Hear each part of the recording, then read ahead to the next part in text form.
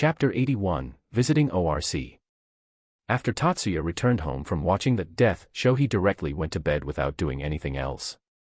The next day he told about little incident to his teammates, and all of them had some worries about that matter.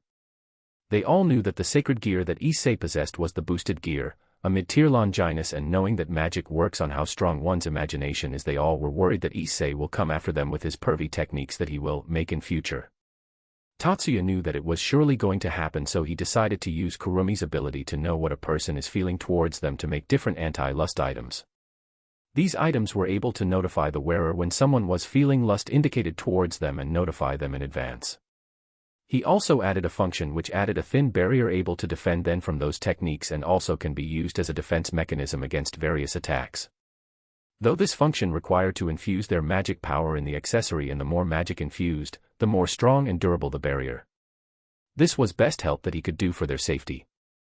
He even tried to make anti-magic accessories for them, but it turned out that their own magic could not be used if they wear those.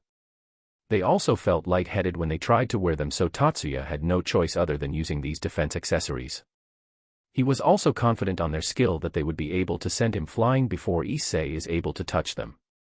The next day they all went to school and things went normal for all of them. Tatsuya asked Drake if everything was fine on his end, to which Drake replied that Issei was thinking that all that he went through was a dream. And just like that, the day ended without anything unnatural happening. The day after that was what Tatsuya expected. The whole student body was in uproar as the number one beauty of the academy was coming along with the number one pervert, making all of them shocked to no extent. Tatsuya and the others didn't even cared about them, and just like every day all of them went to their classes. In fact, they all could say that it was a good thing that none of the students were bothering them and were interested in the beauty and the perv. Later that day Kiba came to their class, causing a mass uproar from the girls and scowl from the boys except Tatsuya. Tatsuya looked at him and waved his hand, to which he replied with one as well. He then came closer to Issei and said, "Rias, Gremory senpai is asking for you." Issei, who was now scowling on seeing him, suddenly got surprised and said, "Oh, so you are the one who is supposed to fetch me." Kiba nodded his head and then looked at Tatsuya with an anticipatory gaze. Tatsuya looked at him and sighed and said, "Want me to come as well?" Kiba only nodded his head in response.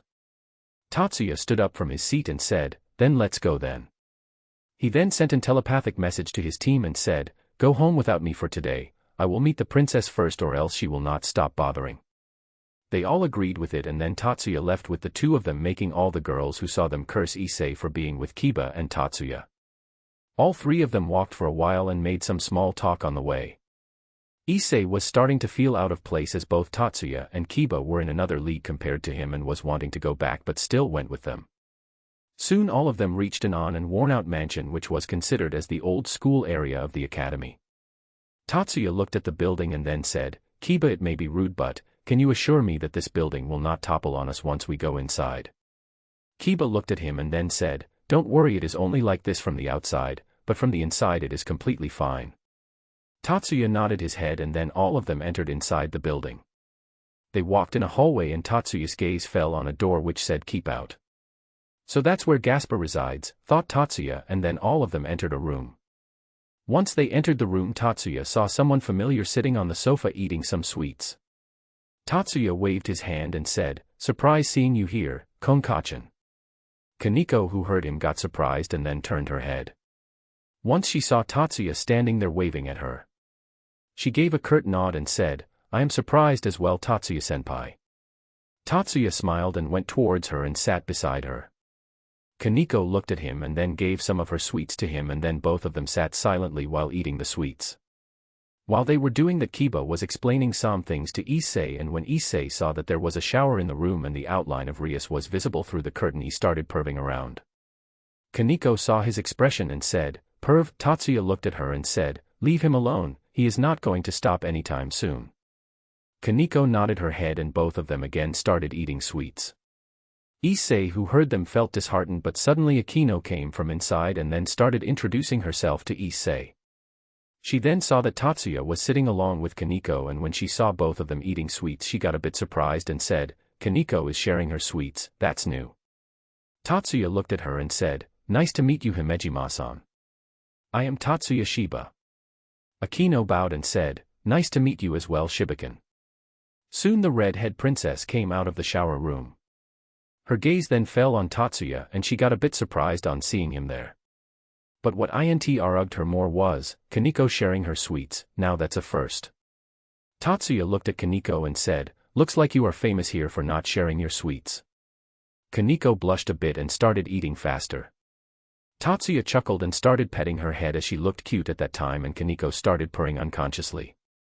Rias then introduced herself and Tatsuya did the same, and then she started explaining about the supernatural world. Tatsuya didn't listen to her and was focusing on petting Kaneko, who was somehow sitting on his lap. Chapter 82, We Are Devils. Tatsuya kept patting Kaneko on her head and everyone was looking at him. Tatsuya looked back at them and asked, "What?" Rias looked at him and said, "Aren't you surprised by all this? After all, I just told you that we all are devils." Kaneko, who was enjoying the head pat, looked at him as well to notice his expression. She was worried that Tatsuya and his team would stop interacting with her if they knew that she was a devil. Tatsuya looked at Rias with a neutral expression and said, "Well, you mean to say that I should react because you say that you are a devil? Then listen this carefully, I am a human. Now start reacting." All of them who heard him were dumbfounded except Issei, who found that funny and was controlling his laugh. Rias came out of her stupor and said, "No, we really are devils." Tatsuya said, "I am saying the truth as well, I am a human and a male one at that." Rias got a tick mark on her forehead and said, "I can prove to you that we are devils," and all of them brought their wings out, making Issei surprised. Tatsuya looked at Kaneko's wings and cursed at making a jolt of electricity pass through her body. She looked at Tatsuya and said, "SS-senpai, that to tickles." Tatsuya, who saw her expression, suddenly blushed and stopped touching her wings. He then looked at Rias and said, "I can prove myself as well, but sorry, I am not into exhibitionism." At his words of them, and even Issei blushed. Rias was about to say something, but Akino interjected her and said, "Then why don't we go in that room and I can check whether you are saying the truth or not," and licked her lips. At her words, Kaneko hugged Tatsuya and said, "Senpai will not go with you." Akino placed a hand on her cheek and said, Era, Kaneko wants to join as well. That's very naughty of you, Kaneko." Kaneko blushed and immediately stopped hugging him. Rias looked at her Peerage and said, "Stop your flirting, Akino, I am discussing something right now." She then looked at Tatsuya and said, "Are you not surprised?" "Not even a bit." Tatsuya looked at her and said, "What do you expect me to do? Haven't you seen me hanging around with Sona and her Peerage? Do you think that I don't know who you both are, heiresses, heir of Gremory pillar?" At his words, all of them except Issei were hit by realization, and all of them retracted their wings and were feeling ashamed. Tatsuya looked at Kaneko and said, "And you don't have to worry, we will not hate you just because you are a devil."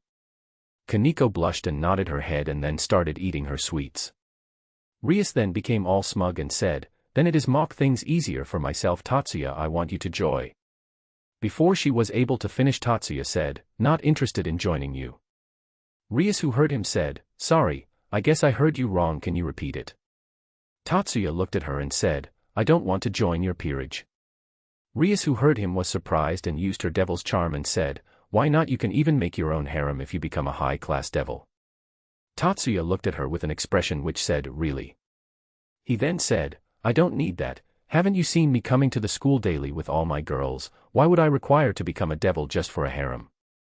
Rias was dumbfounded by that, and everyone was looking at her holding their laughter. Rias started to turn red in embarrassment, but then she pointed her finger at Tatsuya and said, "Power, you can get powerful if you become a devil." Tatsuya looked at her and sighed. He then looked at Kiba and said, "Kiba, what is the score of our sparring session?" Kiba thought for a while and said, "I guess we have sparred 25 times, with all of them being your wins." Kiba was not depressed by it, in fact he was happy that he was able to spar with someone strong. Rias, who heard him, was surprised once again and was thinking what to do. Suddenly an idea came to her mind and she said, "Then if you are really strong, why don't you have a bout with my Peerage, and if we win you will join my Peerage," and smirked. Tatsuya looked at her and said, "And what will I get if I win?"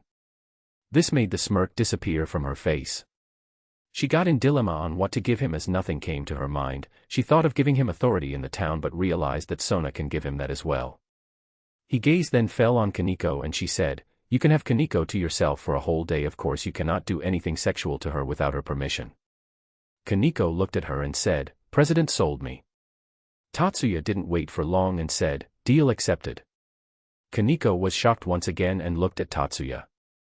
Tatsuya looked at her and said, "What, you don't want to spend time with me?" Kaneko blushed and said, I it is not that, I don't want to spend time with you, I am just shocked, that's all." Tatsuya smiled and then said, "Then let's get this show on the road." Chapter 83, I Am a Girl.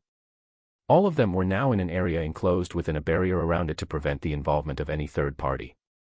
In front of him were the whole ORC except Issei and Gasper. Tatsuya was holding Kansho and Bakuya in both of his hands and was waiting for them to finish their planning. After they were done planning, they looked at Tatsuya and asked, "You ready?" Tatsuya nodded his head and Kiba immediately launched at him. Tatsuya didn't move from his place and Rias thought that Tatsuya was scared. Kiba found that IDD as well but knew that Tatsuya was not an opponent who would get scared by something like that. Kiba got close to him and then slashed him with his full power. Tatsuya, who looked at the sword coming his way, slashed back and said, "Full counter," and Kiba was suddenly blown away with a slash wound on his body, making all those watching him shocked. Rias and the others got serious and Kaneko cracked her knuckles and started running towards him. Tatsuya waited for her to approach him as well, and just when she was about to punch him he pushed her elbow a bit, blocking the flow of chakra in her hand, making it go instantly numb. This shocked Kaneko and she was about to punch him with her other hand, but before she was able to, Tatsuya flicked her forehead, making her fly away and crash into the Kiba. Tatsuya then looked towards Rias but was not able to spot Akino. Tatsuya then suddenly felt something approaching him and he immediately jumped to his side. "Ah, don't run away, let me punish you for a bit." Tatsuya looked towards the source of the voice and saw Akino flying in the air. Tatsuya saw her charge some electricity in her hand and then fire it towards him. Tatsuya also didn't wait and slashed at the thunder approaching him and said, "Full counter." Akino saw her own thunder fired back at her and then immediately moved away, but still some of it grazed her. She then looked at the ground but was not able to find Tatsuya. "Behind you," Akino heard the voice and turned her head only to find Tatsuya, who has his hands joined and both index and middle fingers of his hand covered in electricity. Tatsuya then said, "Secret lightning taijutsu, 1,000 years of shocking death," and then poked Akino, making a large amount of electricity pass through her body. All the others who saw her unconsciously grabbed their butts. Akino then started falling while saying, "So good." Tatsuya looked at her but immediately schooled his head. He looked at Rias and said, "So gonna attack now, princess?" Rias, who heard him, pointed her finger at him and said, "You will pay for injuring my adorable servants," and then started firing her power of destruction at him. Tatsuya threw his swords in a way that they acted as boomerangs, but to Rias, who saw that, thought that he surrendered. Tatsuya then pointed his hands in the attack's direction and fired an energy wave at it. Rias, who saw the wave, was surprised but thought that her attack was stronger and was not bothered by it, but suddenly the swords that Tatsuya threw slashed her, making her scream in pain and crouch down. She then looked up only to find the blue energy wave that Tatsuya fired to come towards her. She closed her eyes, but the energy wave traveled by her only a few millimeters away from her head and struck one of the outer parts of the building, and immediately the whole building was destroyed. All of them looked at the power behind Tatsuya's attack and was scared by it. The most surprised by it was Rias, who was just a bit away from death. Tatsuya looked at the building and said, "Oops, looks like I didn't held back enough. Anyway, looks like I win." All of them were then brought out of the stupor and was looking at Tatsuya with awe and horror. A green magic circle then appeared in Tatsuya's hand and he rotated it anticlockwise and the whole building was restored. He then looked at the injured Peerage and asked, "Want me to heal you?" and all of them nodded their heads. Tatsuya then went towards them with the magic circle still activated and then one by one healed EAC of them with his time reversal. At Rias's turn, Tatsuya looked at her and said, "So was I powerful enough?" Rias, who heard him, glared at him and said, Your attack could have killed me." Tatsuya simply said, "But it didn't. Didn't you notice that you fell down just as the attack passed by you? It was all planned." Rias, who was not satisfied with it, started to bicker. Tatsuya, who was starting to get annoyed her, said, "That's enough," and then used his time reversal to turn her into a 4-year-old child. All of the other team members were surprised by it and had their eyes popping out. Rias looked at her body of a child and was covered in her school uniform, which didn't fit her anymore. She then looked at Tatsuya and said, "What did you do to me? Turn me back this instant." Tatsuya then looked at the child Rias and then suddenly an idea came to his mind. He then snapped his fingers and she was immediately covered in clothes of her size. He then picked her up and before anyone was able to ask what he was doing and teleported away. Soon he was in front of the school building. He then held Rias in her hands who kept on punching and kicking him in order to free herself. Soon he came close to a group of girls and said, "Hey, can you help me?" The group of girls then turned around and all of them got excited on seeing Tatsuya and said, "How can we help you, Tatsuya-kun? We will try our best to do it." Tatsuya smiled at them, making all and F them Hokyakya. He then looked at Rias and said, "This girl here is most probably Rias's sister and came here to meet her, but on her way here some perverts harassed her and now she is scared of boys, so can you please take care of her till someone from her family comes?" They all looked at the girl in Tatsuya's arms and immediately took her from his hands and said, "How cute." Tatsuya smiled at Rias who was looking at him with a hateful gaze. He then looked at the girls and said, "Why don't you show her around the school?" They all nodded and then started showing her around the school. Soon the girls came in front of the cosplay club room and being an otaku, Rias's eyes shined. The girls though that Rias liked anime and decided to dress her up. An idea came to his mind and he took out his phone and called Surzex. JE then said, "Hey, listen to this, it is very important. Come to my location just this instant or you will not get a similar opportunity for your whole life," and ended the call. Soon Surzex came to his location and Tatsuya immediately turned him invisible along with himself and said, "Just wait for that door to open." Surzex thought that there was an enemy coming out of the door and was ready to attack anytime, but when the door opened he saw a child Rias wearing a princess outfit. Surzex was shocked on seeing her and was about to ask about that to Tatsuya and looked at him. But when he looked at Tatsuya, he was holding a small camera. Surzex looked at the camera and thought, the questions can wait for a while, taking Riatan's pictures are more important, and took camera from him and started taking her pictures in different outfits. After all that ordeal was over, Tatsuya and Surzex became visible once again and went towards her. On seeing Surzex there, Rias got shocked and was now embarrassed on seeing him there, but still went with him so as to escape from the girls. Once they were away from them she looked at Surzex and said, "What are you doing here, Onaikan?" Surzex, who saw her asking cutely, said, I missed this expression so much." Tatsuya then looked at him and said, "Enough about that, now the payment for the pictures." Surzex nodded and said, "Is 1 million fine with you?" Tatsuya nodded and thought, 1 million for some pictures of his sister, he is a very big siskin. Surzex signed a check and gave it to Tatsuya. Rias then asked him about the pictures and Surzex showed her all the pictures that he took, making her more and more embarrassed. Surzex also explained how he knew Tatsuya and then he went back and Tatsuya turned her back to normal. Soon all of them were back in the ORC clubroom laughing on the whole thing that took place there in school. Rias was all red with embarrassment and Akino, who saw her king like that, went to prepare some tea for all of them. Soon she came with some tea for all of them and gave them a cup. Rias then said, "Well, after all the things that we went through, I would like to welcome our new member." All of them then looked at Issei except for Tatsuya and Kaneko, who were both eating sweets along with the tea. Kiba then looked at Issei and said, "Welcome to the team, Issei. I am happy that another male joined the group," and all of them then took a sip of their tea except for Issei. Issei looked confused and said, "What do you mean male? I am a 100% biologically certified girl." At that moment all the tea cups except Issei's fell on the ground. Chapter 84, Isami. After Issei's declaration the whole club room got silent. Tatsuya's brain was not able to process what he just heard. He immediately used his X-ray vision to check her body and he was not able to find any sausage. He then thought, wait a minute, from what I can remember the Issei that I met when I was young was most definitely a male. I have seen his wiener when we were changing on our trip to a water park. So how does this Issei is a female? He then looked at Issei and asked, "Issei, when the last time we met when we were young, you were most certainly a boy, so how come you are a girl now?" Issei looked at him and said, "Oh, the one you met must be my brother Issei.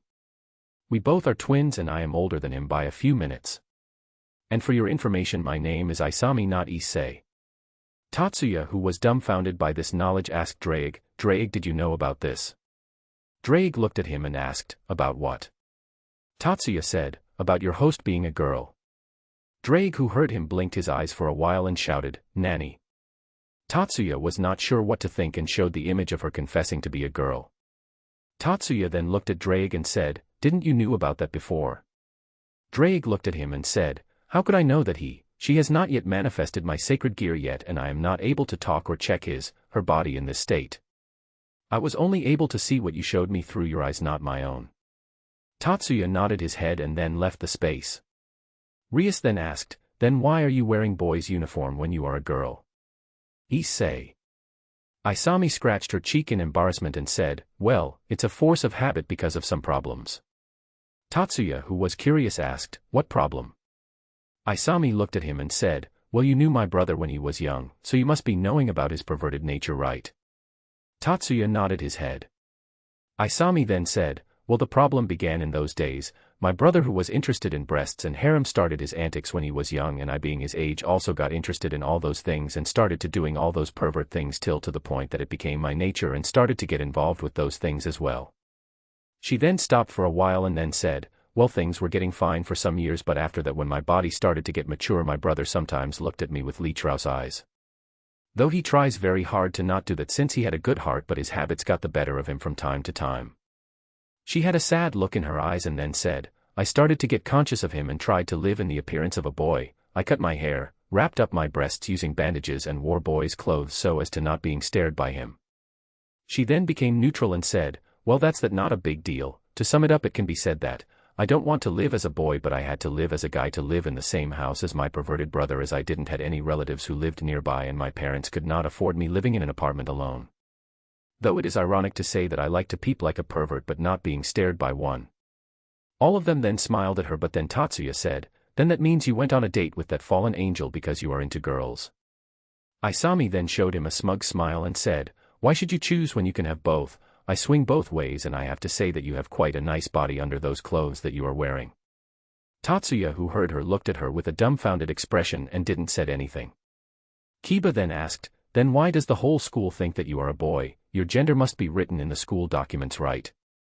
Isami gave a wry smile and said, you see, both my brother and I applied for this school, but by mistake our father interchanged our form and genders got changed. Since the rest of the things were similar, we didn't give it much thought and submitted them as it was. Though my brother was not able to enter as only one seat was left. And all the others call me Huido. I don't bother explain them, and both my friends already knew about me, as all four of us including my brother were in the same middle school. So yeah, it's my first time explaining all this. Tatsuya nodded his head and said, well, princess, do you have any idea how to help your peerage member? Rias gave a nod and looked at Isami with a smile and said, Isami, do you want to move in the dorm where all the female members of my peerage are living? You can freely live as a girl there and you don't have to pay any rent. Then Tatsuya said, and if it's about your gender problem in school, I can ask Sona to do something about that. Isami, who heard them, smiled happily and said, I will like to do that. Let me ask my parents about this first. Rias and Tatsuya nodded their heads in approval. Suddenly Isami was grabbed from behind by Akino, who said, well, let's see how outrageous your body is to even make your own brother lose control, and then pulled her inside a room. Soon both of them came out of the room and Isami was dressed in the female uniform. Tatsuya looked at her and his first thoughts were, how the hell were some bandages were able to hold those weapons hidden? They are at least as big if not bigger than Rias's. He then calmed down and thought, putting that anime logic aside, I have to say she does look hot. Isami, who noticed his gaze, blushed and said, don't stare at me like that, I am still not used to wear these type of clothes. Chapter 85, Virginity. After that, Rias asked Isami to try and manifest her sacred gear, and to Tatsuya's surprise she was able to manifest her twice critical on the spot. Tatsuya then turned to Drake and asked, how is her potential? Drake then said, even though we both thought that she was not that powerful, it looks like that it will change soon. She seems to be fairly talented as well. To be able to manifest my sacred gear at the first try is very impressive, but there were a lot of users who were able to manifest the second and even the third form at the first try, so yes, she is talented and will surely become strong if trained the right way. Drake looked at Tatsuya with an anticipatory gaze. Tatsuya looked at him and said, what? Do you want me to train her? Drake then said, well, why not? You trained your team as well, right? So think of it just like that. Tatsuya said, dude, I trained them because they were my team, so their responsibility is on me as well. Drake then grumbled and said, then just think of it as helping your friend. Tatsuya looked at him with a deadpan expression and said, aren't you asking too much, my friend? Drake and Tatsuya then had an argument for quite a while, and finally Tatsuya said, fine, just stop. I will only train her once a week, and even if she complained once, then the deal is off. Drake looked at him and said, stingy. Tatsuya had tick marks on his forehead and he placed him in a tsukiyomi of him being fucked by Albion. Tatsuya then came back to reality where only a few seconds have passed and said, Isami, I just had an argument with some friend of mine and you will be training with me every weekend to survive in this world. Just remember, complain once and the deal is off, and no, you have no choice in this matter. Before she could even say a word, Tatsuya already made it clear that she had to train with him. Rias looked annoyed and said, hey, she is my servant, you don't have any right to order her around. Tatsuya, who was already annoyed by the argument he just had with Drake, looked at Rias with a cold glare and said, shut up or I will turn you into a loli and throw you in a group of lolicons. Rias shuddered on looking at his eyes and hearing his threat and nodded her head.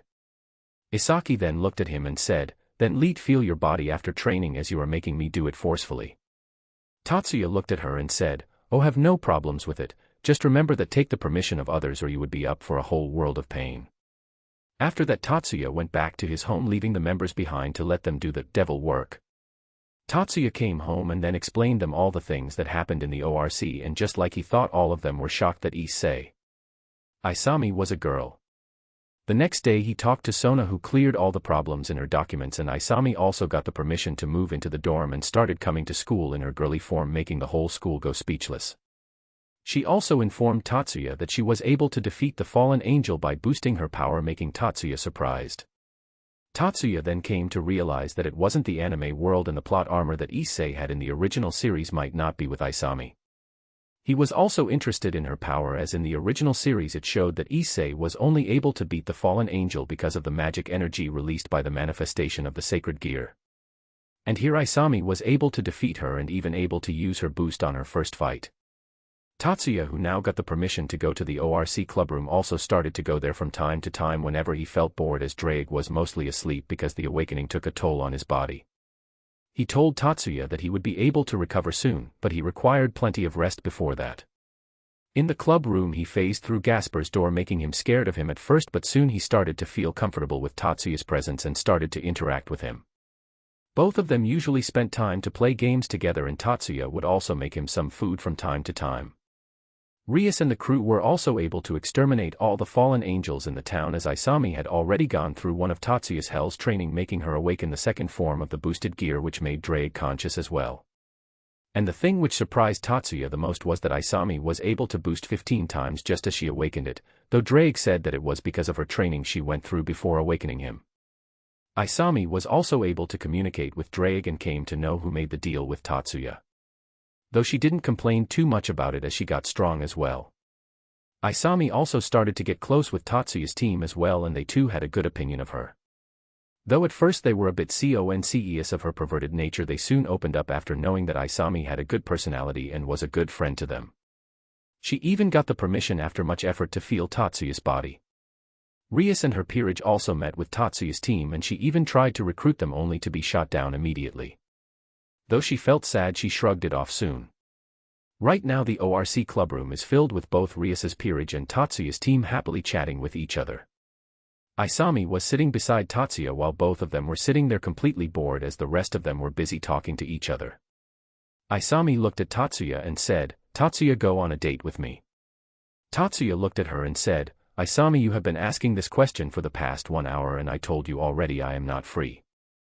Isami then looked at the ceiling and said, then tell me when you would be free. Tatsuya didn't say anything and remained silent for a while. Soon a thought came to his mind and he asked, Isami, mind if I ask you a question? Isami looked at him and said, if it is about my 3 sizes then. Before she was able to finish, Tatsuya said, no, it's not about that. What I want to ask you is, I haven't seen you with your fellow trio and peek in the girls' changing room for a while, why is that? Isami looked at him and said, well, since I was able to come to school as a girl, I was able to change in the girls' locker room as well. So at first I was enjoying the sight of all the boobs and butts. But after a while I stopped craving for them. Looks like I was only interested in them because my brother taught me, and also I used to live as a boy for quite some time, and now I don't even feel anything on seeing Rias naked in the shower. And since I no longer need to peep on the girls, our trip broke apart and now it is only a duo.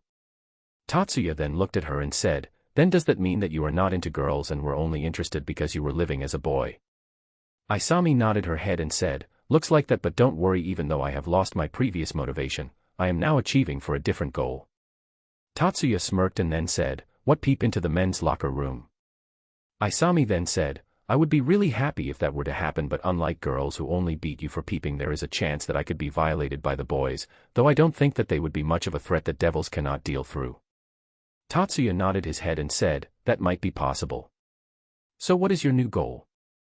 Isami smiled and said, to make you take my virginity. At her words, all the girls there glared at Isami, making her shiver because of the killing intent aimed at her.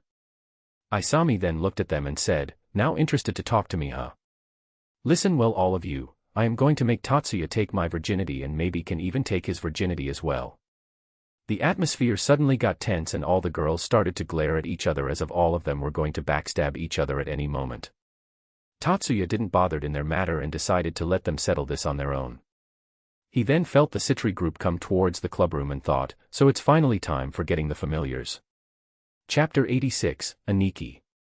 Soon the door of the clubroom opened and what Sona and her peerage felt was a feeling of dread spread throughout their body.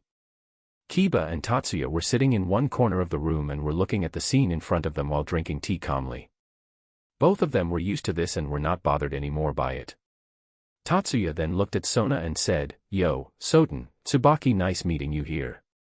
Sona and Tsubaki got out of their thoughts and looked at Tatsuya and asked, what happened here? Why are all of them glaring at each other like they are going to kill each other?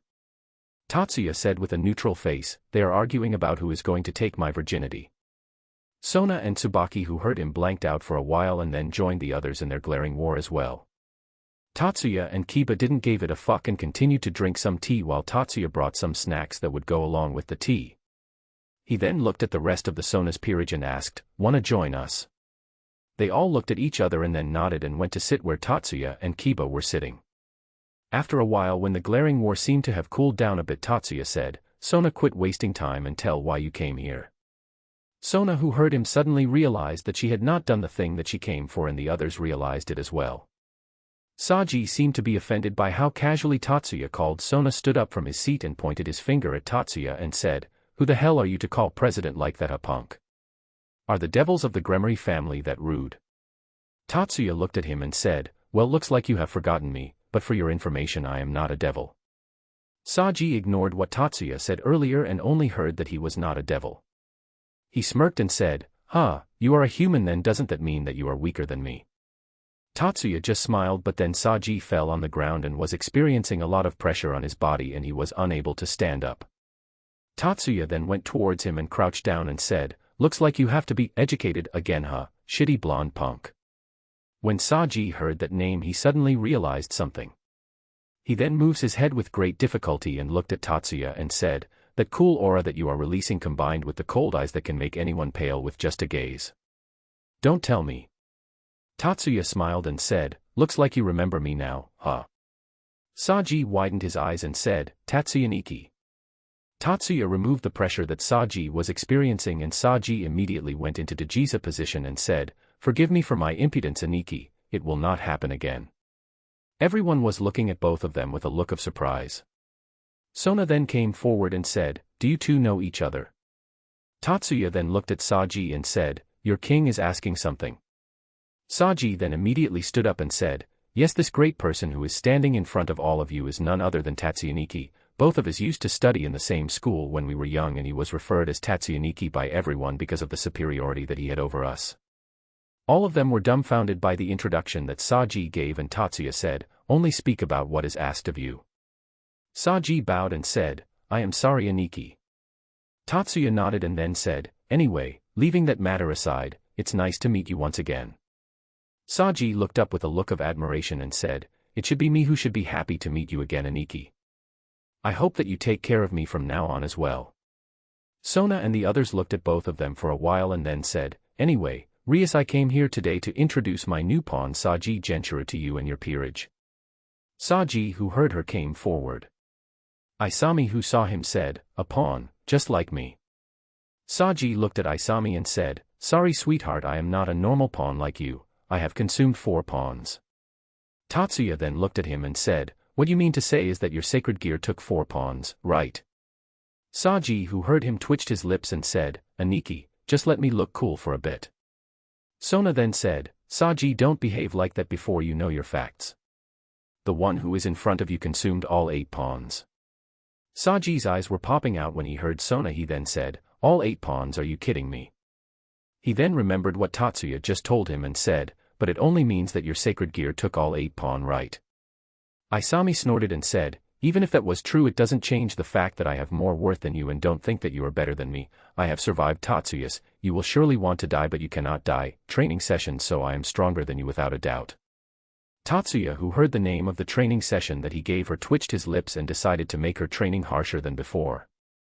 Rias then said, what is your real objective, Sona? I cannot think that the ever-so-busy student council president will only come here to introduce her peerage.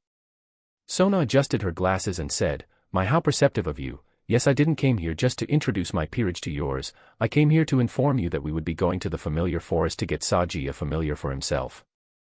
Rias then said, oh, but I was planning on taking Isami as well to let her get herself a familiar. Sona then said, that might be a problem. The familiar master only takes 1 family every month. They both then discussed to play a game of tennis just like they did in the anime and left the room. Isami then looked at everyone and asked, well, what is a familiar? Rias then looked at her and then explained her all about familiars and what all they do. All of them then took out their familiars, and all those who didn't had one looked at them intently except for Tatsuya. Tatsuya then said, it is good that you all like the familiars, but before that, can you please take them off me? Tatsuya said that as all the familiars were clinging to him. An eagle and a bat on each of his shoulder, a wet cat on his head, and some imps clinging to his shirt. All of them then laughed at his condition, and then all of them sent back their familiars. Chapter 87, Dodgeball.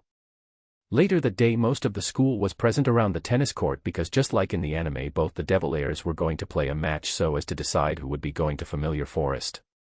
Tatsuya, who was with the group girls who were wearing a tennis outfit for the match.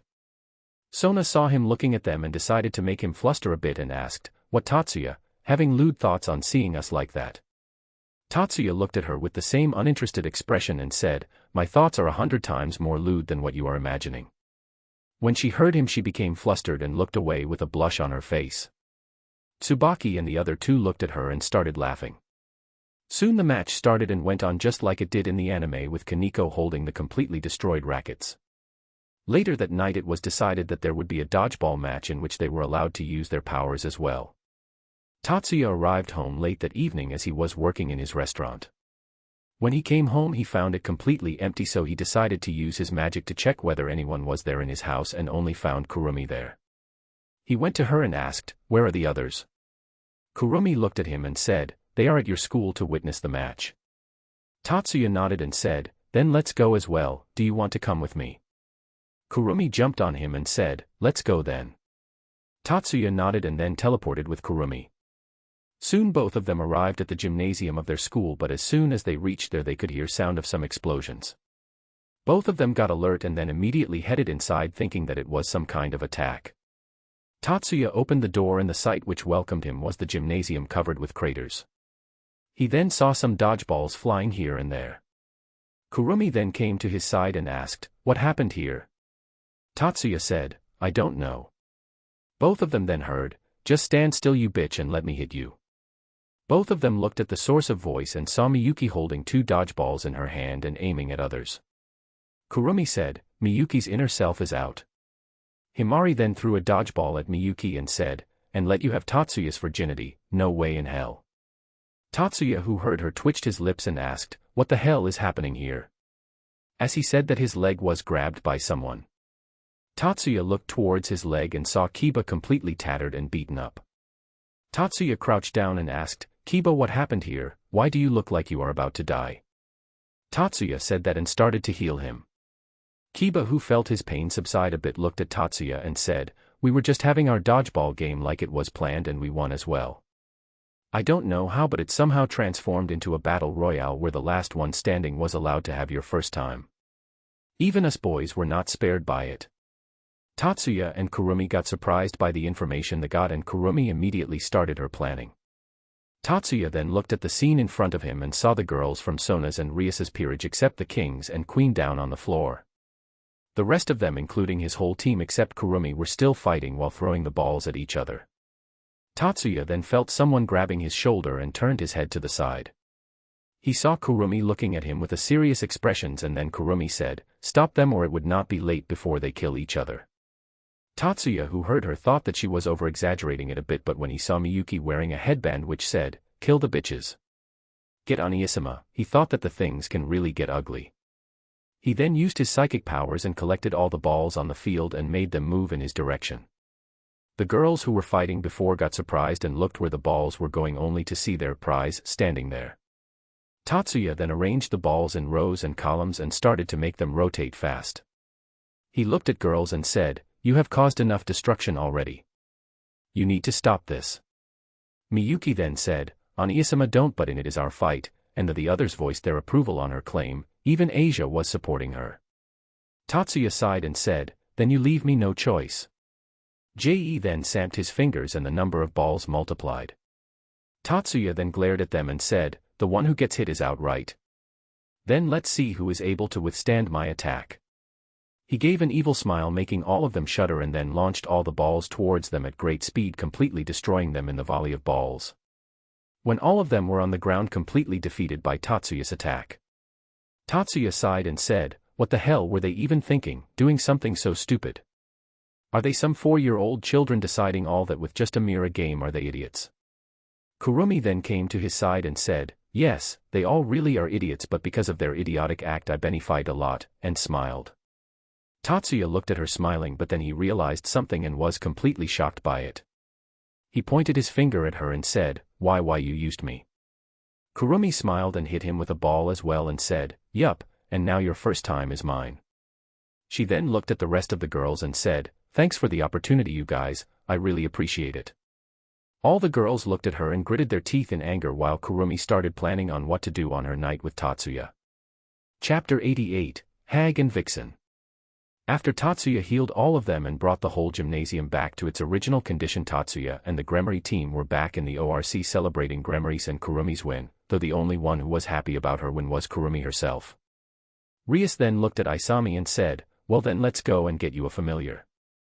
She then looked at Tatsuya and said, "You know what, if any of you join my peerage you can get a familiar for yourself as well."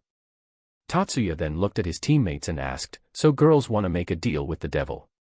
All of them smiled and said at the same time, "No thanks," making Rias's brows twitch for a bit, but she then sighed and said, "Well, it's regrettable, but I cannot take those who are not a part of my peerage with me," and then teleported with her peerage. Tatsuya then looked at others and said, "Well, shall we go?" They looked at him and said, "Don't you want to see which familiar will she get?" Tatsuya nodded his head and said, "Of course I would like to see, but don't you guys want a familiar for yourself as well? I already made the arrangements." At his words all of them perked up and hugged and said their "thank you" and "love you" stuff. Kurumi then got back inside Tatsuya and then all of them teleported to the familiar forest as well. As soon as they were teleported, the scene which awaited them was a forest which seemed to come out of a horror movie. They looked around for a while and then the girls said in unison, "Creepy." Tatsuya ignored them and looked at the group of people in front of them who were looking at him and his team with a shocked face. Tatsuya raised his hand and said, "How have you been, Rias and team, did you miss me?" with a bright smile on his face. The girls who saw him blushed, but then Rias stomped towards him and said, "What are you doing here, Tatsuya? No, leave it, tell me, how are you even here?" Tatsuya looked at her and said, "What, I don't need to make a deal with the devil to come here, I have my own connections as well, right Satuji?" As he said that, a cheap copy of Ash Ketchum jumped from a tree, surprising the girls who came here for the first time. The person who jumped from the tree was an old man wearing a blue cap with a sleeveless shirt and shorts.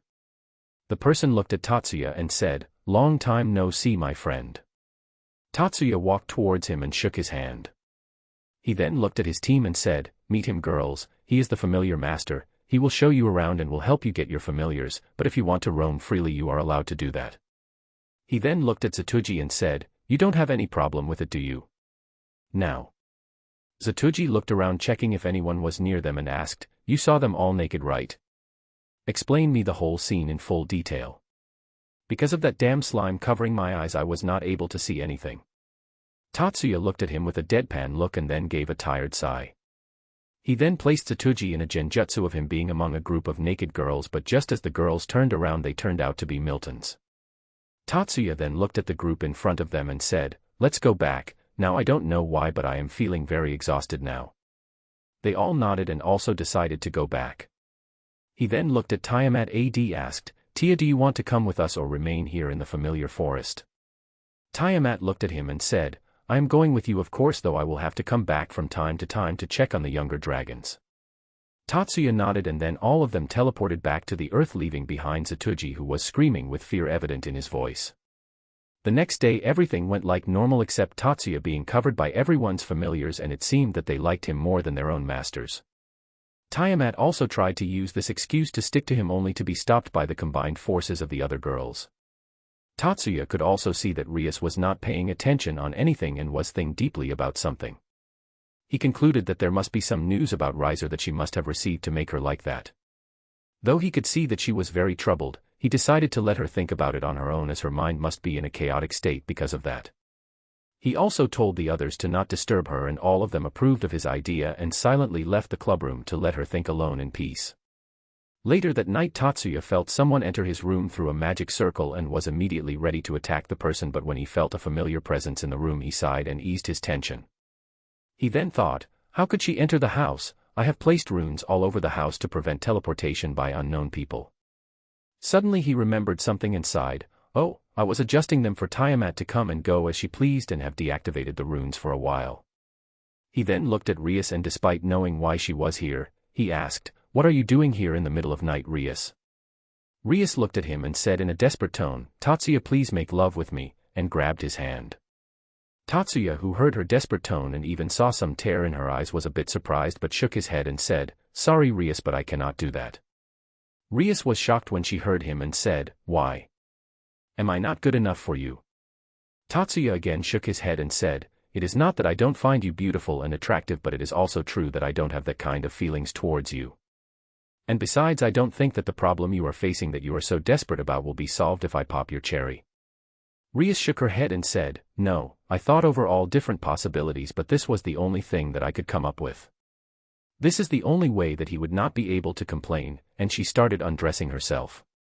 Tatsuya looked at her and said, stop right now, whatever you are doing, the thing that you are planning to do will not be able to let you out of the problems. But Rias didn't listen to him and finally jumped on his bed, only wearing her undergarments. But before she was able to do anything, Tatsuya used his magic and restrained her using ropes. Rias looked at him, completely misunderstanding his intentions, and said in a sultry voice, I didn't know that you were so kinky. Tatsuya was about to say something, but before he was able to, a white-colored magic circle appeared in his room and Grayfia appeared from it and said, doing something with a lowly commoner, master, and Sir Zexama would be very sad. Tatsuya looked at her and saw that her eyes were closed. He smirked and said, oh, so Grayfia thinks of me as a lowly commoner, the truth really is harsh. Grayfia, who recognized the voice, immediately panicked and looked at Tatsuya and bowed her head and said, that's not true, Tatsuya-sama, I don't think of you like that, you are far from a lowly commoner, in fact I should say that you are a very great and honorable person. She then thought, shit, I should have checked where she had teleported instead of simply following her energy signature. Now Tatsuya is sure to be angry with me. And after all the things he did to help me in Venelanasama. She then heard him chuckling and looked up. Tatsuya, who was laughing, said, sorry, I am just joking around, I know that you did not mean that, so don't think too much about it. Grayfia then looked at him laughing and blushed a bit. Rias looked between both of them and asked with a confused look on his face, do you both know each other? Grayfia looked at her and said in her usually cold tone, yes Tatsuya-sama and I know each other for quite some time, but that's not the issue right now. Rias-sama, I did not expect you to do this kind of thing to get out of this situation. Rias looked at her with a slightly annoyed look and said, if I don't do this, father and brother won't take me seriously. Besides, it is up to me to decide who I want to give my chastity to, you all have no right to decide that for me. Grayfia then picked up Rias's shirt and placed it around her shoulders and said, then too you should not show your skin to others so easily, even I have yet to show him my naked body, even if you are in such a situation, so don't do it before I do that with him. Now let's go and discuss this matter at your home. Rias nodded her head and said, okay, but Akino would join me as well. Grayfia looked at her with a neutral expression and said, the Priestess of Thunder? I don't mind, high-class devils do prefer to have their queens with them in this sort of situations. Grayfia then looked at Tatsuya and, as if Tatsuya understood what she wanted to say, released Rias from the ropes. Rias then looked at him with an apologetic expression and said, I am sorry for making you go along with my selfishness. Tatsuya sighed and moved towards her and patted her head and said, you are troublesome, a bit arrogant, exhibitionist, and I don't like some of your methods of doing a few things.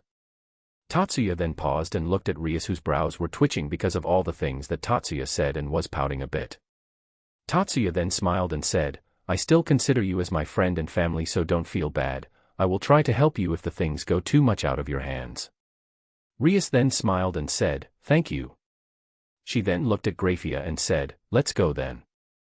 Grayfia looked at her and said, please go on ahead of me, I have something to discuss with Tatsuya-sama. Rias looked at her for a while, but when she saw that she would not be getting any answers from her, teleported away. Grayfia then looked at Tatsuya and said, I would like to apologize once again for what I said.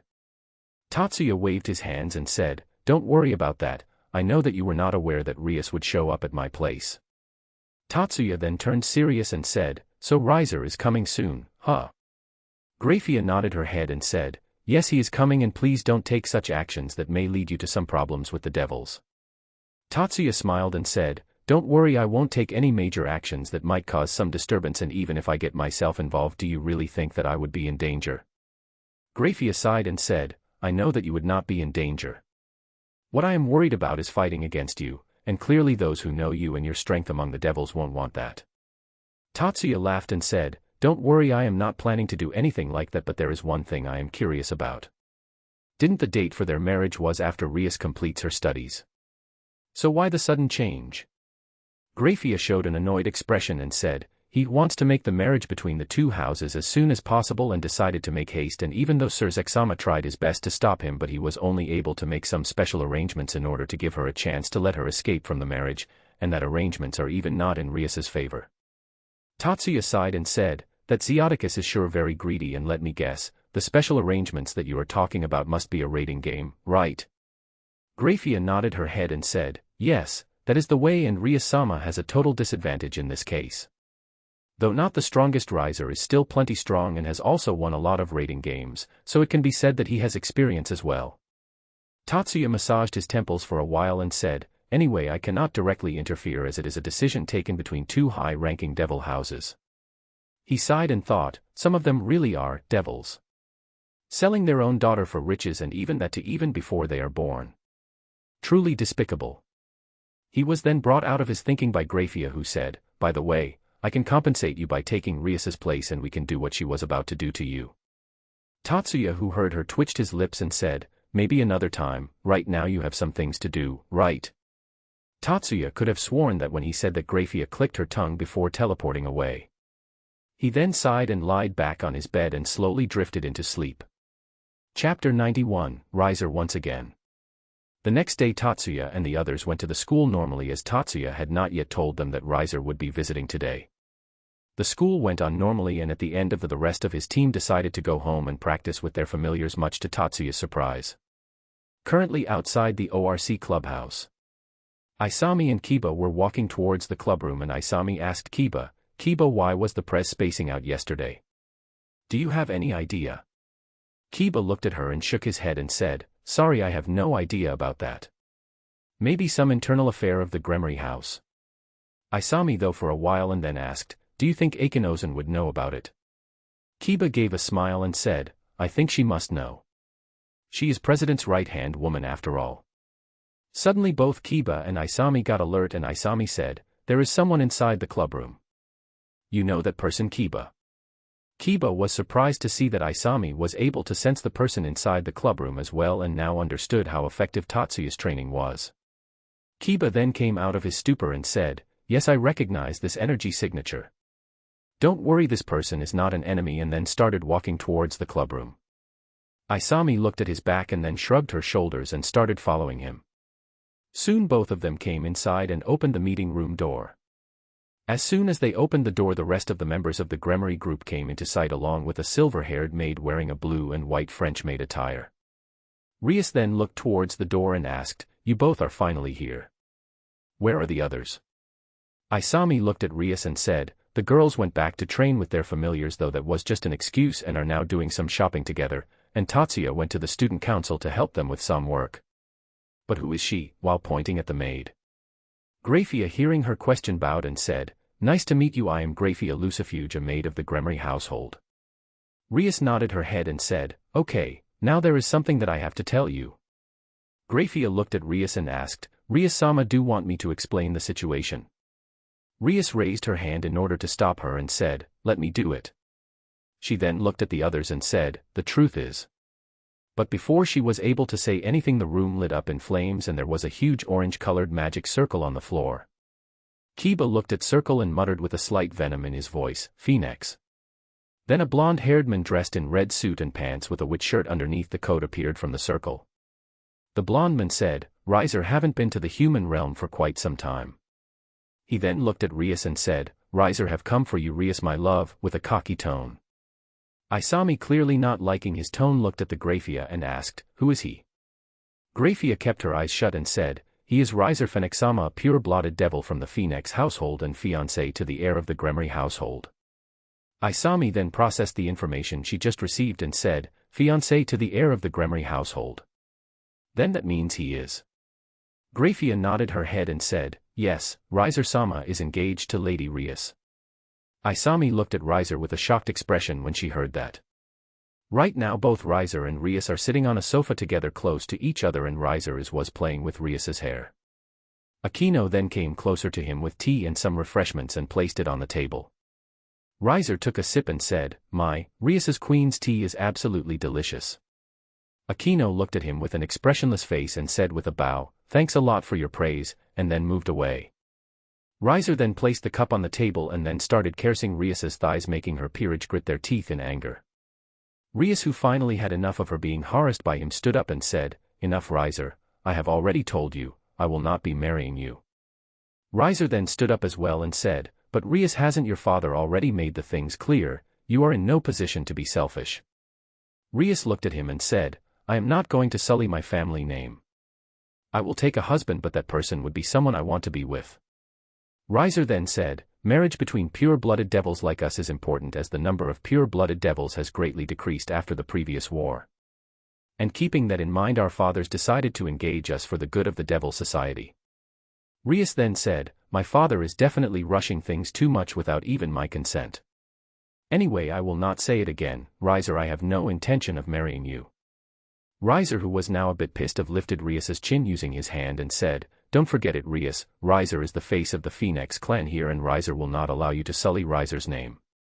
Riser will take you back to the Underworld even if that requires Riser to incinerate all of your servants." After that, both of them released their auras and Grayfia was about to stop them, but before she was able to, there was a knock on the door followed by a voice, "I am coming in." Hearing the voice, the Gremory Peerage along with Grayfia had a relieved expression on their faces. Rias was a bit panicking, definitely not wanting Tatsuya to hear about her engagement, and Riser was sweating bullets on recognizing the voice.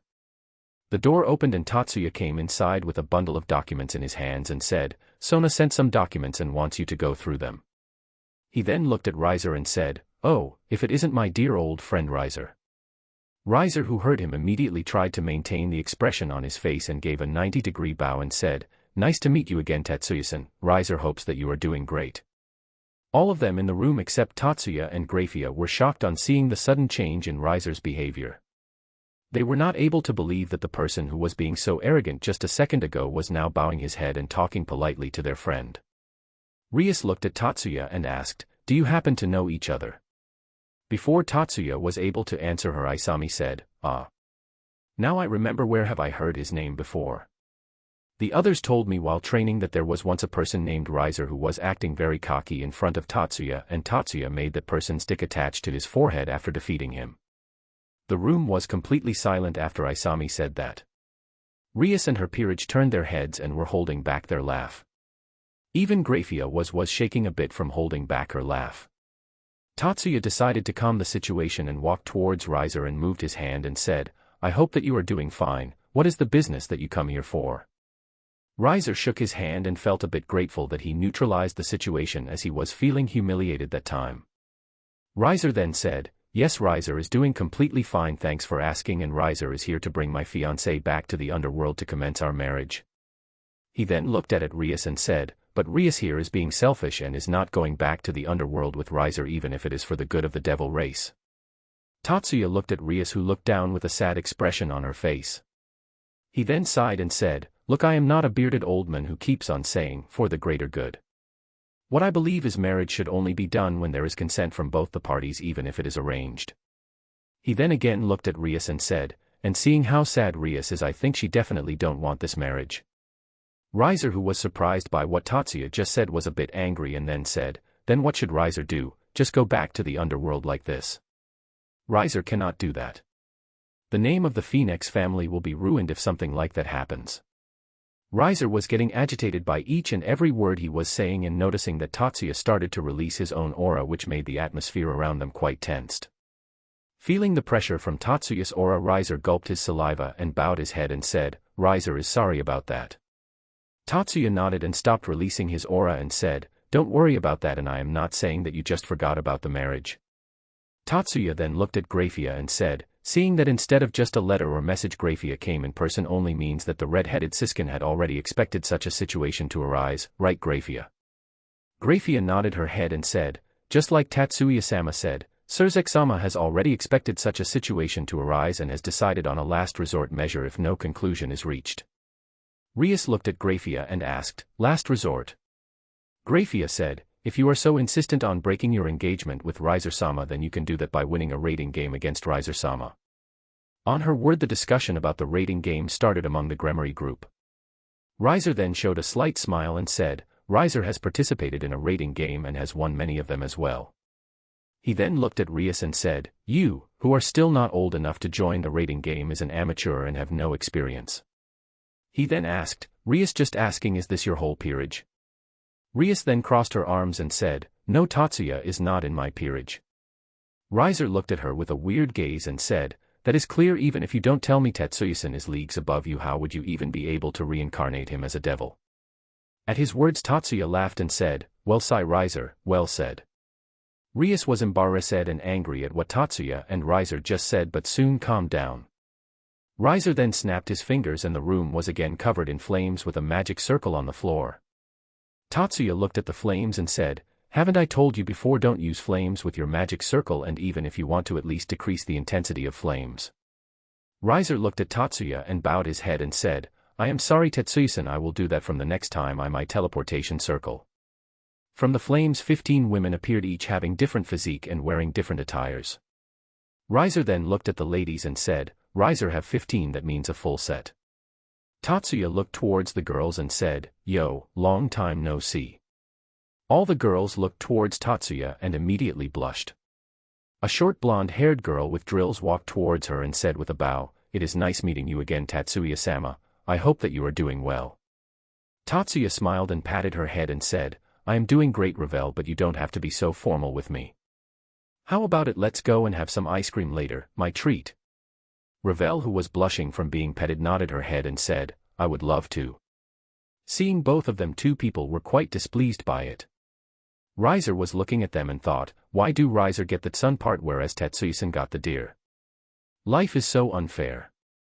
Kaneko, who was looking at them, was thinking, that harlot is being patted by the hand which pets me, and some ominous aura started radiating out from her. Isami, who was standing beside her, asked, "Konkachan, is everything all right? Do you want to eat some sweets?" Kaneko looked at Isami and said, "Right now I want to eat some fried chicken. Do you think Tatsuya-senpai will let me kill it?" Isami, who heard her, turned away and thought, scary, scary, scary, scary, scary. Konkachan is very scary. Chapter 92, OP Asia. After discussion between Rias and Riser went for a while, it was decided that the rating game between them would take place after 10 days. Though this made Rias a bit angry as Riser was showing pity to her, she didn't complain as she knew that she was at a disadvantageous situation. After all the discussion was over, Tatsuya went with Ravel as he promised, and Kaneko also tagged along with them, much to Ravel's displeasure.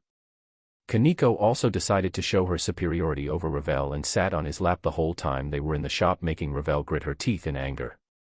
Ravel also tried to make Kaneko understand that what she was doing was inconvenient to Tatsuya, but Kaneko only showed her a mocking smile. The next day early morning, the whole Gremory group and Tatsuya's team were going to the mansion that the Gremory family owned for their training camp. While walking, Rias looked at Tatsuya and said, "I didn't know that you would agree to train my peerage so easily." Tatsuya looked at her and said, "Train? What train? Rias looked at him with a confused expression and asked, you came with us to train my peerage for the game, right? Tatsuya snorted and said, who would come for that? I only came here because it was best opportunity to skip classes without dealing with any problems from the student council. Hearing him, his team gave a sigh and Rias was twitching her lips. She then came in front of him and placed her hands in her waist and said, look, if you are staying in the mansion then you are going to train my peerage as well. Tatsuya looked at her with a neutral look and said, no problem, but I am not going to babysit you. I will only give you pointers, the rest is up to you. At his words Isami shuddered. The Gremory group looked at her and asked, what happened? Why are you shivering? Isami looked at them and said, he said the same thing to me before he started his even if you want to die you cannot die, training session. So I guess you should be ready for the worst. At her word the whole peerage gulped their saliva and looked at Tatsuya, who was standing at starting point of the slope. Soon all of them came near Tatsuya and were about to climb up, but Tatsuya stopped them and said, wait, your training starts from now on, and listen, if anyone whines even for a second, then you would be up for hell. He said that in cold tone, making all of them except his team shudder. He then took out some wristbands and gave it to all of them and motioned them to wear it. After all of them wore the bands they all felt something change in their bodies. Tatsuya looked at their expression and said, before you ask, those bands have stopped the flow of your magic and demonic power, making you unable to use either of them. He then used his magic to increase the gravity around them and said, I have changed the gravitational force around your body a bit. Your task now is to reach the top without taking out those bands within an hour. Any questions? Rias then raised her hand and asked, why am I doing something like this? I am the king and also use magic instead of my body, so this is pointless for me. Tatsuya looked at her with a deadpan expression and said, you said that you are the king, then that means if you retire the whole game is lost instantly, and do you truly believe that the pitiful amount of power that you possess will be able to stop Riser? You must at least be knowing about how a phoenix fights. Rias's brows were twitching, but she could not find anything wrong about what Tatsuya said. She then sighed and asked, okay, I understand, but what will happen if we are not able to finish this within an hour or take off our bands? Tatsuya showed a malicious smile and said, believe me that you would better be off without knowing. The whole Gremory group was shivering after seeing Tatsuya smile. Isami then said, welcome to the training camp of hell. Tatsuya then looked at them and said, since you all have no more questions, then start climbing. All of them then started climbing with Tatsuya and his team in the front and the Gremory group in the back. The most surprising thing here was that unlike the anime, Isami was able to climb a bit easily and was not complaining about her being the weakest or others being a monster. The one who was suffering the most was Rias, as she was not used to physical activities at all and was lagging behind the others. Later that day all of them were able to reach the top of mountain with great difficulty and were sweating and breathing heavily. Tatsuya looked at them and nodded and said, good, now take a 10-minute break and then come back after changing into your training gear. After a while all of them were present in front of Tatsuya and his team. Tatsuya looked at all of them and asked, the first step towards your training will be working on your weak points. Now tell me, what do you think is your weak point? All of them were surprised by the question and started think about it, but being the devils of the prideful Gremory family, they didn't think that they had any weak points except for Isami, who was asked to keep her mouth closed as she already knew her weak points by training under him. Tatsuya looked at them and asked, what? Answer my question. Rias looked at him with a smile and said, we cannot answer as we really have no weak points. All of my cute servants are really talented. Hearing their king say that, all of them puffed their cheeks in pride, but their happiness was short-lived because Tatsuya said, then why did your so-called talented group lose to me so easily? Tatsuya sighed and said, your first problem is that you all are overestimating yourselves. Let me give it to you straight as of you are right now, you won't be able to defeat Riser even if all of you attacked him altogether. All of them became angry except Isami, who knew that what he was saying was true. Rias then said, hey, there is no way that we would lose to him like that. Even though we have no experience in raiding games, we certainly are strong. Tatsuya then looked at her with a mocking expression and said, then how about it, why don't you all fight Asia and prove to me that what you are saying is true? She is our team's latest member to join, so compared to others she had less time to train. At her words Rias smirked and said, don't complain if we hurt her too much. Tatsuya just smiled and looked at Asia and said, you don't have any problems with this, right Asia? Asia shook her head and said, I have no problems with it, Tatsuya-san, but in return can I sleep with you tonight? Tatsuya had stopped thinking that the girl standing in front of him was the same he saw in the anime and just messed with her hair and agreeing with her demand. Soon the whole Gremory group except Isami were standing in front of Asia, who was adjusting her gloves. Rias looked at Asia with a smile and said, "Don't hate us, Asia. We know what Tatsuya asked of you is selfish, but we will try to not injure you." Asia looked at them with a smile and said, "Sorry." Rias smiled and said, "You don't have to apologize, it is that brute that should be apologizing." Asia shook her head and said, "No, I am apologizing for hurting you in advance," and smashed her fist in the ground, causing huge crack in the ground and a mini earthquake in the field. Seeing the power that the girl packed, the wild group was shocked. Even Kaneko surprised, seeing that Asia was stronger than her. All of them jumped to avoid the shockwave that was traveling towards them, but as soon as they jumped to avoid the attack, Asia came in their sight and punched Kiba in the gut, knocking him out. Seeing Kiba taken out so easily, Rias ordered Kaneko to keep Asia busy while both her and Akino prepare their magic. Kaneko nodded and launched towards Asia and punched her. But before the punch was able to connect, Asia grabbed her hand and threw her in Akino's direction.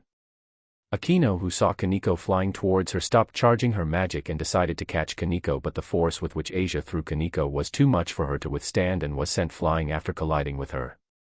Rias looked at the situation in front of her and gritted her teeth.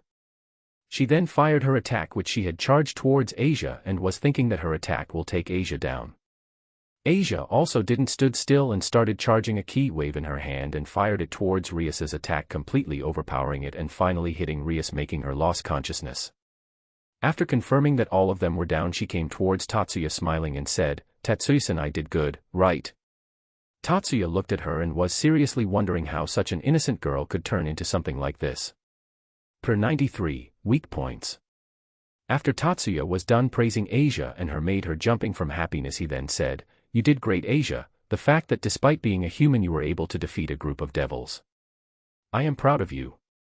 He then closed the distance between them and kissed her forehead. Though they didn't tell the others, Tatsuya had already turned Asia into a high human before starting the high school.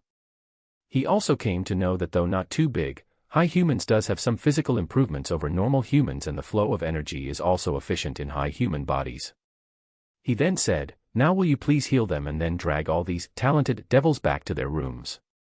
Asia nodded and some of the girls went with her to help them put the devils away.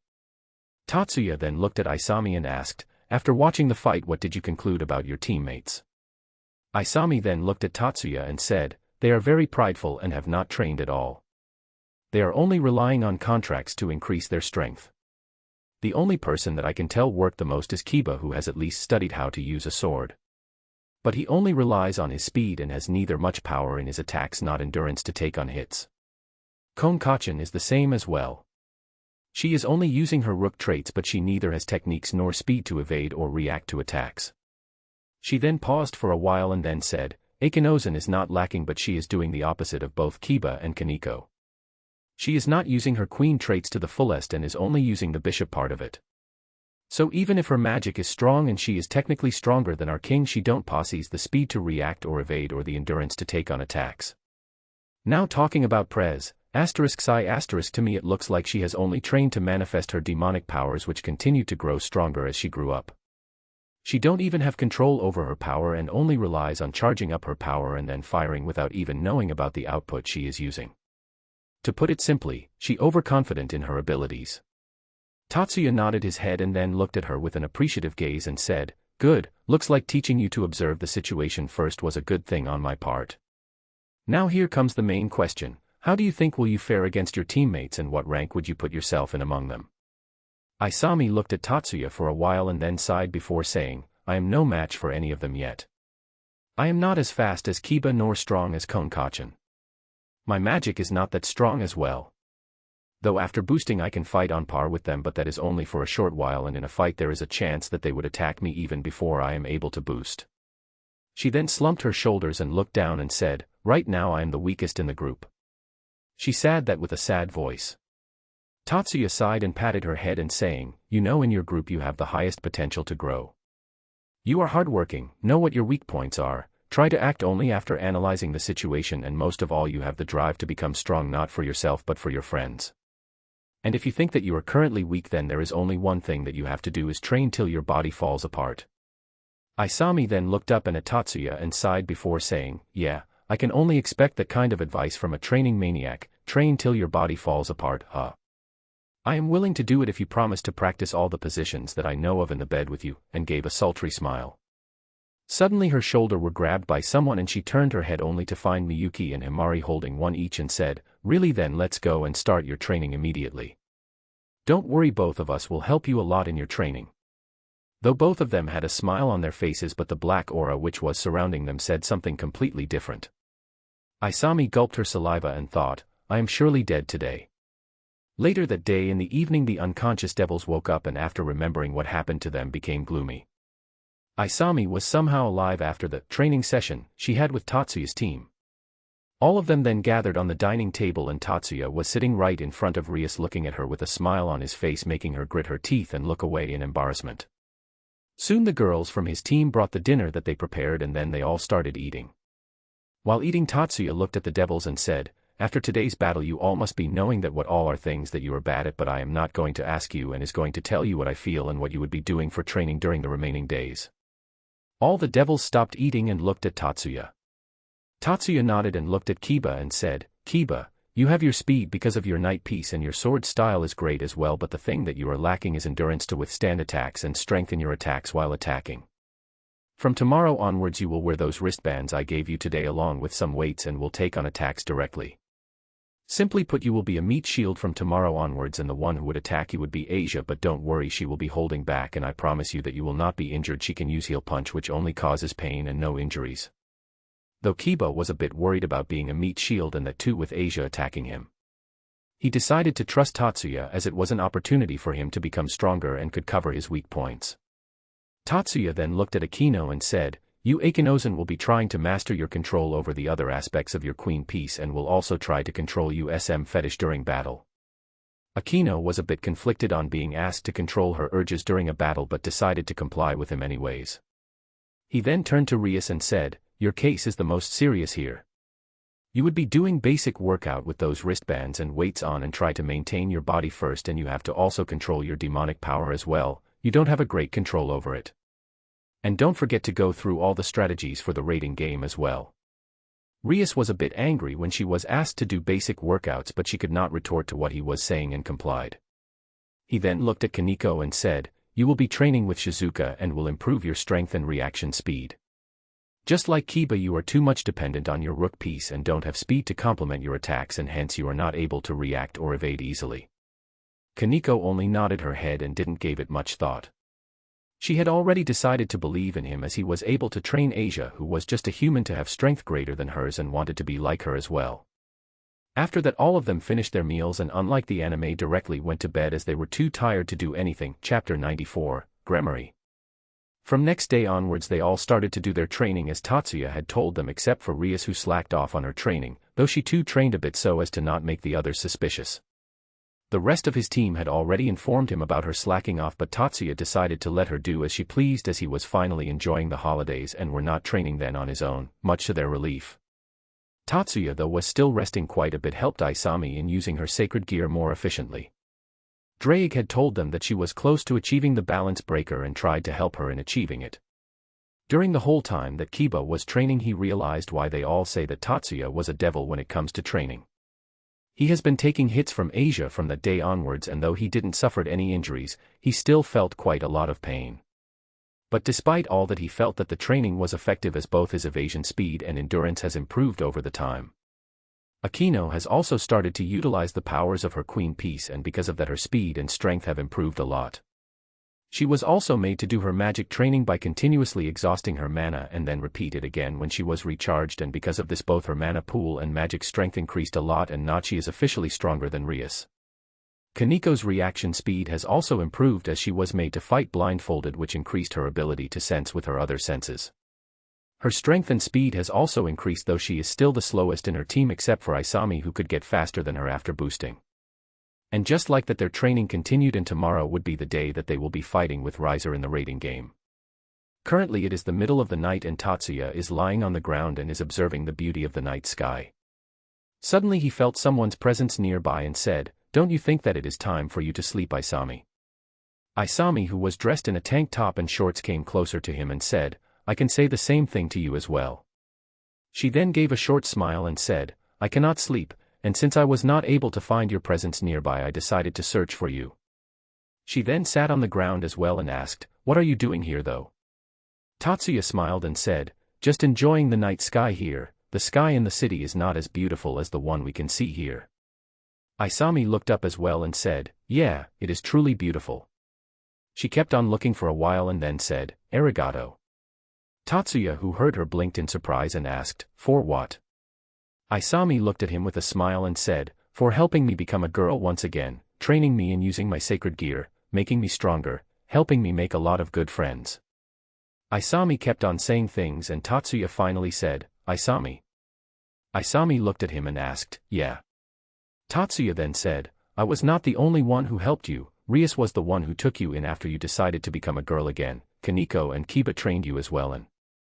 Before Tatsuya was able to continue he was suddenly kissed by Isami making him completely speechless. She then released him from the kiss and said, I know all about how others helped me. But it can never change the fact that you were the one who helped me the most throughout all these days. Tatsuya, who looked at her, was still in daze but soon got out of it and thought, now that I think about it, what she said could be considered true, I am the one who is helping her the most for all the time she has been a devil. Not even her own king has helped her that much. Isami then looked at him and said with a blush on her face, accept this as my thanks. ANS started to close in again for kiss, but just as their lips were about to be touched they heard a cough asterisk sound. Both of them suddenly got startled and moved away from each other and turned around to look at the person who disturbed their moment and saw Rias standing there wearing a nightgown and glasses and was holding a book in her hands. Isami, who saw her wearing glasses, stopped being nervous and asked, Prez, is your sight bad? Rias, who was feeling a bit uneasy seeing both of them kissing each other, came out of her thoughts and said, no, my sight is not bad at all. These just help me concentrate a bit better while studying, and showed her book. Isami looked at the book and asked, what book is that?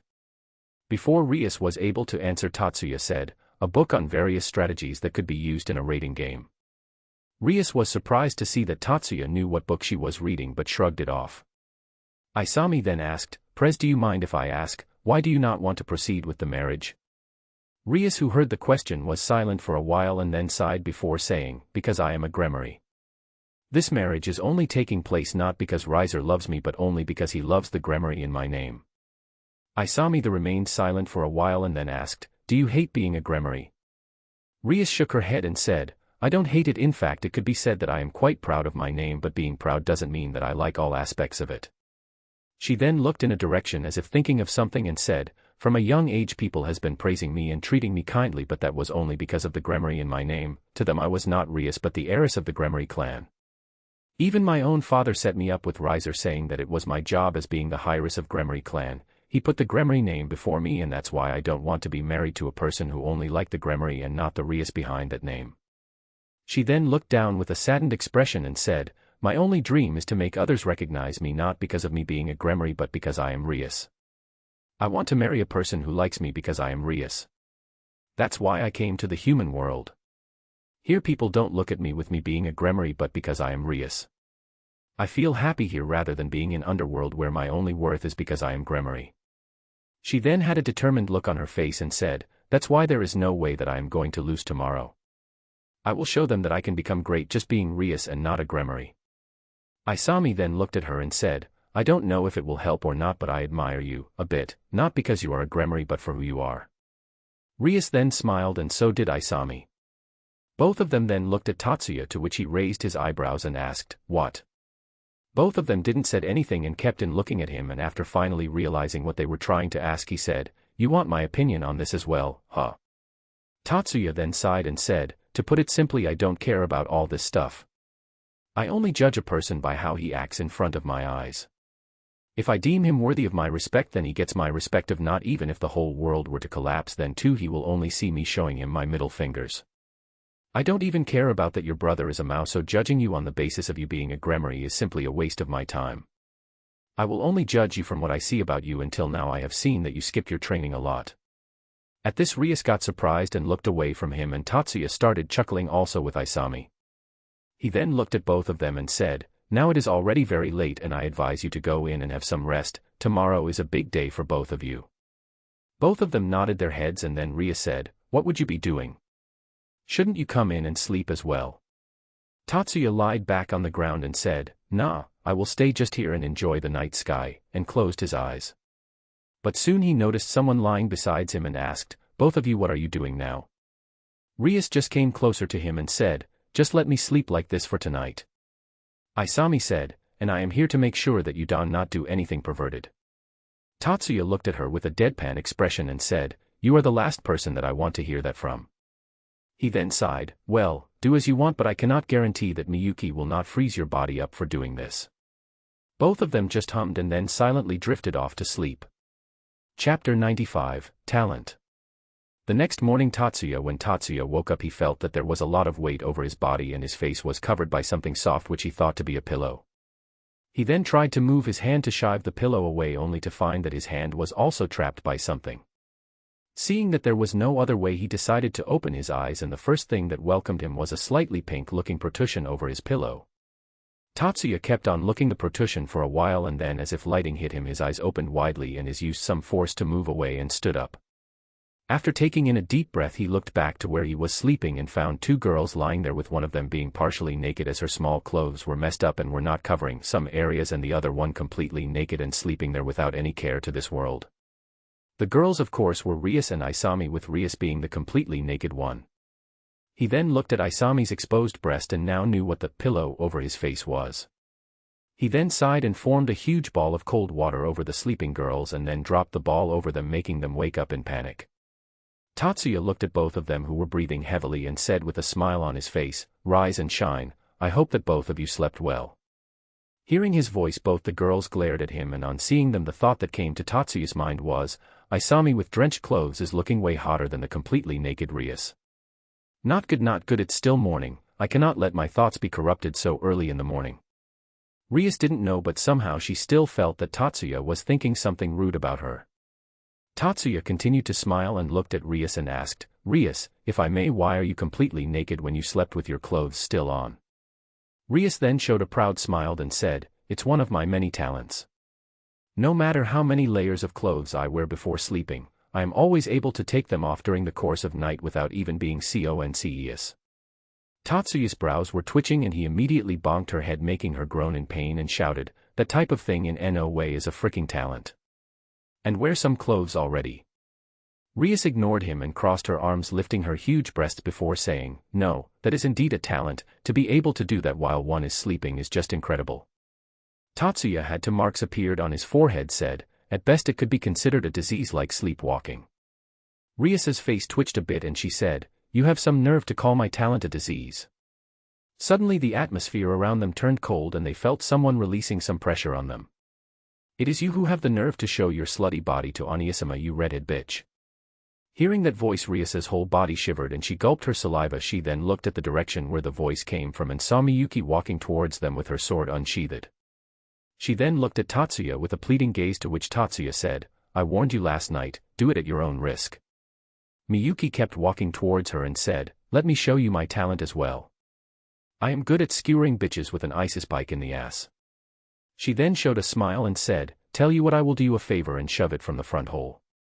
You wanted to lose your virginity, right? Rias was sweating bucket and her legs were shaking out of fear. Miyuki raised her sword and suddenly a huge ice spike came from under Rias's feet, who was somehow able to dodge the spike. She then looked at the spike with fear and thought, She is serious, she is really going to skewer me, and started running away. Miyuki, who saw her running away, started to follow her, but she simply walked while continuously giving rise to various ice spikes. Tatsuya looked at the scene in front of him with complex feelings. On one hand she was having pity for Rias, while on the other he was finding it funny. But even though his thoughts were complex, on thing was sure. I guess today she will sow her training seriously for compensating for all other days. Though why is she running around the villa naked like an exhibitionist pervert? He then sighed and gave a telepathic message to Miyuki telling her to maintain a good distance away from the pervert. He then looked at Isami, who was looking at the scene in front of her and was feeling complicated as well, and blushed on seeing her still in her drenched outfit. He then said, Though I think that you are looking very tempting and sexy in your current outfit, I would advise you to change as soon as you can, if you don't want to catch cold. She then looked at her appearance and covered her body and said, Tatsuya no eki. Tatsuya's lips twitched when he heard her calling him a pervert. He then sighed and said, "Just go and change your clothes." Isami looked at him with a shocked expression and said, "What? Aren't you tempted by my appearance? Are you not going to violate my body?" Tatsuya looked at her with a neutral expression and said, "I will tell this to Miyuki and will ask her to train you the next time," and started towards the villa, leaving behind a shivering Isami. Later that day, Tatsuya and his team returned back to their house in Kuo and left behind the Gremory group who were going to fight in the raiding game at night. Though technically Tatsuya and his team were not allowed to watch their game as they were not devils, but since both the participating parties knew them, they were allowed to observe the match along with Sona and Tsubaki. All of them had already encouraged the Gremory group as they would not be meeting before the game after that and will only be available after the game was over. Right now Sona, Tsubaki, and Tatsuya's team, except for Tatsuya who was currently working and promised to come as before the match begins, was sitting in the observation room and were waiting for the match to commence. Sona looked at the group of girls sitting beside her and asked, "Who do you think would win?" All of them didn't wait for long and said, "As long as they don't self-destruct, Rias's team will win." Though if Riser-san's team had also made preparations for the game, then we don't know. Sona nodded and looked at the screen and said, "Oh, the field is about to be shown now," and just as she said that, an exact replica of the Kuo Academy was shown to them. Sona rubbed her chin and said, "Looks like Lucifer-sama pulled some strings in order to at least give a home ground advantage to Rias." At the same instant the whole Tatsuya team said, "He is a Siskin after all." Sona nodded her head and then said, "Well, home ground advantage will be a great help to Rias, but it does not change the fact that Riser is both strong and experienced, and that too coupled with his insane regeneration. This is going to be quite tough for Rias." Soon both the peerages were sent to their respective headquarters, and then the cold tone of Grayfia addressed them saying, "The time to make your plans begins now." And a bell was then rung. Chapter 96, Truth Behind the Help. While both the teams were forming their strategies and the others were waiting for the match begin, Sona had a lot of thoughts going through her mind, and she then looked at Tatsuya's team and asked, "Hey, mind if I ask you a question?" His team looked at her and asked, "What?" Sona then said, "Why did Tatsuya help her?" "Because as far as I know he don't have a good opinion of Rias." All the girls in Tatsuya's team looked at each other as if discussing something which they were actually doing with their telepathy. Miyuki then looked at her and said, "We can tell you, but you have to promise that you are not going to utter a word about this outside." Sona, who heard the serious tone of Miyuki, also became serious and thought about the condition for a while before agreeing to it. Miyuki then nodded her head and said, "You see, just like you said, Isami doesn't have a good impression of the redhead. He don't like people who are way too spoiled and don't even give a effort to solve their problems. The actual reason for what he did is that he was willing to help her peerage, not her." Sona became confused by her words and asked, "What does that mean? Can you explain it in simple terms?" Miyuki then said, "What I mean to say is that Isami does not care about whether that redhead marries Riser-san or not. What he is worried about is her peerage members getting dragged with her. You see, Is and Isami have a good opinion about her peerage members. Kiba-san is Isami's good friend, Kaneko is obedient and hardworking even though she had gone through a lot, then there is Isami who has become like a sister to all of us, and Isami care for her as well, which is shown by how much effort he put in training her for all this time. And even though Akinozen has that side to her, she helps us wherever she can and is also doing most of her king's work, and there is also a request to help her whenever we can." She was about to continue, but Sona interjected her and asked, "Wait, how do you know about Kaneko's past? Because as far as I remember she never tells about that to anyone."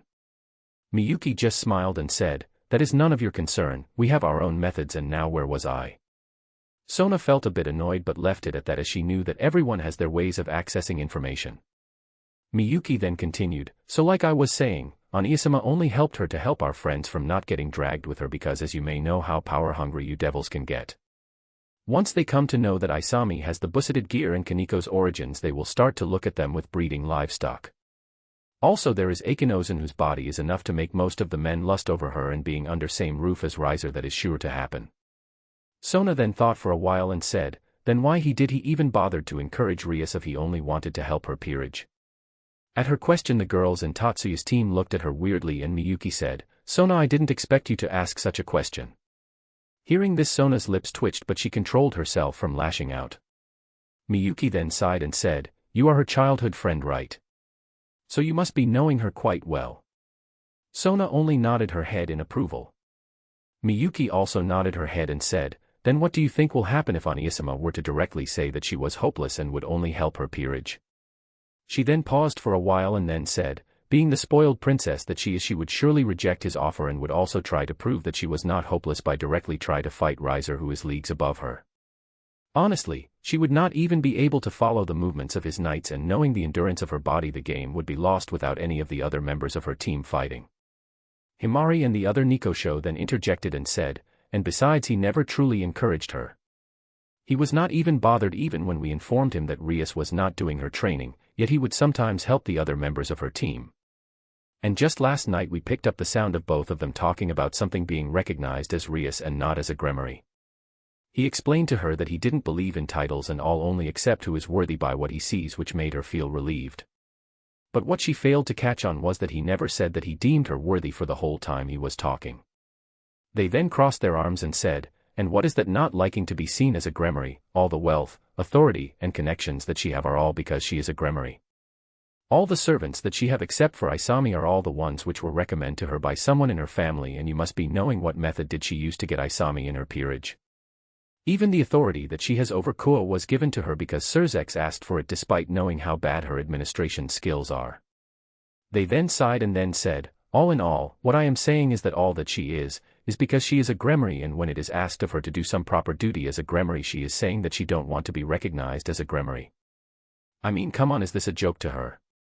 Even if the condition for her was to marry a person who she does not like, instead of training herself and her peerage, she runs here to the human world while also taking over the town without giving a damn about the security of the people living here. Many people died because she didn't took proper attention about the stray devils, fallen angels, and priests coming to this town. Despite knowing that Kuo is currently a devil territory, she didn't inquired any of them on entering the town without permission, and when asked why, she would say that it would lead to war. Like seriously, some unauthorized people try to enter your territory and do you, instead of questioning them, let them roam free and do what they want? Sona remained silent for a while and then said, I can understand what you want to say, but from what I just heard, don't you all think the same about me? After all, I am the Citri heiress as well, and all the things that I have are because of the Citri name. On hearing her question, Miyuki shook her head and said, no, you are not the same. Even though you are the Citri heiresses and receive all the privileges of being one as well, you do not neglect your duty as one. Even you got out of your engagement by your own efforts, and we both know that the areas which are under your supervision in town are safe. And do you really think that he would have accepted your confession if he thought that you were troublesome or spoiled? You work hard, Sona, and you help your peerage as well. All of us, including Isami, know that. Sona became happy that all of them thought so good of her, and so were the thoughts of Tsubaki. Sona then adjusted her glasses and said, but then doesn't mean that you all were somewhat lying to Rias and were making her hopes rise up. All the girls shrugged their shoulders and said, were we never said anything to her that was a lie. Thought Se never told the truth to her as well. But we still didn't lie a bit. I will still say that Rias would win this game, but that to only if she doesn't do something reckless like confronting Riser or his queen on her own. Even Isami said, as long as she don't get overconfident over the achievements of her servants and starts decided to attack Riser on her own, she can win. Sona had a sweat drop when she heard that and said, you people are really scary. I don't know what would have happened to me if I was spoiled like Rias.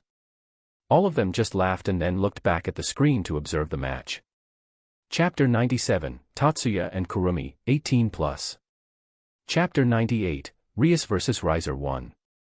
Right now Tatsuya and the others were sitting in the administration room waiting for the game to begin, and Tatsuya was silently eating some coffee jelly, ignoring the complaints from the other people who were currently tied to their chairs. Isami/Tatsuya, release me please, I was just trying to protect you from being violated by these horny beasts, all of them said in unison. Tatsuya didn't even look at them and said, no need for that, just sit silently and watch the game. I have a feeling that as soon as you all are released, I would be raped by you all. Before they were able to complain again, the door of the room was knocked, and after a while it opened, revealing the silver-haired busty maid, Grayfia. All of them looked at her and were wondering what she was doing there. Grayfia then walked towards Tatsuya and asked, I will be the one who will be acting as the announcer of this game, but due to some accidents the announcing room is currently out of service. So would it be possible to do my work from here? Meanwhile at the announcing room.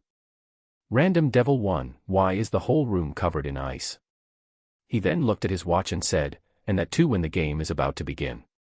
Sigh. Luckily because of Miss Grayfia's quick thinking we were able to avoid any major disturbance.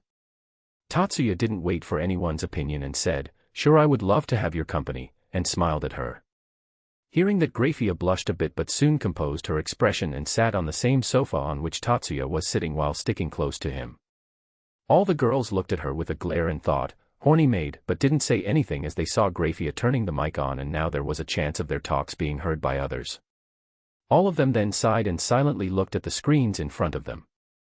Tatsuya noticed that the girls have calmed down quite a lot, and once he checked that they were not planning anything weird, by his telepathy he silently undid the ropes which were binding them. Tatsuya then looked at the screen and heard the bell ring signifying the start of the game. Tatsuya looked at the screen intently and thought, now let's see how the game unfolds. At the game field. Just now the bell has just ring which signified the start of the game. Rias looked at her team and then said, Yudo Kaneko, now go and set the traps. Akino checked the area from above and set some traps as well. All of them nodded and said, yes, President, and left the ORC building. Isami looked at Rias and asked, what would you want me to do, Prez? Rias looked at her with a smile and said, lie down on the sofa and I will release some. Just as she was about to continue, Isami stopped her and said, if this is about releasing some of the stored power of my pieces, Tatsuya has already done that. At her words, Rias was very shocked as Tatsuya was able to break the seal on her pieces so easily, but shrugged it off, said, well, it works for me anyways. Soon the other three came back, and after Rias explained their roles, once all of them left the building except Rias. Kiba went into the forest. Akino changed into her shrine maiden outfit and started flying in the sky. Isami and Kaneko did their final preparations, and then Isami asked, Kaneko-chan, you remember the mission, right? Kaneko nodded her head and said, and find the sister chicken and beat her to crap. At her words, Isami sweat dropped and said, not that, I am talking about taking over the gymnasium. Kaneko then looked like she just realized something and said in her usual cold tone, ah, that as well. Isami's lips twitched and she thought, that is our priority though. And then both of them started moving towards the gymnasium. Soon both of them were in the gymnasium and were hiding behind the curtains on the stage. Isami observed the area around her and said silently, even the whole gymnasium is the same as the one in the academy. Soon both her and Kaneko felt someone coming through the gate and got alert. From the gate 4 girls from Riser's Peerage came. 3 pawns, Isle, Nell, Mira, and 1 took Shualon.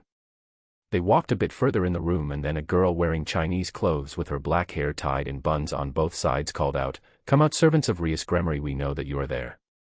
And hearing that, both Kaneko and Isami came out. The girl then looked at the both of them and said, oh, the rook and the pawn, huh? She then paused for a while and then said, I am Riser-sama's rook, Shualon. Then a girl with a lean figure and blue hair who was wielding a bow staff said, Mira, a pawn. The lowly twins looked at them cheerfully and said, I'll a pawn. Nell a pawn. Kaneko looked at her opponents and muttered, the chicken is not here.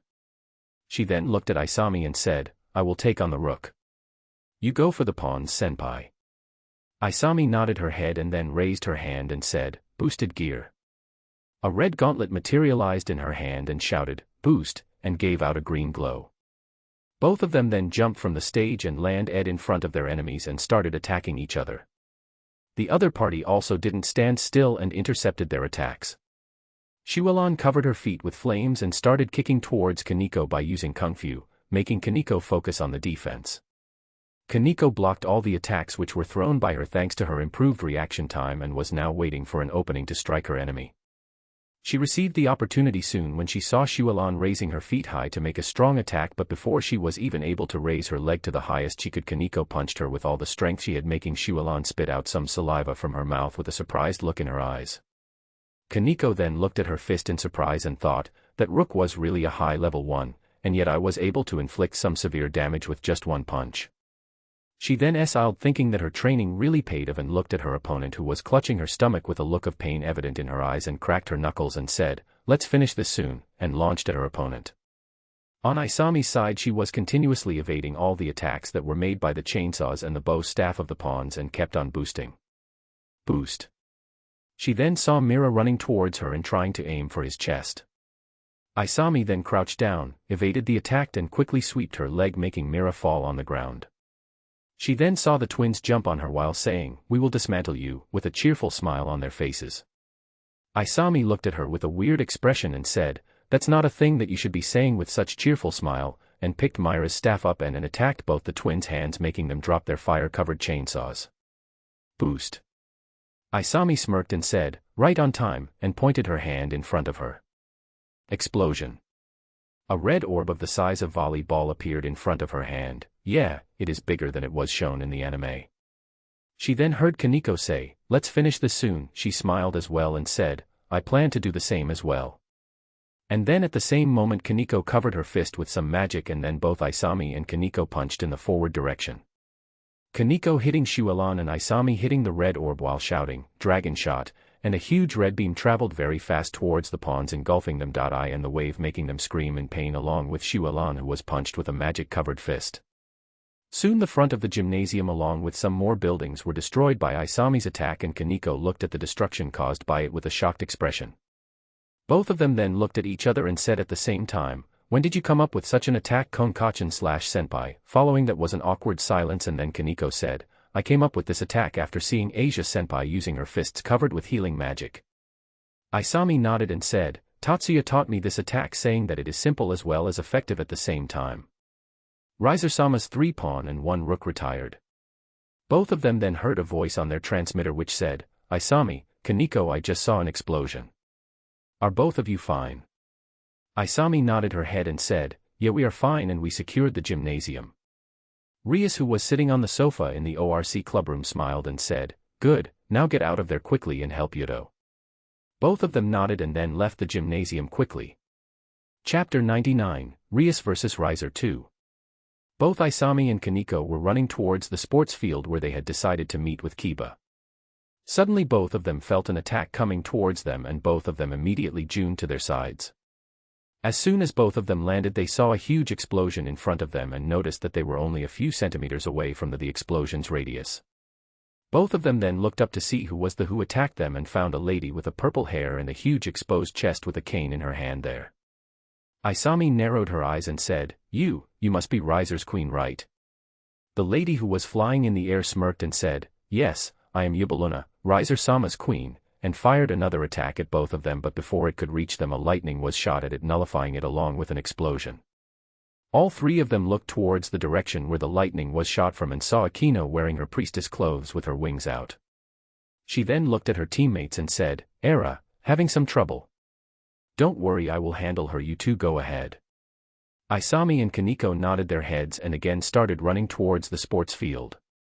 Akino then looked at Yubaluna, who was smirking, and said, "I was always looking for a chance to fight against you, Priestess of Thunder." Akino just smiled and put her hand over her mouth and said, Era, the pleasure is all mine, Bomb Queenson," and a yellow aura started to come out of her body, and seeing that Yubaluna also started to release her violet aura, and then both of them started firing their spells at each other. Isami and Kaneko kept on running and then suddenly heard 3 of Riser-sama's pawns retired. Both of them smiled and Isami said, "That must be Kiba." As soon as she said that, Kiba came from the side and said, "Yo." Both Kaneko and Isami stopped on their tracks and said, "Kiba, why are you here? Didn't we agree on meeting at the sports field?" Kiba gave a helpless smile and said, "Yes, we did plan that, but President asked us to wait for a while and regroup first before taking any actions." Isami and Kaneko were surprised by the order, and Isami said, "Why? We have to get there sooner or later, and as soon as we reach there we can advance forward by attacking them one by one. That will be favorable for us, right?" Kaneko also nodded her head and said, "I also think that this plan is better. If we wait and then go, there is a chance for them to attack us all together, and their numbers are already higher than us." Isami nodded and said, "Yes, even though I believe that we can defeat all of them, but it will still take a lot of time for us to deal with them, and it will be much more tiring than fighting them individually." Kiba also nodded his head and said, "I know that as well, but President thinks that Riser will send all the remaining pieces after us, and it will make the path towards their king devoid of enemies." Isami and Kaneko looked at him with a weird expression and said, "We know that as well, but what good will it do after the path is clear and no one is attacking him? This will only take much more time, and it will exhaust us more before fighting the king." Kiba thought for a while and then said, "I believe that she is planning on taking him head on." Isami and Kaneko were again surprised by this, and Isami used her transmitter and asked Rias, Prez, are you planning on taking that riser guy on your own? Rias, who was surprised by the question, first calmed herself and said, yes, that's why I want you three to deal with the rest of his peerage while Aquino is busy with the queen. Isami then asked, but isn't that guy's regeneration too fast? How are you going to defeat him? Rias then said, even though his regeneration is too fast and his body is technically immortal but his mind isn't. We can defeat him if we made his mind unable to process the situation. There is also the fact that regeneration takes both demonic power and stamina to work, so if I am able to make him exhausted he will not be able to regenerate. All three of them thought for a while and then realized that her plan could work. Isami, who was now somewhat believing her, asked, but how are you going to achieve what you just said? Rias just said, don't worry, I have a plan for that. Now you three go to the sports field and engage his peerage, and cut her connection.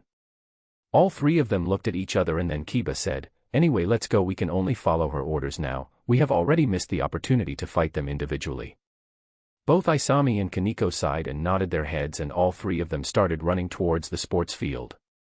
In the ORC room, Rias, who had just cut the connection, said, now I just have to wait for a while, and once the path is clear I will attack him. Seriously, my peerage is really strong. Being able to defeat multiple enemies on their own makes it even clear that I, who is their king, should be able to deal with him in a one-on-one easily. I just have to attack him continuously, making him regenerate over and over again, and once he will be exhausted, then it is my win.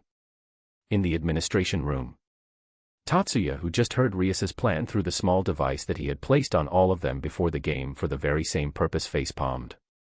He then said, this was what I was worried about. She became overconfident because of her peerage's strength. Does she truly believes that Riser will just stand still while she will be attacking him continuously? The others in the room who also heard her plan nodded their heads, and then Sona said, and even if Riser did according to Rias's imagination, I know that her own demonic power is quite less as compared to Riser. She will be the one to exhaust first, even if everything goes by her plan. She then glared at Tatsuya and said, by the way, you do know that it is illegal to plant a spying device on the participants before the game. What would you do if the higher-ups come to know about this? Tatsuya just smiled and said, that is only if they hear about it. You think that despite knowing about the rules I would make tiny mistakes like this? They will only know about this as long as this talk don't leave the room. Sona, who heard that, nodded her head, but then an idea came to her mind and she smirked before as asking, so what would I get for keeping my mouth shut? Tatsuya looked at her with a surprised expression and then said, would a date with you alone suffice? Sona, who heard that, smiled and said, deal accepted. Suddenly all the girls except Grayfia raised their hands and said, we want compensation as well. Tatsuya just sighed and said, why did I even let you all hear that? I should have just kept it to me. Sigh, fine, I agree to that. All of them nodded with a smile, but then the room suddenly became chilly and all of them looked at the silver-haired maid who was sitting beside Tatsuya. Tatsuya had a wry smile on his face and he asked, of course, what would it take to keep your mouth shut, Grayfia? At that moment all the girls in the room had the same thought, your cock. Tatsuya, who heard that through his telepathy, twitched his lips but didn't say anything. Grayfia then said, then there is a place that I want to go, but going there alone would be boring, so I would like you to accompany me there. Tatsuya looked at her for a while and then said, in other words, a date, right? Okay, I agree, now let's focus on the match. Chapter 100, Rias vs Riser 3. Rating game field. Right now Isami, Kiba, and Kaneko are running towards the sports field as per Rias's orders. Isami then looked at her two teammates and asked, do you think that this plan will work? Both of them then thought about the question for a while. Kiba said, the possibility of this plan to work is very low, and I doubt that President has a proper plan to deal with Riser, but we cannot do anything about it.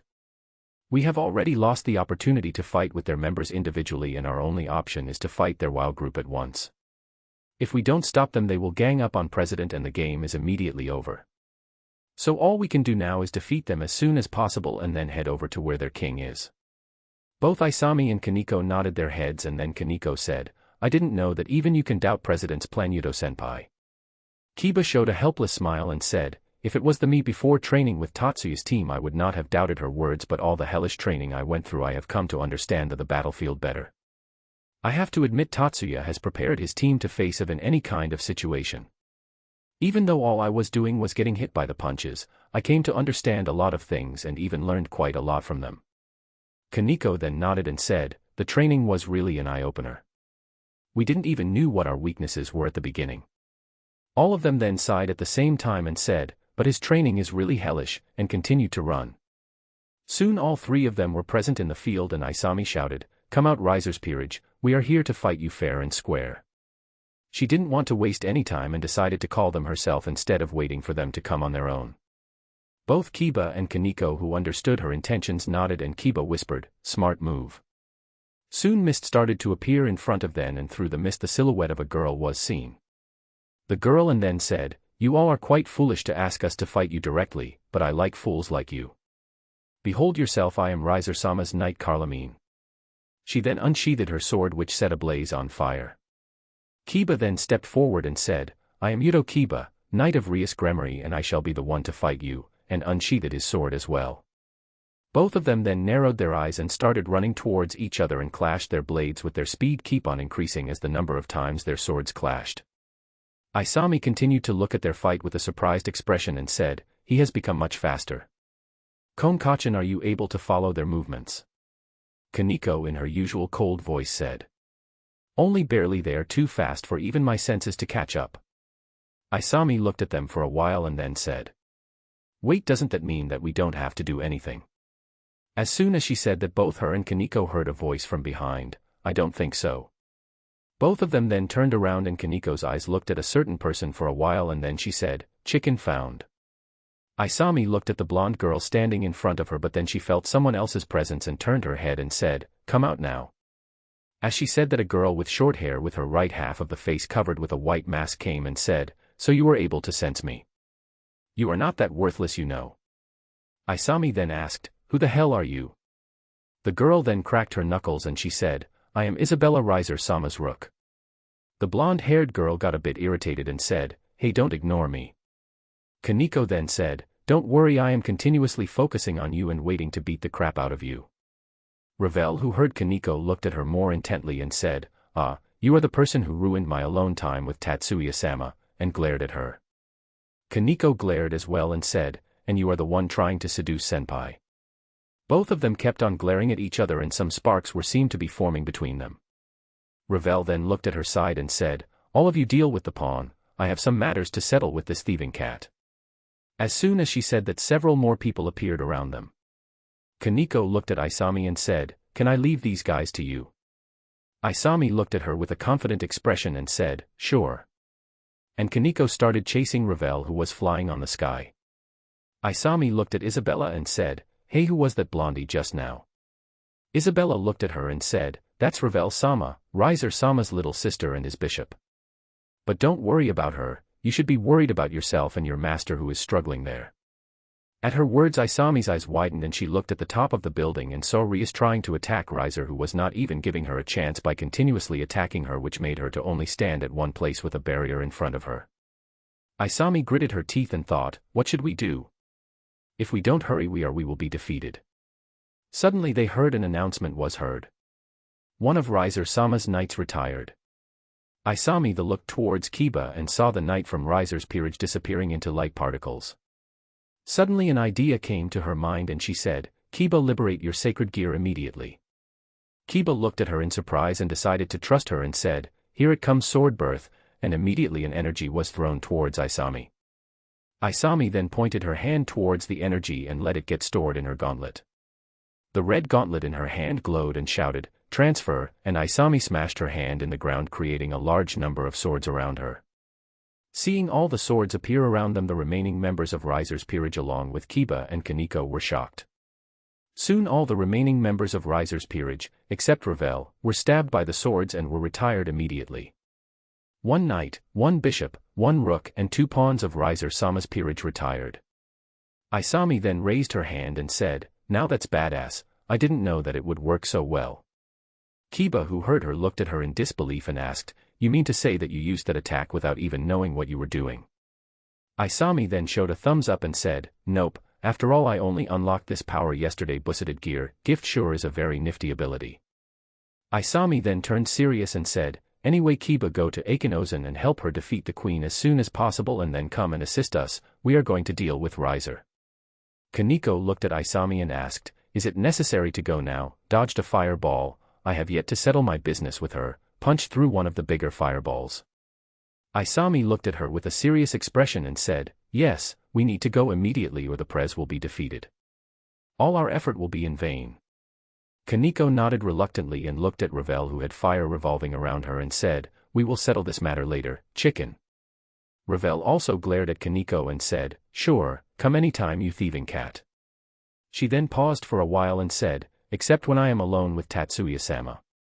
Those moments are for me to enjoy." Kaneko, who heard her, gritted her teeth and ran towards Rias along with Isami without saying anything. In another location of raiding game field, Akino was looking down on Yubuluna, who was currently in a very bad condition after their fight. Akino herself was in tattered clothes but was still doing better than the queen. Yubuluna looked at Akino with a smile and said, "You really live up to your name, Priestess of Thunder." Akino just smiled and said, Era, you were plenty strong yourself, bomb queen." Yubuluna continued to smile and said, "But still you must be pretty tired to help your remaining peerage from the attacks of our peerage."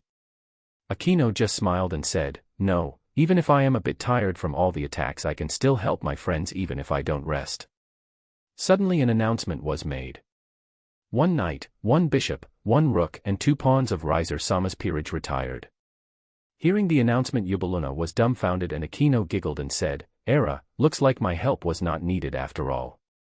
Yubuluna looked at Akino with rage and said, "I will take you down," and put her hand in her cleavage and took out a vial with a red cap on top of it. Seeing the vial, Akino frowned and knew that she would not be able to cast her magic immediately. Yubuluna smirked as she knew what Akino was thinking and opened the vial and was about to drink the contents in it. But suddenly they heard a voice which said, "Not so fast," and suddenly a blur passed by both of them. Yubuluna, who was surprised by the voice, looked back at the vial and saw that it was not there and began to panic. Looking for this, both Akino and Yubuluna turned their heads and were surprised to see Kiba holding the vial in his hand. They were not surprised by Kiba holding the vial. What they were surprised by was, "Kiba, why are you holding the open vial upside down?" Kiba, who heard the words, looked at his hands and saw that he was indeed holding the vial upside down and it was already empty. He then looked down at the ground and saw that a small portion of the land was about wet. Kiba then scratched his cheek and said, "Looks like I took the vial in the same position that she was holding to pour it on herself," and gave a wry smile. Both Yubuluna and Akino were looking at him with a weird expression and were not sure what to think of him. Akino then sighed and said, "Anyways, let's forget about that, now back to you, bomb queen," and showed a sadistic smile and electricity started to come out of her hand. Yubuluna, who looked at Akino's sadistic smile, was a bit scared and was about to use her magic to attack her, but before she was able to, Akino immediately came close to her and placed her hand on her exposed chest and started electrocuting her, making Yubuluna scream, which only made Akino smile in bliss. Kiba, who looked with a scared expression on his face, thought, and she is supposed to have toned down her urges after the training. Soon Akino stopped electrocuting Yubuluna when she saw that she was severely damaged and said, "Ah, you already broke," and then Yubuluna started to disappear in light particles. Rias-sama's queen retired. Kiba, who heard the announcement, looked at Akino and said, "We should be going now, President is in danger." Akino, who heard that, came out of her stupor and turned serious and said, "Let's go then," and both of them started to fly towards Rias and the others. Chapter 101, Rias vs. Rias 4. Raiding game field. Currently at the top of the new school building, Rias is confronting Rias with a barrier shield in front of her, blocking the fireballs coming her way. Rias looked at Rias, whose clothes now are turned into rags, hiding nothing, and smirked and said, "Rias, you might as well forfeit, it will only cause you more pain and humiliation if you continue in your condition." Rias gritted her teeth and said, "There is no way I am giving up after coming this far, after defeating your whole peerage, except Ravel, there is no way that I am stopping when I am only a step away from my freedom."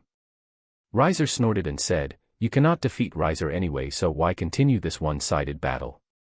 Rias didn't said anything and fired a wave of her power of destruction towards Rias, destroying his hand in process, which immediately set on fire and regenerated. Rias then looked at her with an uninterested expression and said, "Well, it does not matter if you forfeit now or not. The amount of damage you have taken will slowly result in your loss." Rias glared at Rias and wanted to retort, but knew that what Rias said was true. She was not sure for how long will she be able to remain conscious. She has depleted most of her demonic power, and the attacks that Rias's attacks were also not completely blocked by the shield. Rias then said, "Let's get a bit serious, Rias is getting bored," and started to prepare for a big attack and started gathering a lot of flames in his hands. Riser then launched his attack in Rias's direction, but before it could connect, a sound was heard. Explosion. Dragon shot. And a red energy wave clashed with the flames coming in Rias's direction, making a huge explosion as a result. Though Rias was not completely saved as she got blown away by the aftermath of the explosion. Rias was about to crash to a wall behind her, but before they could collide, Kaneko caught her. Riser looked at the two new girls who were standing in front of her and said, "Oh, the pawn and the rook has came to save their master." He then looked at Isami and saw her red gauntlet in her hand and said, "You must be the wielder of the boosted gear." Riser has to say, Riser is impressed with the power you just showed. Riser is willing to make you Riser's woman after Riser's marriage with Rias, how about it? Isami continued to be on her guard and said, "Sorry, but I am Tatsuyas." Riser, who heard the name, suddenly got pale and said, "Then Riser guessed that there is no way for you to be Riser's woman." Riser apologizes. There is no way Riser wants to be on Tatsuya-san's bad side. It is better to apologize to her even if she is a low class. Riser then turned serious and said, "But even if you are Tatsuya-san's woman, Riser is not going to hold back. Riser will certainly defeat you." Isami, who was still on her guard, asked, "Konkachan is pres fine?" Kaneko looked towards Isami and said in her neutral voice, "She is conces but has sustained a lot of injuries, she will not be able to fight." Isami nodded her head and said, "Then let's finish him on our own." Kaneko came by her side and cracked her knuckles. Isami then raised her gauntlet and said, "Konkachan, buy me some time, I will start boosting." Boost. Kaneko nodded and launched towards Riser while readying a punch, while Riser looked at her with a smirk. Kaneko, who saw the smirk on Riser's face, got a bit angry and started punching him, and even though she was doing some damage, Riser was getting regenerated immediately. Kaneko gritted her teeth and was about to hit punch Riser on the face, but before she was able to, Riser punched Kaneko with a fist covered with fire and stopped her attack and made Kaneko back away. Kaneko, who was now again beside Isami, groaned in pain. Even though the punch in itself was not enough to cause much damage, the fire around it burned her skin a bit even after her defense as a rook was high. Isami then said, "Don't worry, I am ready." Boost. Explosion. Isami then channeled her magic power to a spot and then punched forward while shouting, "Dragon shot," and a huge red energy wave launched towards Riser, engulfing him along with most of the building behind him. Isami, who was now breathing heavily, looked at the dust cloud in front of her and asked, "Did we get him?" But as she said that, fire began to ignite in front of her and Riser materialized in front of him completely unscathed but his breathing a bit uneven. He then looked at Isami and said, "That attack took a lot out of Riser." He then covered both his hand in fire and said, "But too bad, you are facing an immortal." He was about to attack but suddenly jumped away. At the same moment when he jumped away, lightning hit that spot and caused a hole in the roof. Era, you were able to dodge my attack even at such speed, as expected of you, Fenix-sama." Riser looked at the sky and said, and to be able to make Riser dodge the attack instead of taking it head-on, Riser is impressed, Priestess of Thunder. Riser then narrowed his eyes and said, "But Riser has no time to chat." Riser had already wasted a lot of Riser's precious time, and then fired towards both Akino's and Isami's group. Both the groups dodged the attacks and then gathered together, and Akino asked, "How is the situation, do you think that we can win?" Kaneko looked at Akino and said, "President is injured and cannot fight anymore, and my attacks have no effect on him. But Isama-senpai's was able to make him exhausted quite a bit, some more continuous attacks and we might be able to finish him." Akino nodded and looked at Riser with her guard up and said, "Hear this, we will only get one chance, use the strongest attacks that you have." Kaneko, Kiba, you are up first. Isami, start boosting and attack immediately after me. All three of them nodded their head and said, "Roger."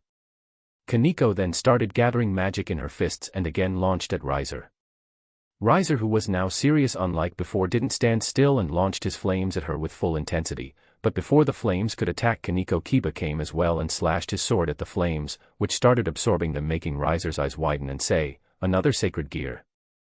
And immediately Kaneko and Kiba started slashing and punching him with their full strength, and this time Riser actually felt pain because Kaneko's fists, which were covered with magic, as well Kiba, who was using his fire-absorbing sword, were hindering his healing quite a bit. Riser glared at them and suddenly erupted his body into flames and said, "Don't underestimate Riser," and the flames started to run wild. At the administration room, Tatsuya looked at the fight taking place on the roof through the monitor and thought, the anime really didn't showcase Riser's true might. Now I know why he is able to win all the 8 games he played seriously. This match might be a bit tricky now. Back to the rating game field. The members of the Gremory Peerage were sweating under the heat of Riser's flames and were very surprised by the power he suddenly released. Akino looked at the scene in front of her and shouted, "Both of you fall back." Kiba and Kaneko, who heard their queen's order, immediately jumped back and were groaning in pain. Their bodies were burnt very badly and now their movements were hindered. Akino, who was preparing her spell, looked at his team and said, "Be prepared, it is going to get a bit chaotic here. Make sure to not get caught in the attack," and then executed her magic. Suddenly black clouds started to form around the building. Akino then looked at Riser and said, "Take this," and a huge bolt of thunder hit Riser head on. Ah! Riser, who was hit by the thunder, was screaming in pain and was healing his body continuously so as to not get defeated. Akino, who was surprised to see Riser still enduring the attack, started to get worried and looked at Isami and said, "Isami, are you ready? My attack is going to stop any instant now, you have to hit him immediately after that." Isami looked at Akino with a serious expression and said, "I understand." She then looked at her gauntlet and said, "Drake, do you think that I am ready for that?" The gem on the gauntlet suddenly glowed and said, "You are more than ready, you just require a proper catalyst to fuel your emotions." Isami, who heard that, gritted her teeth and thought, "What catalyst I need now? I thought that if I increased my strength I will be able to handle it, but what should I do now?" Suddenly she heard a voice, "Isami, save me, the girls are trying to violate me. Hurry up." Isami, who heard Tatsuya's voice in her mind, started to imagine the situation that Tatsuya was in and shouted, "Don't touch him when I am not there, I want to do that as well. Welsh dragon, overbooster." And Isami's body began to emit a red glow. At the administration room, Sona was glaring at Tatsuya and said, "Why did you do that?" Tatsuya just waved his hand and said, "Well, she wanted motivation and I just gave her that, don't fuss that much." Sona's gaze only intensified, and seeing that Tatsuya said, "You angry?" Sona nodded her head. Tatsuya then smirked and took out a photograph and said, "Hey, why don't we put up the photos of magical girl Soten on the school notice board?" Hearing that, Sona's expression immediately changed and she said, "Well, I guess I can overlook this." Tatsuya nodded and looked back at the screen. Isami was covered in a red glow, and then the gauntlet shined again, and then both Isami and Drake shouted at the same time, "Boosted gear, balance breaker scale male." The light then died down and revealed Isami covered in red draconic armor. All the people who looked at her were shocked that she was able to unleash the balance breaker. Isami then looked at Riser and said, "I have to beat this shit soon, otherwise all the fun that they're having with Tatsuya's body will be over. I want to do it as well," and started flying towards Riser at full speed. At the administration room, all the people who listened what Isami said had a complex feeling, and Tatsuya was twitching his lips. Sona then broke the silence and said, "Well, at least she has motivation." Tsubaki then interjected her and said, "But the source of that motivation is the problem." All of them then nodded their heads and looked at Tatsuya. Tatsuya then looked at all of them and asked, "What?" All of them then immediately said, "Thinking whether to really violate you now or not." Tatsuya, who saw the look in their eyes, immediately tied them again and said, "I should have not released them in the first place, and why are you looking at me with the same gaze as them, Grayfia?" As soon as he asked the question, all the girls other than Grayfia said in unison, "She wants the D." Tatsuya was speechless by their answer and decided to ignore them and looked back at the screen. Back at rating game field, Isami, who was covered in the armor, started boosting once again and was waiting for the thunder to die down. Just as the attack died down, Isami launched at Riser and said, "Here I come," and started attacking Riser with all her might. Riser, who was feeling pain from all the attacks, started to attack Isami as well while he was still covered in flames. He attacked her blindly without caring for his defense and with his full power. He knew that his regeneration could stop any moment now and decided to finish them as soon as possible. Akino, who saw the brawl between the both of them, was a bit worried. She then looked at both Kaneko and Kiba and asked, "Can you guys still move?" Both of them were on the floor and tried to stand up but were unable to do so and said, "Sorry Akinozen, but at best we can move our hands." Akino, who heard that, was a bit disheartened, but suddenly an idea came in her mind and she looked at both of them and asked, "Kiba, can you still wield your sword without moving?" Kiba, who heard her question, nodded his head.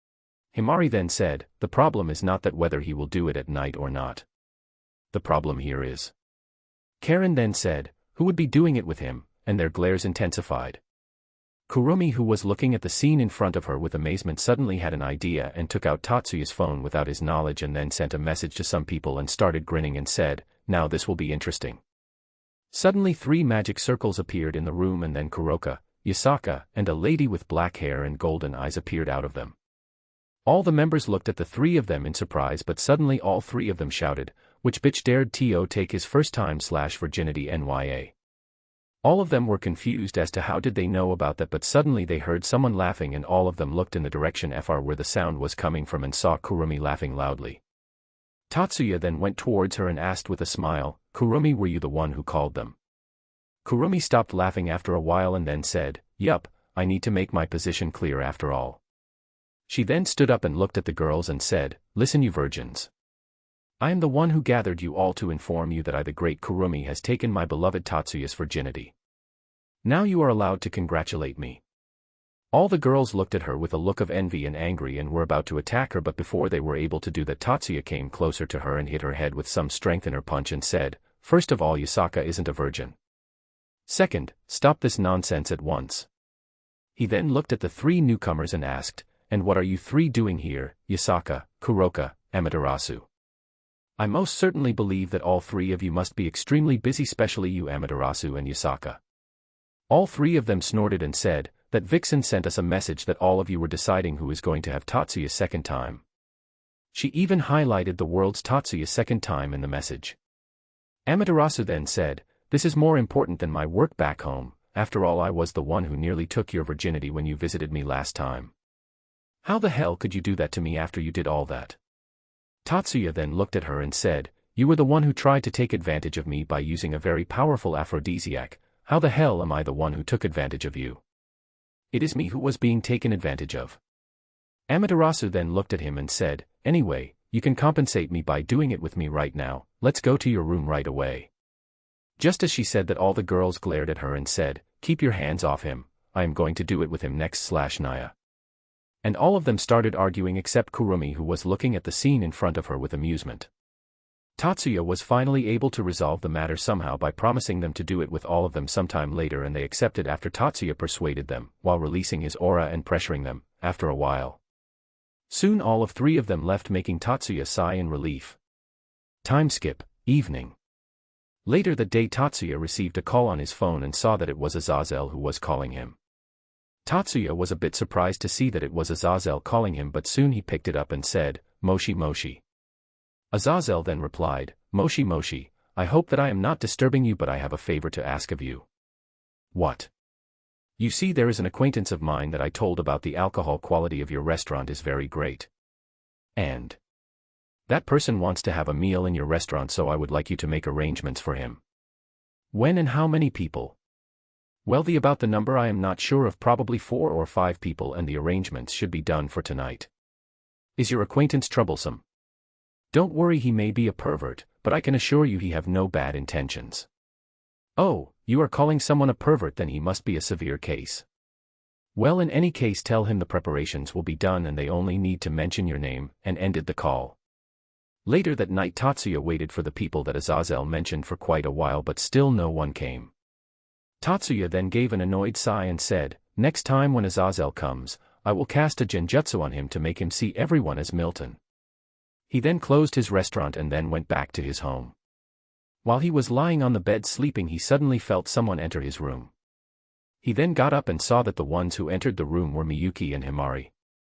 Tatsuya looked at them and asked, what are you 2 doing this late at night? Both of them came closer to him and said, we want to do it with you tonight, Tatsuya / Oniisama. Tatsuya looked at them with his eyes widen in surprise and said, didn't you say that you will do it some other say in the morning? Miyuki then said, but we are doing it on another day, see, it already past midnight, the date has already changed. Tatsuya looked at both of them with a dumbfounded expression and sighed before saying, you both do know that when the others will know about this there will be chaos. Both of them nodded and said, it doesn't matter to us, once you fuck them as well they will stop complaining. Tatsuya was shocked by their answer and said, you know, you both are very shameless. Both of them then smiled and said, we know that, and pushed Tatsuya on the bed and started to undress. Time skip, 2 hours later. Tatsuya was lying in between the two girls who were completely naked and were unconscious. Tatsuya looked at both of them and thought, normally they are very hostile of each other, but in bed both of them worked together quite well. Tatsuya smiled at both of them, covered them with some sheets and kissed their foreheads. He was about to go to sleep himself when suddenly he felt a lot presences and that to strong ones in the town. He then sighed and said, they only came when both the people who are in charge of Kuo are in Underworld. He then put some clothes on his body and decided to check on the situation. He then came out of his house and was about to fly towards the source but stopped when he noticed something. Why the hell are all of them moving towards my direction? Tatsuya thought about it for a while but soon shrugged it off and said, well, let's wait and see what will happen, and sat in front of his house. Soon he felt that a barrier field was made around the area, making him become a bit alert. Soon he saw a large number of blue and red-black colored giants running towards him. Tatsuya looked at the giants and said, now that's one hell of a stampede. Soon he saw a group of people flying in front of the giants. The group consisted of an old man with a long beard wearing a robe and a matching cap. The other person was a Mussulman wearing Viking-like clothing with a hammer in his hand. Aside from the men, there were 3 women in their group as well, one with silver hair, one with black hair and one with slightly purplish hair, wearing different kinds of armors and weapons in their hands. Tatsuya thought that the group must be someone important as they were being chased by a huge army and decided to hear their talk. Why the hell are we running from them instead of fighting them? You idiot of a son, do you think that our fight will not cause damage to all the people living here? It is great that my assistant used sleep magic on all the whole area to make them all unconscious. I told you to not go out like this, we might get attacked. Ha, Asgardians never fear to get attacked, and this was for a liquor that even that crow found great. How can I miss the opportunity to not taste it? Yeah, then let's beat all of them and then go and have that booze. Men and their antics. Yeah, I feel ashamed that the old man is the leader of the Norse mythology. Hey, if you want to complain so much, then why the hell did you both came with me? Of course to taste that alcohol, but who the hell told you to travel through frost giants and Surtur's territory? Whatever, let's defeat them already. This place is wide enough to at least make the damage minimal. Soon all of them stopped, and then the muscular man came forward and said, come on and bring your hot and cold asses here, I will kick them all. Then the black-haired woman sighed and said, you cannot defeat the whole army, and even if you are able to, you will make a lot of destruction. Then the purplish-haired woman said, yeah, you cannot beat them. But I can. A voice was heard making all the giants and the group of people surprised. Chapter 103, The Territory is Mine. The sudden voice which was heard by all them made them surprised, and all of them turned their heads in the direction of the voice. What welcomed their sight was a man with black hair with his hands in his pockets, looking uninterested in what all was happening in front of him. Seeing the men standing in front of them, the frost giants and the fire demons started laughing and said, see, a puny human has come to destroy us. Ha ha ha ha. Tatsuya ignored their comments and started walking towards the giants. Seeing the men walking towards the giants, the Mussulman came forward and said, young man, I appreciate your courage, but please stand back, we will try to hold them back. Tatsuya looked at the Mussulman and said, you have some nerve to order me while you are in my territory. Hearing that, all of them were shocked, and then the old man said, don't speak nonsense, the one who govern this town are the devil girls, one with small boobs and the other with humongous boobs, and you doesn't match the description of any of those.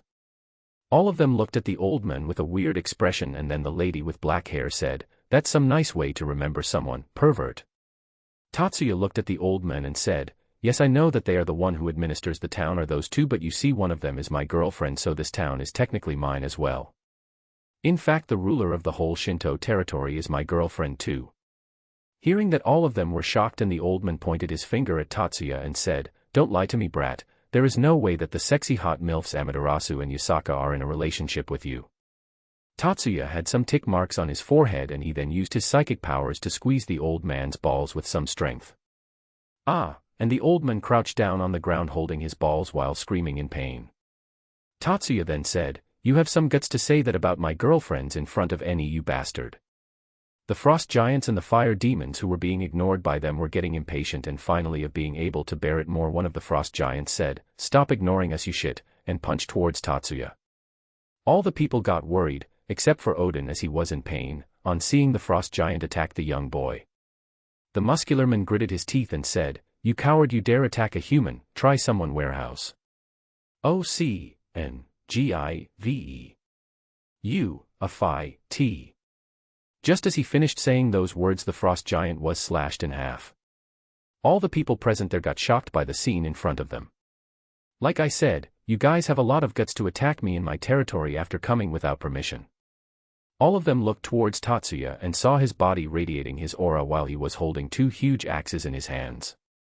Tatsuya looked at both the groups of demons and the group which looked like humans and said in a cold voice, "If you surrender now, you live, make a wrong move you die. Choose now." His voice made all of them suck in their breath, but then the frost giants and fire demons leaders said, "Like hell we will surrender to a human like you."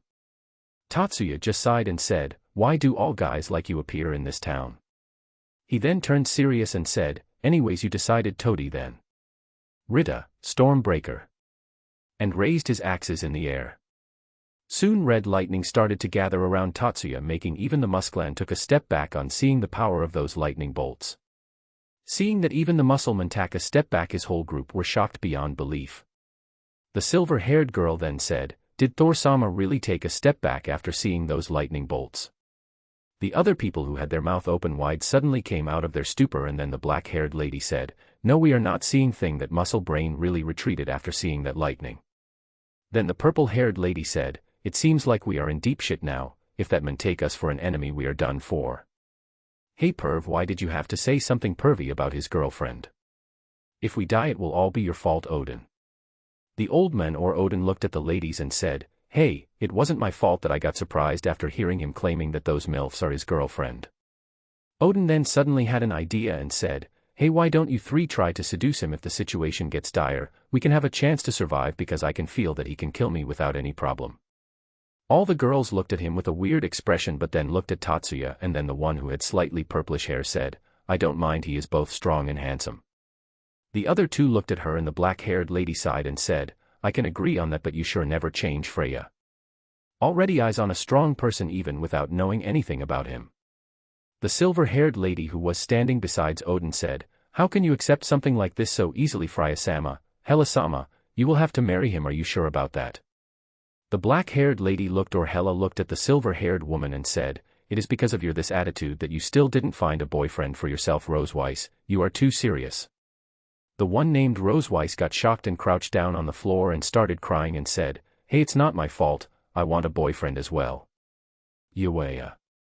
Odin looked at her and said, "Then my virgin assistant, it is your chance now to get one for yourself. He is both handsome and strong, and seeing that he is this strong he must be quite successful as well."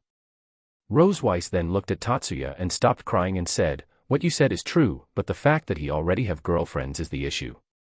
I don't want a womanizers like him."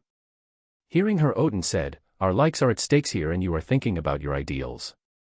Because of this you are still single."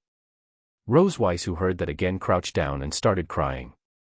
Tatsuya, who has charged his attack in both Rita and Stormbreaker, held both the axes just above his head and started to combine their powers, and once he was done he swung his axes and said, "Solar Storm," and then very hot bolts of lightning started to fall on the frost giants and fire demons, which even disintegrated their bodies, not even leaving a trace of their bodies. Within a blink of an eye the whole army of giants which were standing in front of them were completely obliterated, which made Odin sure that the young men in front of him could kill all of them in an instant.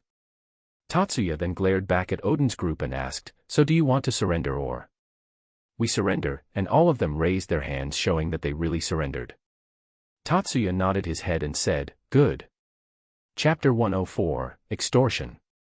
Tatsuya looked at all of them once more, and after confirming that they were not planning anything shady, he made his axes disappear.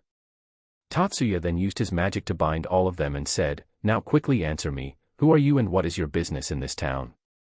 The group who was bound by Tatsuya were a bit angry, as all of them were gods in their mythology, except Roseweiss, and him treating them so casually was something that none even dared to do.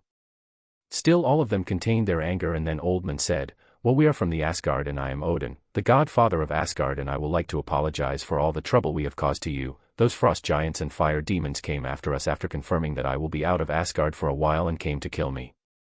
Tatsuya stared at him for a while, which made them think whether he was observing them to know whether they were lying or not. What Tatsuya was actually doing was using his telepathy to know the truth, and after learning the truth he looked at Odin and the others with a weird look on his face and said, don't tell me you are the pervert that Azazel mentioned about earlier and asked me to make arrangements." Hearing that, all of them were shocked. They didn't even expected that the person they came to meet was standing in front of them. Odin immediately nodded his head and said, "Yes, that crow told me that he has made a reservation under his own name." Tatsuya then narrowed his eyes and said, "But aren't you quite late for dinner and you even brought an army with you? How can I believe that you didn't came to attack the town?" And started releasing his aura, making all them having trouble to breathe and crouch down on the ground. Odin then somehow managed to look at Tatsuya and said, "I swear on my divinity and my title as the godfather of Asgard that I didn't have any intentions of war. I only came to have a taste of that liquor and visit some strip clubs." Tatsuya and the others were dumbfounded by his answer, and Tatsuya then undid their restraints and then said, "You really are a pervert. Anyway, you guys clean the mess that you have created all over the town first, and why the hell is that lady over there breathing so heavily?" Everyone looked towards the purple-haired lady and saw her having a flushed face and breathing heavily. Hela looked back at Tatsuya and said, "Don't worry, she is just having some lewd thoughts about you." Tatsuya looked back at her and said, "Are all the gods in Asgard perverts?" Hela then smirked and said, "Well, technically our realm is called Asgard." Tatsuya, who heard that, was speechless and just looked at her with a deadpan expression. The muscle many seemed to have gotten a bit angry and said, "Hey, don't badmouth Asgard, you mortal." Tatsuya looked at him and said, "She was the one who said that, so tell her that, not me. And what are you all waiting for? Get to cleaning the mess immediately. We don't have all day." Odin nodded and then looked at the silver-haired lady and said, "Roseweiss, if you may." The silver-haired lady nodded and said, "Yes, Odin-sama," and then a lot of magic circles started to appear all over the sky and started to restore all the damaged areas. Tatsuya looked at the magic circles and widened his eyes and said, "Though you may not be strong, your control over magic is great. I have never seen someone able to control these many magic circles at once." The lady, who suddenly heard the praise, looked at Tatsuya and said, "Really, do you think this is great? I am so happy no one has praised me for my ability to since the time I became a Valkyrie." "Odin-sama, did you hear that?" Odin looked at Roseweiss and said, Yes, I heard that. Now get back to work," and Roseweiss immediately started working again, but this time she had a smile on her face. Tatsuya then looked at them and asked, "Now what will you be doing now?" Odin looked at him and said, "What? Like I told you, we came for the liquor, so definitely we will be going to drink." Tatsuya looked at him and asked, "What time do you think it is that the shop will be open?" Suddenly realization hit him and he then said, "Hey young man, won't you let me have the drink to this old man? I traveled a very long distance to get that drink." Tatsuya looked at him for a while and then said, "I will be charging 5 times the usual rate for inconveniencing me." Odin shouted, "That's straight up extortion." Tatsuya calmly said, "Deal with it or go back." Odin gritted his teeth and finally said, "Fine, but make sure that you give your best stuff." Tatsuya smirked and said, "Don't worry about the quality, just think whether you will be able to handle it or not." Odin and Thor smirked, "Don't challenge an Asgardian when it comes to drinking." Tatsuya nodded and said, "Good, well, let me introduce myself. I am Tatsuya Shiba, nice to meet you." All of them nodded and said, "Let me introduce us as well. Like I said before, I am Odin, and this here is my son Thor. Hey there, I am Hela, and this person who was having lewd thoughts just a moment ago is. Hello, my name is Freya. If you ever need to release some stress, make sure to come to me. You will feel that you are in heaven." The silver-haired lady, who seemed to have finished her work, and said, "I am Roseweiss, assistant of Odin-sama. It's a pleasure to meet you." Tatsuya nodded and then brought all of them to his restaurant and started working on their order. Chapter 105, Party. After that, the whole group of Odin decided to have the same drink, and to Tatsuya's surprise, the one who was able to last the longest was Roseweiss, who though was conscious but did the most embarrassing things while she was drunk. She even proposed Tatsuya after Tatsuya comforted her when she told her horrible working conditions with Odin. Tatsuya also recorded the whole thing that she did after being drunk, and decided to use it to tease her in future. Underworld, the Gremory territory. Currently the whole Gremory mansion is in an uproar and is being decorated for the celebration of Rias's first win in the raiding game. And despite a lot of them were happy for her, there was one person who was not happy with the current situation. In one of the rooms of the Gremory mansion, one could see that the whole room is filled with rubble consisting of broken furniture, showpiece, bottles, etc., and a man wearing white clothes with red hair could be seen sitting in one corner of the room. This person is none other than the current head of the Gremory family, Zeotifuck asterisk cough asterisk cough asterisk Zeoticus Gremory. Zeoticus, who has kept his eyes closed, massaged his temple and said, "How the hell did all this happen? I did make sure that there were no problems with this marriage and then decided to let her participate in that rating game to only look like a good father. I thought that an amateur will not be able to defeat a seasoned player and a phoenix at that. I underestimated her. No, I underestimated her peerage. I didn't knew that they were so strong and the Red Dragon Emperor is in her peerage. All this were not in my equation. Now all my plans to make a direct connection with the phoenix is completely ruined." He then punched the wall beside him, causing a crack in the wall. He then sighed and said, "Well, what's done is done. That daughter of mine is now out of her marriage that she wanted from so long. Let's congratulate her later as a good father. I should now make plans for what to do now. Well, let's see, many devil families will still be willing to marry her. Let's try to set her up with some high-class devil family as a reward for her performance in the rating game. I am sure many of the influential devil houses will like to be a part of the Gremory family. I just need to see which house will benefit us the most." He then showed a malicious smile, but it immediately changed to a normal one, and then he left the room. Time skip. Later that day in the evening, a lot of people dressed in formal clothing could be seen inside the Gremory mansion. Surzex, who was watching all of them from the side and had a smile and thought, all these people came here just to butter up the Gremory house. And after knowing that Riatan's engagement will be broken tonight, many of the young devils are now aiming for her. Seriously, these horny males, don't they know that Riatan promised to marry her Onaikan when she was young? All this thinking is making me frustrated. He then took out the pendant he was wearing and opened it, and the pendant revealed a photo of a woman in it. Surzex started at the picture for a while and a small smile appeared on his face. He then thought, Iris would have surely scolded me for having all these unnecessary thoughts and would ask me to do my duties diligently if I had time to think all that. He then kept on looking for a while when suddenly he felt someone tugging his robe. He closed the pendant and looked at the one who tugging his robe and smiled. What happened? Feeling bored, Milicias nodded his head and then said, "Let's go, father, I am getting bored." Surzex smiled and held his hand and said, "Then let's go and find what your grandmother and my sister is doing," and both of them left the room. In another room of Gremory Mansion, Rias and her peerage along with Venelana were in the room dressed up and were waiting for the event to begin. Rias, who was sitting on the sofa, stretched her hands and said, "Finally, I am finally free from this forced marriage. Now I don't have to marry him." Her peerage looked at her and all thought, she sure is very happy even after the game ended like that. Venelana looked at her daughter and said, "Don't be too happy yet. After your engagement is officially annulled, there would be a ton of devil houses who would like to marry you, and if your father finds someone suitable, then you could be soon engaged again." Hearing that, Rias's expression changed and she looked at her mother and said, "Mom, don't think negatively about such matter. And even if I am engaged again, I will get out of it just like I did with this engagement." Venelana shook her head and said, "This time I don't think that you will get a chance to fight a rating game. You only got a chance this time because the engagement was made before you were even born, and now you who is mature enough will have to take the engagement seriously as the heiresses of the Gremory house. Even though I am still against all this, I cannot stop your father if he takes a decision like he did with Riser." Rias, who heard her mother, was shocked and didn't know what to do. She then said, "Then what if I say to them that I have a boyfriend? Will they still be able to make me go through all this again?" At this, everyone in the room perked up and Venelana asked, "There is a chance that you will not be made to go through all that again, but that depends on the status of your boyfriend." Rias, who heard that, puffed her chest and said, "There is no problem with that. I will tell that Tatsuya is my boyfriend. No one will dare to question his status. After all, even Oniasama thinks highly of him." Everyone in the room got surprised at her announcement and were left speechless.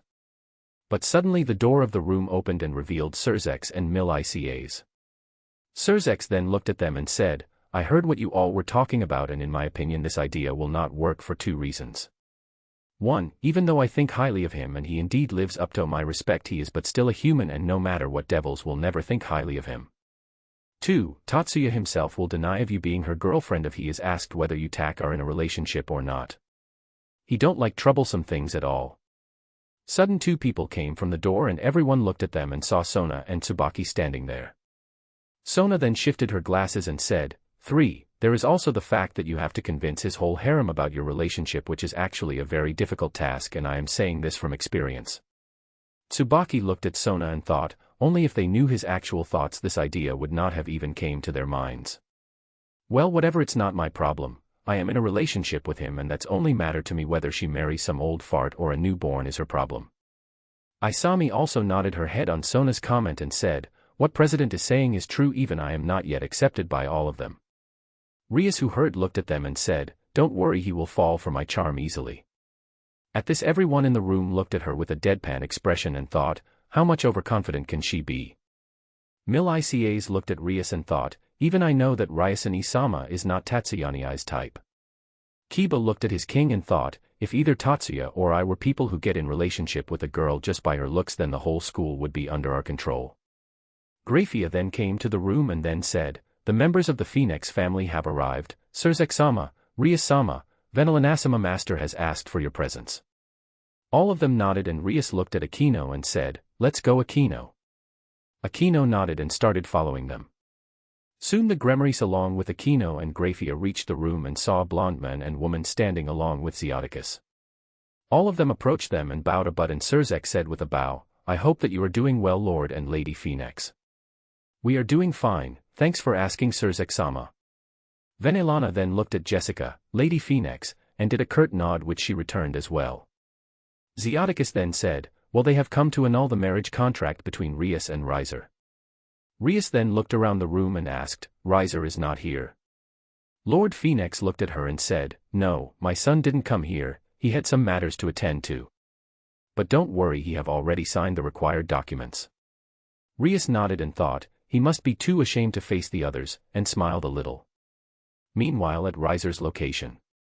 Riser cannot believe that Riser lost to someone who have never participated in a raiding game. Suddenly he felt someone place a hand on his shoulder and then he heard a voice, now, the mourning period is over. Grab a drink and let's celebrate. Riser nodded and held a glass of wine and said, to the annulment of Riser's marriage. To the annulment of your marriage, and everyone in the room took a sip of their drinks.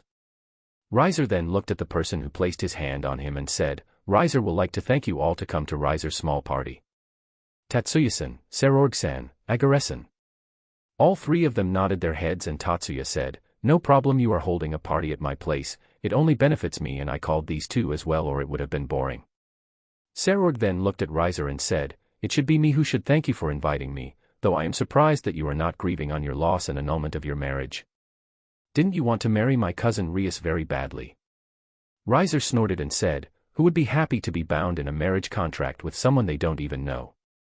Riser was only pushing her to marry me because it was Riser's duty as a member of Phoenix family. Even though Riser is not a heir, Riser still takes his duties seriously. And what should Riser grieve about? It only benefits Riser. Riser can go back to live his life peaceful, not studying about how to lead the house Riser would be marrying to. Riser is completely free from all that. Sikvera then looked at him and asked, but don't you feel bad? You could have become the head of House of Gremory in future. You would have gained a lot of wealth and authority. Riser waved his hand and said, too troublesome.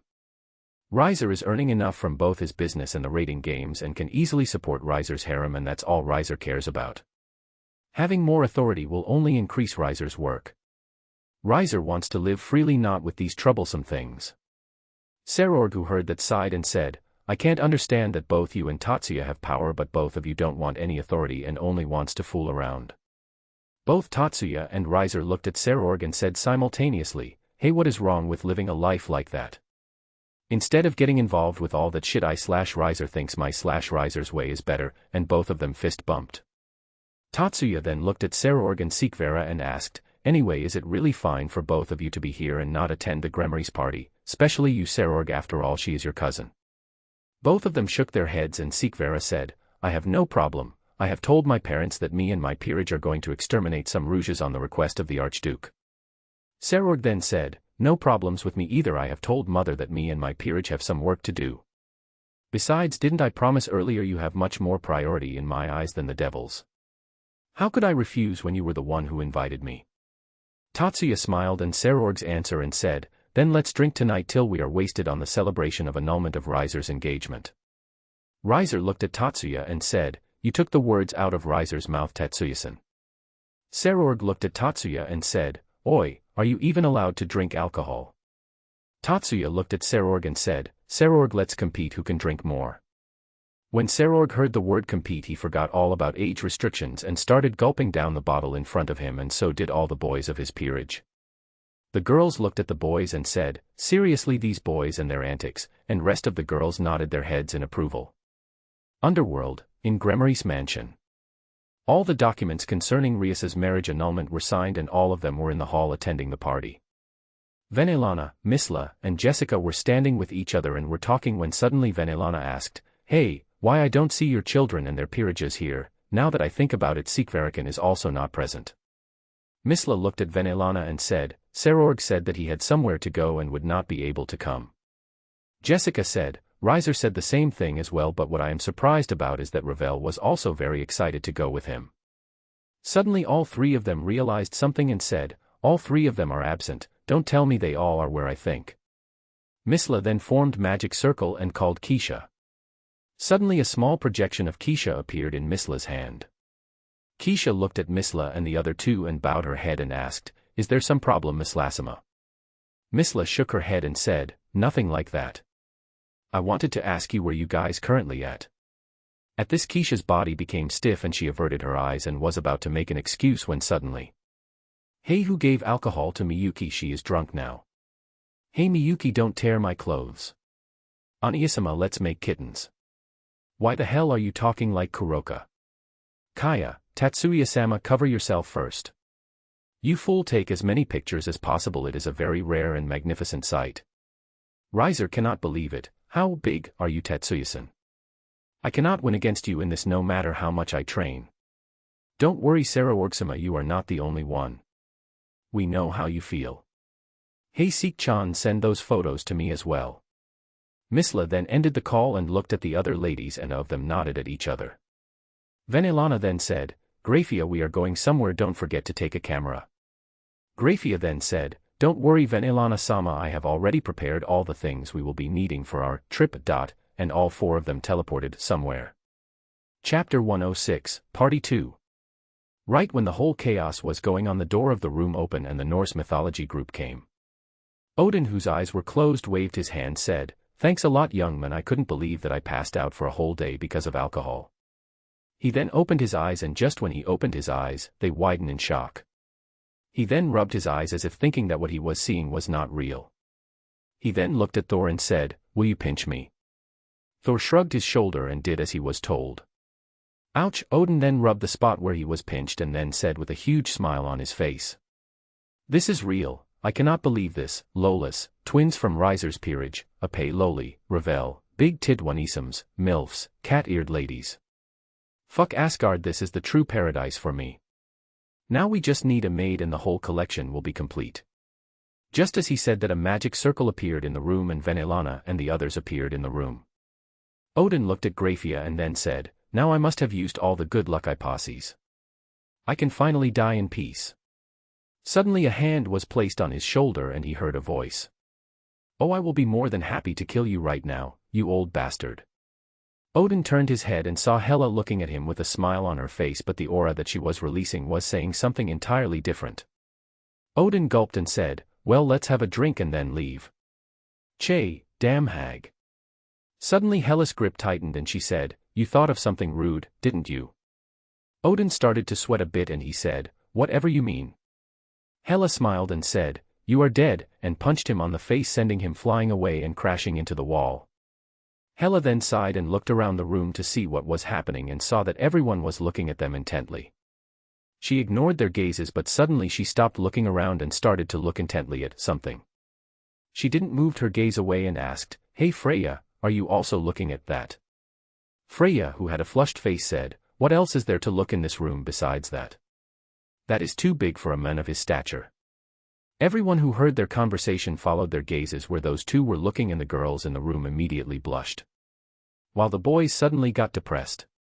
Odin, who came out of the wall, looked around the room and was confused, and his gaze then fell on Thor, who was crouching in one corner while mumbling, his hammer is bigger than mine. Odin was confused and then saw everyone looking at the same direction. He too looked that way and his eyes widened in shock. He too then sat beside Thor and started mumbling, his spear is longer than mine. Kurumi, who saw the condition of the people, smirked and said, even gods cannot compare Tatsuya huh? Tatsuya, who was now being started at, felt awkward and then covered his Excalibur with his hands. Click. Suddenly the sound was heard by all and Tatsuya looked at the direction from where the sound came and saw Grayfia holding a camera in her hand. Tatsuya looked at her for a while and asked, "Occult, what are you doing?" "Nothing of your importance. Don't mind me and continue what you were doing earlier." She then paused for a while and then said, "Can you move your hands away, it's blocking the view." Tatsuya was dumbfounded by her answer and looked around the room and saw every girl in the room looking at her and thought, why are there so many Freyas in the room? He then snapped his finger and then he was again covered in clothes, making all the girls grunt in displeasure. He then looked at the Norse group and asked, "You guys are still here?" Hela then said, "We decided to thank you for taking care of us after we were passed out." Freya then said, "But I didn't thought of receiving such a treat on coming here." Tatsuya ignored her comment and then looked at Venelana's group and asked, "And why are you all here? Didn't you have to attend your daughter's celebration party?" Venelana looked at him and said, "We did attend that, but when we came to know that there was an event going on here, we decided to come here instead." Tatsuya then asked, "What kind of event did you think was going on here?" Before any of them could answer, Kurumi said, "What else? They must have thought that an orgy is going on here." At this all the girls in the room except for the older ones blushed.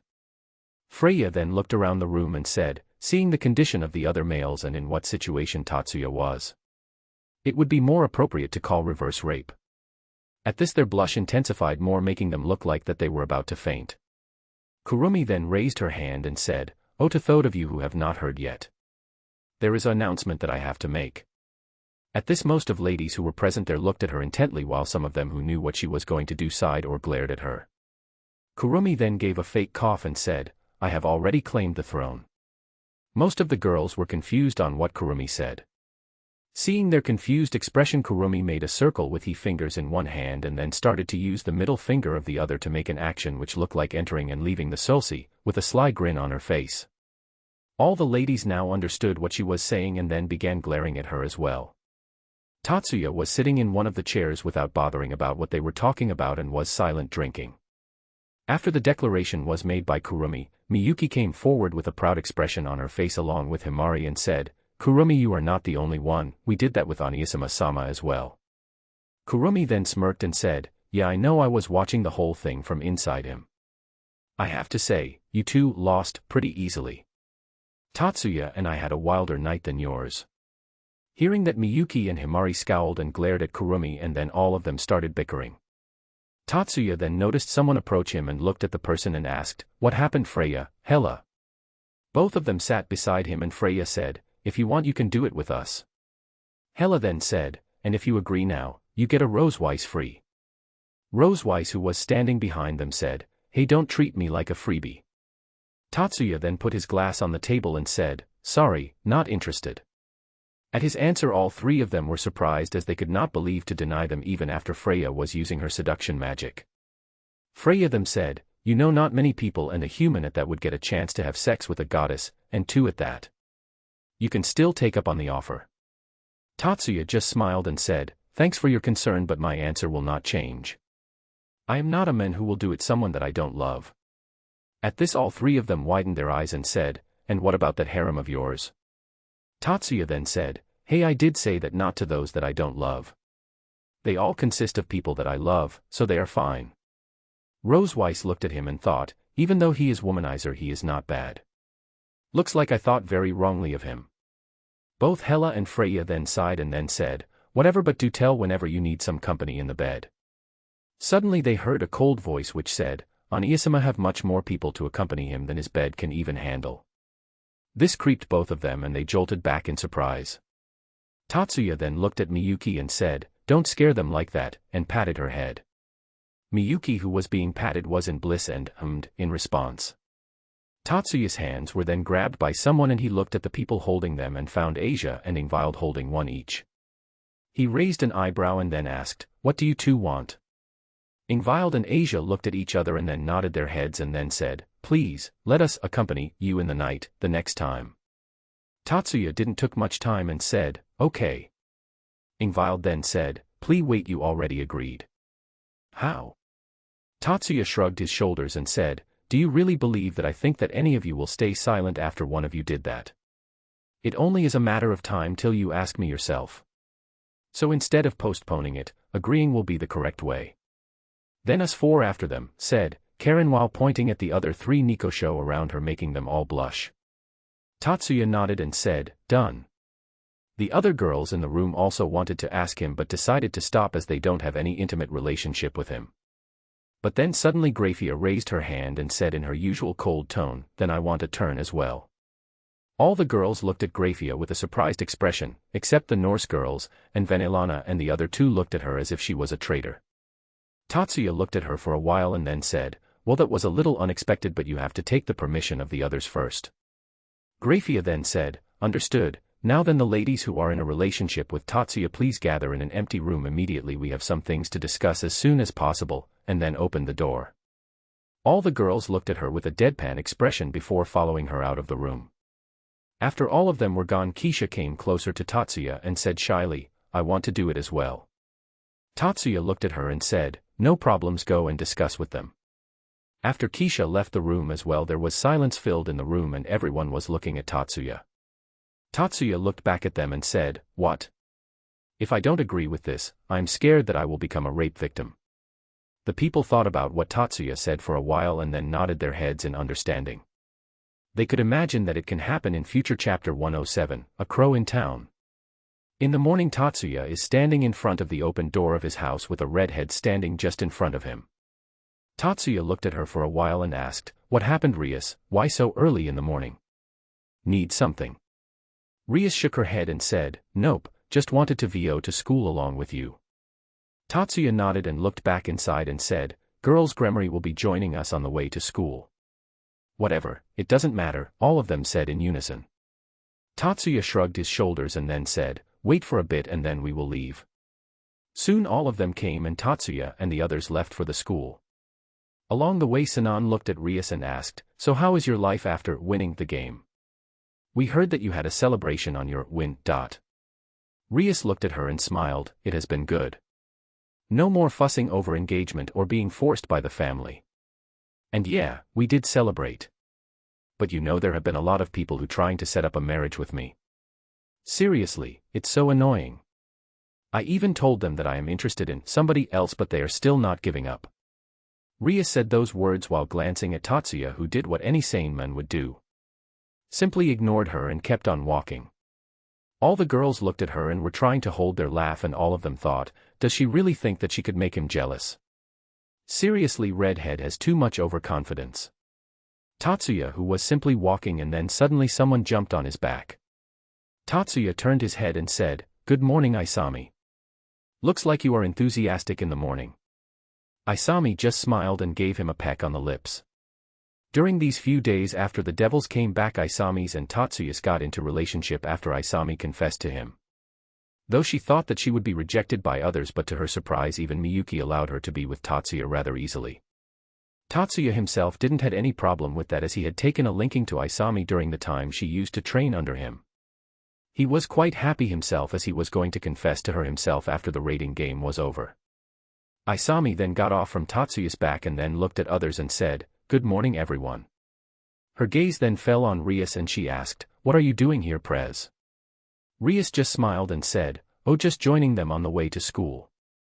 Ingvild then came closer to Isami and said, trying to seduce Tatsuya. Isami, who now heard the real reason, nodded and then started to talk with the girls. Rias then walked closer to Tatsuya and asked, hey Tatsuya, can we have the ORC meeting at your house today? Tatsuya didn't even look at her and said, why? This answer made her a bit surprised and she said, please, the clubhouse will be undergoing the annual cleaning. Tatsuya then thought for a while and then said, then it would be better to go to Isami's house. She can meet her parents as well like that. Rias, who heard that, wanted to retort but couldn't as Tatsuya's reasoning was right. Soon all of them reached the school and separated their ways. Later that day, Tatsuya and his group went directly to their homes without bothering the Gremory group. On the way, Ingvild asked, why didn't you let them come to the house? You are not that strict to let someone not even enter it. Tatsuya looked at her and then said, I don't have any problems if a person just wants to come and hang out. What I have a problem with is that if she found out about our training facilities she would be bothering us too much. Do you think that a time chamber is something easily available? The gravity and climate manipulators along with all the things present there to make you all train for different circumstances is not something that can be easily found. All of them nodded and then silently went back home. At night Tatsuya felt a familiar presence inside the town and decided to check. He then directly teleported to the location and found himself standing in a room with a lot of sofas and dim lighting. He then took a seat on the sofa and waited for a while, and soon a door opened and came a man with black and blonde hair wearing a yukata. Tatsuya looked at the men and asked calmly, "What are you doing here in the town, Azazel?" Azazel was surprised by the voice and looked at Tatsuya and asked, "Since when did you came here?" "A while ago." Azazel nodded and then took a seat on one of the sofas and said, "Well, this town is peaceful and I like the silence here. It's very relaxing." Tatsuya looked at him with a deadpan expression and said, "And what is the real reason?" Azazel smirked and asked, "Whatever you mean, I am just a friendly neighborhood fallen angel." Tatsuya snorted and said, "More like a friendly neighborhood pervert, and answer me seriously, why are you here?" Azazel's face twitched and he said, "Hey man, don't be like that. I just came here for some research." As he said that, a magic circle appeared in the room and soon Isami came out of it. "Are you the one who summoned a devil?" Isami then looked at the people sitting in the room and found Tatsuya along with Azazel in the room. Her eyes widened in surprise on seeing Tatsuya and she asked, Tatsuya, are you the one who summoned me here?" Tatsuya simply glanced at Azazel in response to her question. Azazel looked at the two of them and said, "Wait, you two know each other?" Both Tatsuya and Isami nodded in response, and then Tatsuya said, "So what request do you have from my girlfriend?" and gave a cold smile. Azazel, who looked at Tatsuya, got a shiver run down his spine and said, "Nothing like that, I just wanted someone to accompany me while drinking." Tatsuya just nodded his head and then said, "And what about your research?" Azazel then said, "Oh, I heard that the wielder of the boosted gear is in this town, so I decided to check on her and try to take her under my wing." He then glanced at Isami, who was still confused, and said, "But seeing that she is already a devil and your girlfriend as well, I guess that I already missed the opportunity." Tatsuya looked at Azazel and said, "Well, it was a fallen angel who killed her, so I guess you already lost the chance to even ask her."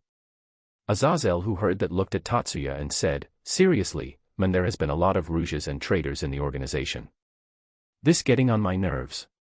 It is because of them that fallen angels have a bad name in the supernatural world." Tatsuya then sat back comfortably and then said, "Anyway, let's leave it at that. How far has your research progressed and how is the battle junkie?" Azazel then summoned a bottle of whiskey and some glasses and poured him and Tatsuya some. He then looked at Isami and asked, "Do you drink?" Isami, who just being ignored till now, got surprised and said, "No, I don't." Tatsuya then took out a can of cola and threw it at her and said, "Here." Isami caught the can and then looked at both of them and asked, "Is it fine for me being here?" Tatsuya waved his hands and said, "Just sit there for a while and drink. After that your contract is complete and you can go." Isami nodded and then opened the can. Tatsuya and Azazel then started their talk, and after talking for a while Azazel then asked, "Hey, what would you do about Valley? Because you must be knowing that there is no way that he will not fight that girl sitting there." Tatsuya took a big sip and then said, "I don't mind as long as they are fighting, but if the situation comes to Isami getting killed, then I will interfere. Besides, if I just promise him that I will fight in her stead, then he will easily expect." Tatsuya then had a smirk and then said, "I also know some of his dark secrets, so he would be willing to accept my offer happily." Azazel looked at Tatsuya and said, "And I hardly believe that a battle junkie like him will yield to a threat like that." Tatsuya smiled and said, "Oh, he will be more than willing to. After all, it would better for him that others do not know that he have but fetish." Tatsuya then looked at the clock and said, "Well, it has become very late, I guess we should get going." Tatsuya then looked at Azazel and said, "Now pay up for the contract." Azazel twitched his lips and said, "How stingy can you be?" Tatsuya then said, "Hey, I am not revealing that the governor of the Gregory is in the town to the devils. It should be plenty enough." He then looked at Isami and then said, "And make sure to not tell the others about this pervert." Isami only nodded and said, "It doesn't matter. Seeing that he is on good terms with you, I can be assured that he don't have any ill intentions." Azazel then stopped grumbling and then pointed to a painting and said, "How about this as a compensation? It is an original." Isami looked at Azazel and said, I am fine with that, but isn't that too expensive? Azazel shrugged his shoulders and said, this is the only thing that I have at the moment. Tatsuya snorted and said, like hell, the leader of a faction is short on money. Azazel's brows twitched and he said, anyway, this is all I have. The only other thing that I can give you is my soul. Isami then waved her hands and said, no, I didn't do anything to get your soul as compensation. Tatsuya then moved towards Azazel and said, sure, why not, and removed the astral body from his human body, Seiki's power, and immediately Azazel's body blanked out. Azazel, who was in his astral form, looked at his body and said, did you really extract my soul? Tatsuya looked at him with a neutral expression and said, yeah. He then looked at his own astral body and saw that he could see through it. He then tried to grab Tatsuya but was unable to. His eyes then fell on Isami, who was trying to wake his flesh body up, and said, oi girl, can't you see me? Tatsuya looked at him. No one can see you or hear you if you are in that form. Azazel was surprised by that and then started thinking something and said, then can't I stay in the ladies' bath without getting caught? He then looked at Tatsuya and said, Tatsuya, let's go to a bathhouse right now. Tatsuya looked at him with a deadpan expression and after signing said, I cannot believe that you can think something good out of this. Azazel grinned and then said, I always look at the positive aspects of everything. No, you look at the perverted aspects of everything. Azazel shrugged his shoulder and said, that comes in positive aspect as well. Tatsuya then sighed and then combined his astral and flesh body and took Isami along with him. See you later and don't cause trouble, and left his apartment along with Isami. Chapter 108, Brothers. After both Isami and Tatsuya left Azazel's place, Isami started asking questions about Azazel and Tatsuya started to explain her about the fallen angels and Gregory. Soon Isami got a call from Rias regarding a stray devil in the town, and Isami and Tatsuya parted ways. Tatsuya, who was now alone, decided to take a long way home as he wanted to travel a bit after drinking with Azazel and started walking aimlessly around the town. After half an hour of walking it started to rain, but Tatsuya used his psychic powers to make the water droplets bounce of his body. Seeing that it was raining heavily, Tatsuya decided to go home as others might get worried. On his way he heard a voice which he concluded to be clash between swords and decided to check the area using magic. But just as he used it he confirmed it to be Kiba and ran towards the location. Just as he reached there he saw Kiba and a stray priest which he thought to be Freed were fighting. He then came forward and asked, what's going on here? Both Kiba and Freed got alert by the voice and looked at Tatsuya. Kiba widened his eyes and said, Tatsuya, what are you doing here? Just taking a stroll, didn't expect to fight you here. So who is that guy, your friend? Kiba shook his head and said, no, this person standing here is Freed Selzen, a Rouge priest. Tatsuya looked at Freed and said, nice to meet you. Tatsuya, Shiba, at your service. Freed looked at Tatsuya weirdly for a while and then said, hello, I guess. Freed was then suddenly hit by realization and he pointed his sword at Tatsuya and said, hey, it is not the time to introduce ourselves, what are you doing here? You know what, just leave it, I will just slice you apart as well. Tatsuya looked at Freed and asked, what happened, man, why so angry? Someone stepped on you, dick, or what? Freed gritted his teeth and then said, you, forget it, you will die first. Tatsuya then looked at Kiba and asked, you cut his dick or what? Kiba shrugged and said, no, he is just like that. Tatsuya nodded and then asked, want me to deal with him? Kiba then gripped his sword tightly and said, no, I request you to not interfere, there are some debts that I have to clear with that sword. Tatsuya then looked at the sword in Freed's hands and said, oh, it's one of those Excalibur pieces, huh? Well, go ahead, be my guest. Kiba nodded and said, thanks. Freed, who heard them, laughed maniacally and said, what happened, shithead? Got scared of my Excalibur-chan? Tatsuya then looked at Freed and said, I have an Excalibur down there as well, and you know, girls love it. Freed became a big pissed on seeing that Tatsuya wasn't the slightest bit scared and then said, let's stop talking and start slashing. Kiba became serious and said, yeah, let's go. Holy Eraser and Black Beam started to originate from Kiba's sword and attack Freed. Freed simply blocked the attack with his sword and then the sword started to emit holy aura. Freed then looked at Kiba and said, that will not work on my Excalibur-chan, Devilkin. Kiba gritted his teeth and then ran towards Freed and started slashing at Freed. Freed continued to laugh maniacally and then parried all of Kiba's slashes. Tatsuya observed their fight and thought, that sword must be Excalibur rapidly. That must be the reason why Freed is able to fight at Kiba's speed.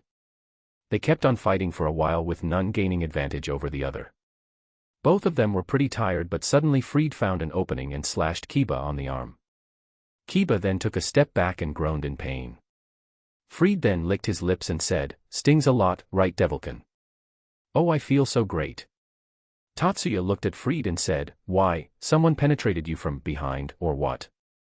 Hearing that, Freed got out of his own world and glared at Tatsuya and said, "Just you wait, shithead, I will deal with you once I kill Devilkin," and started running towards Kiba. Kiba, who was injured, decided to block the attack, but noticed that he won't be on time because of his injury. Just as Freed was about to attack Kiba, Tatsuya said, "Oh man, you stepped on dog shit. Yuck." Freed immediately stopped his hand and looked down and lifted his foot. Tatsuya saw that and said, "Kiba now." Kiba nodded and slashed at Freed. Freed, who noticed the attack coming towards him, jumped away and then said, "Hey, that's not fair." Tatsuya just looked at him without any expression and said, "Yeah, I know." Freed then said, "It's a 2 against 1. Tatsuya, with the same expressionless face, said, "And so is a threesome." But they don't complain, do they? Both Freed's and Kiba's lips twitched and Freed said, "This example is irrelevant here." Tatsuya nodded his head and said, "I know." Freed gritted his teeth and again took his stance to fight, but suddenly a magic circle appeared near his ear and Freed's eyes widened. He then looked at Tatsuya and Kiba and said, "Looks like you live a bit longer, Devilkin, shithead. Someone is calling me," and then threw something on the ground and the whole area illuminated in a blinding light. Freed put his sword on his waist and ran away, but what he failed to notice was that Tatsuya already taking his sword and storing it in his storage. Tatsuya then came back to his position before the light died down. He then looked at Kiba and said, "Well, there he goes, so wanna tell me your story?" Kiba sighed and then said, "Let's find a shelter first. It is raining quite heavily." Tatsuya nodded and both of them then entered an apartment which seemed to be Kiba's house. Tatsuya has already informed the others that he would be staying at Kiba's place for the night as he had something to discuss with him. Kiba and Tatsuya then dried themselves up and then sat down facing each other. Tatsuya looked at Kiba and Kiba was looking down on the floor. Tatsuya waited for him to speak, but noticing him he sighed and said, "Listen, I am not forcing you to speak up. If you don't want to, then I won't force you, but if you tell me, there might be a way that I can help you." Kiba then looked at Tatsuya with a determined expression and then said, "I will tell you," and then started telling about the Holy Sword Project and his life. After he was done, Tatsuya looked at him and said, "You have gone through a lot." Kiba sighed and said, "Yeah." Tatsuya then patted on his shoulder and said, "Don't worry, everything is fine now."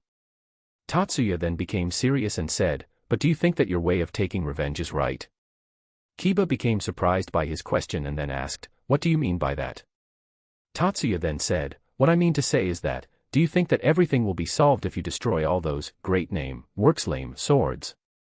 Kiba was a bit confused by what Tatsuya said, and seeing that Tatsuya sighed and then said, "Just think about it, like someone destroyed the original Excalibur and then its pieces were used to make new Excaliburs. So, if you were to destroy the sword again, there is a chance that they can recreate them, or worse, they can even make more swords with the new fragments, and to choose while there's for those fragments a new Holy Sword Project will start and many children will suffer again. Do you really want that?" After hearing Tatsuya's explanation, Kiba started to hesitate about his revenge. Seeing the conflicted expression on Kiba's face, Tatsuya said, "I am not asking you to forget about your revenge, what I am asking you is to change the method of your revenge." Kiba immediately looked at Tatsuya intently, waiting for answer. Tatsuya then said, "How about killing the one who started the Holy Sword Project, Valper Galilei? After all, he was the one who made you and your friend suffer, right? Killing him will lessen the chances of another Holy Sword Project as well." Kiba remained silent for a while and then said, "I will think about it. Right now my head is in a mess." Tatsuya nodded and then said, "Take your time, there is no rush, you have the whole night to think about it." Tatsuya said with a smile on his face. Kiba twitched his lips and said, "Isn't that much time too less?" Tatsuya nodded and said, "I know that it is less, but as you have seen, that maniac Freed had an Excalibur in his hands. How do you think a stray priest will be allowed to possess one of the Excaliburs?" Kiba, who heard that, got surprised and started thinking about what Tatsuya said. He then said, yeah, now that I think about it, it is definitely weird for that priest to have that sword, it's as if. Tatsuya then said, someone from the inside is helping him, and from what I know only people with certain authority will be allowed near Excalibur's like. Kiba then seemed to realize something and said, people from the Holy Sword Project. They were allowed to take Excaliburs to test on us to know if anyone was worthy. Tatsuya then said, that's right, I believe something big is about to happen, and seeing that the maniac with Excalibur was here, I can feel that this town is going to be the center of the events. He then sighed and said, why are they aiming this town, can't they be happy on letting me relax? Kiba showed a wry smile and then said, don't worry, we will go through everything together like brothers along with the others, and moved his fist forward. Tatsuya looked at him and bumped his fist and said, yeah, like brothers.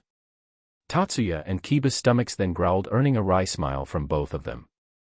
Tatsuya then stood up and said, I will fix something up. Kiba then sat back more comfortably and said, yeah, and make sure to make plenty.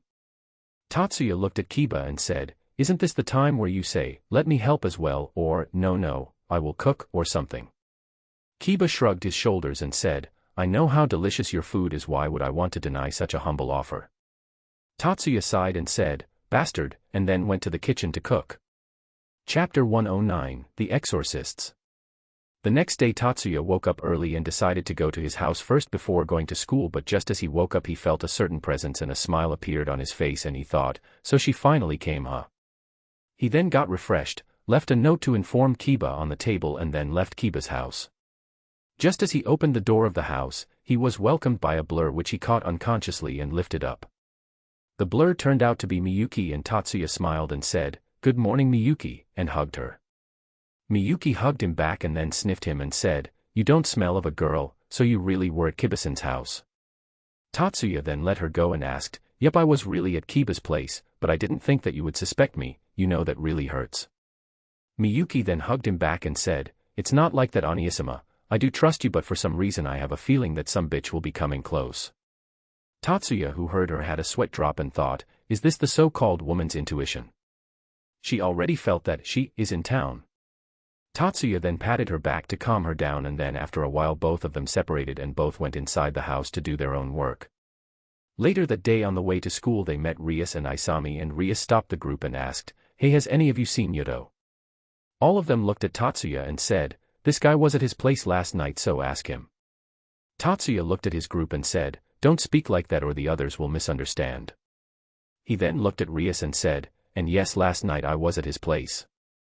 He had quite a lot on his mind, so to see that he do not do anything rash, I decided to look over him. Rias nodded her head and said, thanks a lot, I was very worried after he left off without telling me anything. Tatsuya looked at Rias for a while and then thought, though she is an overconfident idiot, she still cares for her peerage. Tatsuya then nodded and said, mention not, he is my friend as well. All of them then started walking towards the school while talking to each other when suddenly Rias said, oh yeah, we will be having some guests in the clubroom after the school is over. Isami looked at her and asked, guests? Is it something like your marriage again? Rias shook her head and said, no, nothing like that, 2 members of the church are coming to meet us. Apparently they have some work in our territory. Just as she said that, the atmosphere around them started to get cold and all of them looked at Miyuki. Miyuki, who just heard the information, thought, guests from church, bitch. She then started laughing, which gave the creeps to whoever saw her, and she then said, so she finally shows up, huh? Now I know why I had this feeling since yesterday. Tatsuya then patted her head to calm her down and the atmosphere turned back to normal. She then looked up and saw Tatsuya smiling at her, and she then realized, Oniisama, you already felt her presence, don't you? Tatsuya shrugged his shoulders and said, well yeah, after all she still has the necklace that I gave her, so I sensed her presence this morning as soon as I woke up. Miyuki then asked, then why didn't you inform me that she was back on town? Tatsuya just smiled and said, well, I thought that you would be more surprised if you see her directly and it would be more fun to watch your reaction, and just continued to smile. All of them around both of them were confused about what both of them were talking about. Tatsuya and Miyuki noticed their stares and Tatsuya asked Miyuki, should we tell them? Miyuki thought for a while and said, nah, just let them be. They will meet soon anyways. Both of them nodded and again started walking towards the school, leaving behind a group of girls complaining to them about not telling what they were talking about. Later at the end of the day, Tatsuya and the others were in the ORC clubhouse. Kiba was there as well, and all were silently sitting on the sofas with Tatsuya and his group in the corner and the Gremory group in the center waiting for the guests to come. Soon the door of the clubroom opened and two people wearing white robes came inside. The two people who came were girls, one having chestnut brown hair tied in twin tails and the other with short blue hair with a streak of green in them. Both of them then took their seats facing Rias. The chestnut-haired girl then looked at Tatsuya, and soon as if she remembered something she jumped from her seat and immediately came towards Tatsuya and hugged him and said, "Tatsuya, I missed you so much." Tatsuya hugged her back as well and said, "I missed you as well, Irina. How have you been?" Irina then separated herself from Tatsuya and looked at him and said, "I have been well, but what are you doing here?" Tatsuya was about to answer, but Miyuki beat him to that and said, "Is that even a question? It should be easily understandable why we are here. Looks like you are just as stupid as before." Irina then looked at Miyuki and said, "And I see you have just the same sharp tongue like the old days, Miyuki." Both of them were smiling, but everyone could see some sparks clashing between them. Miyuki then became neutral and said, "Anyway, it's nice to meet you again, I guess. Oh, and we are here because we are also a part of the supernatural, just so your small brain could not have realized it yet." Irina continued to smile and said, "Oh no, I understand." Her gaze then fell on Isami and she asked, "Are you Isami? It's been a long time." Isami looked at her in disbelief and said, You can't be Shido. Shido was a boy, not a girl like you." Irina then pouted a bit and said, "Says the one who matured even more than me." Isami was about to continue, but then the blue-haired girl interjected and said, "Irina, I think the work that we came for is more important." Irina nodded and then went back to her seat, and so did everyone else. Seeing that everyone was sitting, Rias said, "Nice to meet you, I am Rias Gremory." The blue-haired girl nodded and said, "Zenobia Corda, and this here is my partner." Irina then waved both her hands and said, "Hello, I am Irina Shido, but some of you must already be knowing me." As she said her full name, the other girls of Tatsuya's group suddenly realized something and said, "Oh, you are the clingy bratty bitch. Miyuki has told us about you. It's nice to meet you." Irina's brows were twitching and she looked at Miyuki and said, "Looks like you told them a lot about me." Miyuki smiled and said, "Oh, not really, after all there wasn't much to tell them about some trash." Irina's lips were twitching, but she calmed herself down and said, "Don't become restless, it must be a trial that God has set up." Miyuki then placed a hand on her cheek and said, "Oh my, I didn't know that you regarded me as a god." Irina had veins popping out of her forehead and she thought, "I really want to slice her apart." Miyuki just continued to smile in response. Chapter 110, The Talk. Seeing that they were not about to stop any moment soon, Tatsuya decided to intervene and said, "Miyuki, stop that, can't you see they are here for some important business? Look at Courtesan, she is itching to say something." At this all of them looked at Zenobia, whose brows were twitching because of the commotion caused by the two girls. Miyuki then sighed and said, "Yes, Oniisama, I understand. Sorry, Courtesan, please tell us what you want to discuss." Zenobia looked at Tatsuya and gave an appreciative nod, to which Tatsuya responded with a nod as well. Zenobia then said, "Thank you for arranging the time to speak with us." Rias kept a neutral expression and said, No, you don't need to thank me. I also wanted to know what the followers of the God want from a devil like me." Irina then said, "Out of the 6 swords that were under the security of the church, 3 of them has been stolen by the fallen angels." This surprised most of the people standing in the room except for Kiba and Tatsuya, who already saw freed Wilding and Excalibur. Zenobia then said, "Out of the 3 remaining swords, the ones we have are." She then lifted a huge sword covered in bandages and said, "The Holy Sword of Destruction, Excalibur Destruction." After that, Irina took her hand out of her cloak and while pointing at a thread tied around it said, "And the Holy Sword of Mimicry, Excalibur Mimic." After announcing about their swords, they paused for a while, thinking that everyone must be surprised on learning about their swords, but those who were shocked were a select few. Aside from Rias and her Peerage, except for Isami, none of them were excited that much. Isami herself possessed a Longinus and knew that how strong her sacred gear could get, and the weapons that Tatsuya's team possessed could easily outclass those holy swords. While this was going on, Tatsuya looked at the holy sword with uninterested eyes and thought, this universe's Excalibur is not that much of a big deal. Sure, they may cause great damage to beings who are weak to holy element, but that's it. Nothing more than that, the specific ability that each holy sword gives the user is also not something of that importance. For instance, I can consider Excalibur Transparency and Excalibur Ruler to be a great sword, but those effects could be gained by other magical tools as well. If I were to compare, my dick is a lot better than these swords. I can change the shape and size of my it, just like the Excalibur Mimic, and if I were to thrust my dick once by removing half of the limiters on my body, I could at least level half of the town without any problem. I can even make it tougher than diamond using enhancement magic. Tatsuya then came out of his thoughts when Miyuki asked, "Hey, is the thread your holy sword?" Irina nodded her head and said, "Yeah, this is my holy sword, it can turn into anything." Miyuki then said, "Then couldn't it be stolen too easily? They just have to bump into you and loosen the knot and boom boom, the sword is lost." Irina was completely shocked by what Miyuki said and then looked at her arm and said, "Now that you mention it, what you said does seem to be true."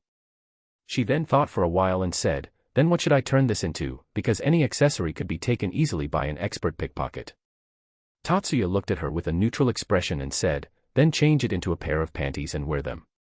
No chance of someone stealing or accidentally dropping it." The whole room fell silent and Irina was blushing deeply while covering her face and said, "How can you say those words in front of a pure soul like me?"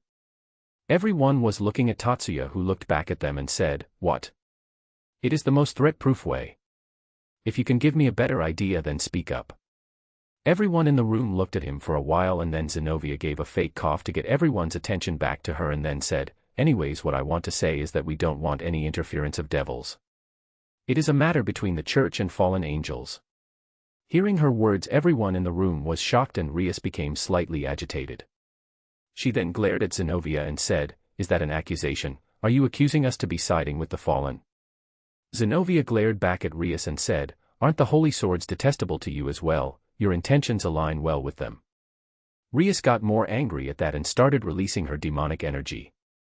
Tatsuya looked at the scene in front of him and thought, what they are saying might be true, but they can also be accused to side with the fallen to take out the devils. After all three factions are not currently in any form of alliance and are hostile to each other, and among the three, devils have the largest population because of reincarnated devils. Also, the holy swords cause major damage to devils rather than the fallen angels. Well, let's keep our mouth shut here. We don't want to interfere in their businesses now, do we? Zenobia remained calm even after Rias was releasing her energy and said, "If any of you were to interfere, we will annihilate you without any mercy. Even if you are the sister of a Mao." Tatsuya looked at Zenobia and thought, if she were to do that, forget the church, even the heaven will be ruined by a siskin. Rias then stopped releasing her demonic energy and said, "If you know that much about me, then let me tell you this. There is no way that I will align myself with the fallen angels. I will never do something that will tarnish the name of the house of Gremory or the Mao." Zenobia then smirked and said, "It's enough for me to hear that. I was just relaying the thoughts of those at the headquarters." Rias then eased her expression a bit and said, "Then it should also be clear to you that I have no intentions of siding with you as well." Zenobia nodded her head and said, "Of course, it is enough for us that you promise to not interfere in anything that happened in this town." Rias then thought for a while and then said, "I understand." Zenobia and Irina then stood up and said, "Thank you for taking out time and listening to our request." Rias then said, "Won't you have some tea before you go?" Zenobia shook her head and said, "No thanks, we are not here to make friends with devils," and started to leave along with Irina, but soon stopped on her tracks and looked in the direction of Tatsuya's group. She then said, "I have been suspecting this since I entered the room, but aren't you Asia Argento?" Asia was a bit surprised by this and said, "Yes." Zenobia then narrowed her gaze and said, "I didn't think I would meet a witch at a place like this." Asia became a bit surprised, but only a bit, and then she regained her expression. Irina, who now remembered who she was, looked at Asia and said, "Oh, you are the former saint who turned into a witch, right?" "Yes."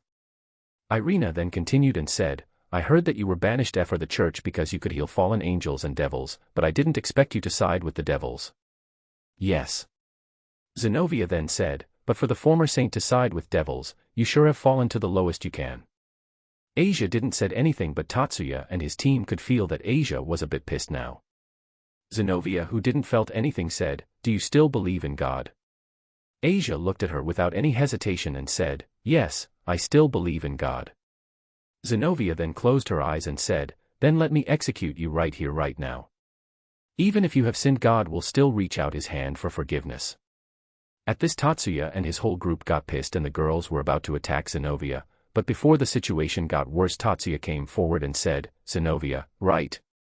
Zenobia nodded her head in response, and Tatsuya then looked at her with a cold expression which sent a chill down on everyone's spine in the room and said, "Do you want to meet your so-called God so soon?" Chapter 111, Numbers are still growing.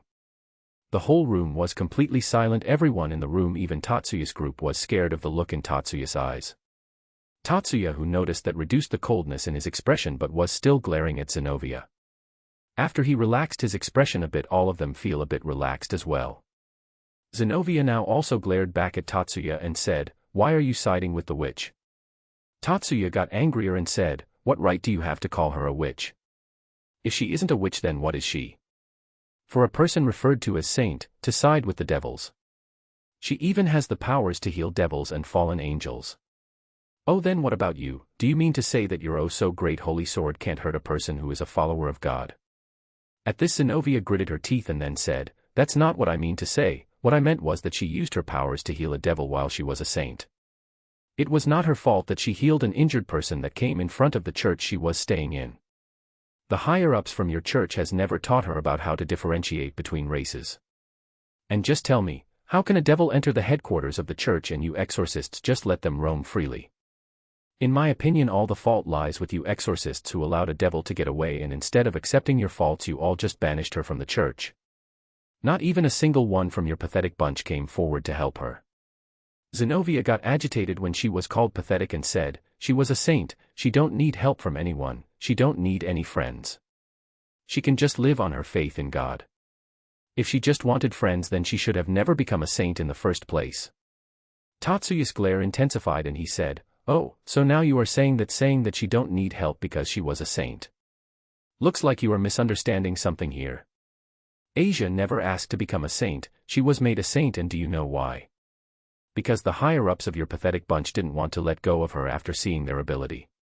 They gave her the title of the saint not because they thought that she was blessed by God. They gave it so that they can get hold of her." Zenobia gritted her teeth and said, "She have suffered because her faith in God of fake and must be banished because of the same reason." "Oh, now you say because her faith in God was fake, then why did you people labeled someone whose faith was fake as a saint?" Zenobia was then left speechless. She didn't had any way to retort to him and just stayed silent. Tatsuya, who saw that, smirked and said, "And even if I say that I believe you that her faith was fake, do you think that the church will take claim of you if I report that 2 of the church officials and holy sword wielders at that were found in a devil territory without any prior permission? Because seeing that the church only sent 2 people to claim their precious holy swords, I can only guess that they sent you to not be in any kind of suspicion." Hearing that, Zenobia gritted her teeth and said, "There is no way that the church would do something like that." Tatsuya smirked again and said, "Do you think that a person who is capable of stealing the holy sword from right under the nose of the church would be someone weak to be dealt by only 2 people of your level? It's obvious that they don't want to take any risks and sent you here on a do-or-die mission. They must have said some crap like, only an Excalibur can fight against an Excalibur, or even if you are not able to retrieve the sword, make sure to destroy them so that they are not left in the hands of devils and fallen, right?" Zenobia was shocked on hearing what Tatsuya said, as these were the same words that the church officials said to them before sending them on the mission. Tatsuya, who saw her remain silent, said, "Looks like I was correct, the church indeed said those words. Honestly, how pathetic of you to actually believe in them and take this kind of mission. The church dare to call of a good and pure person like Asia a witch when the people who are having the authority there are monsters." Zenobia was now very angry and pointed her huge sword, which was still covered in bandages, at Tatsuya and said, "You, just what are you to Asia?" Tatsuya put a hand around Asia's waist and pulled her close to him, making her blush, and said, "I her friend, her family, and the one who is going to protect her from the church and people like them who are taking advantage of her kindness. Just lay a hand on her and see how I fuck you up." As he finished that, the girls from Tatsuya's group said, "You do look cool, but you forgot that I am the one who will marry her in future part."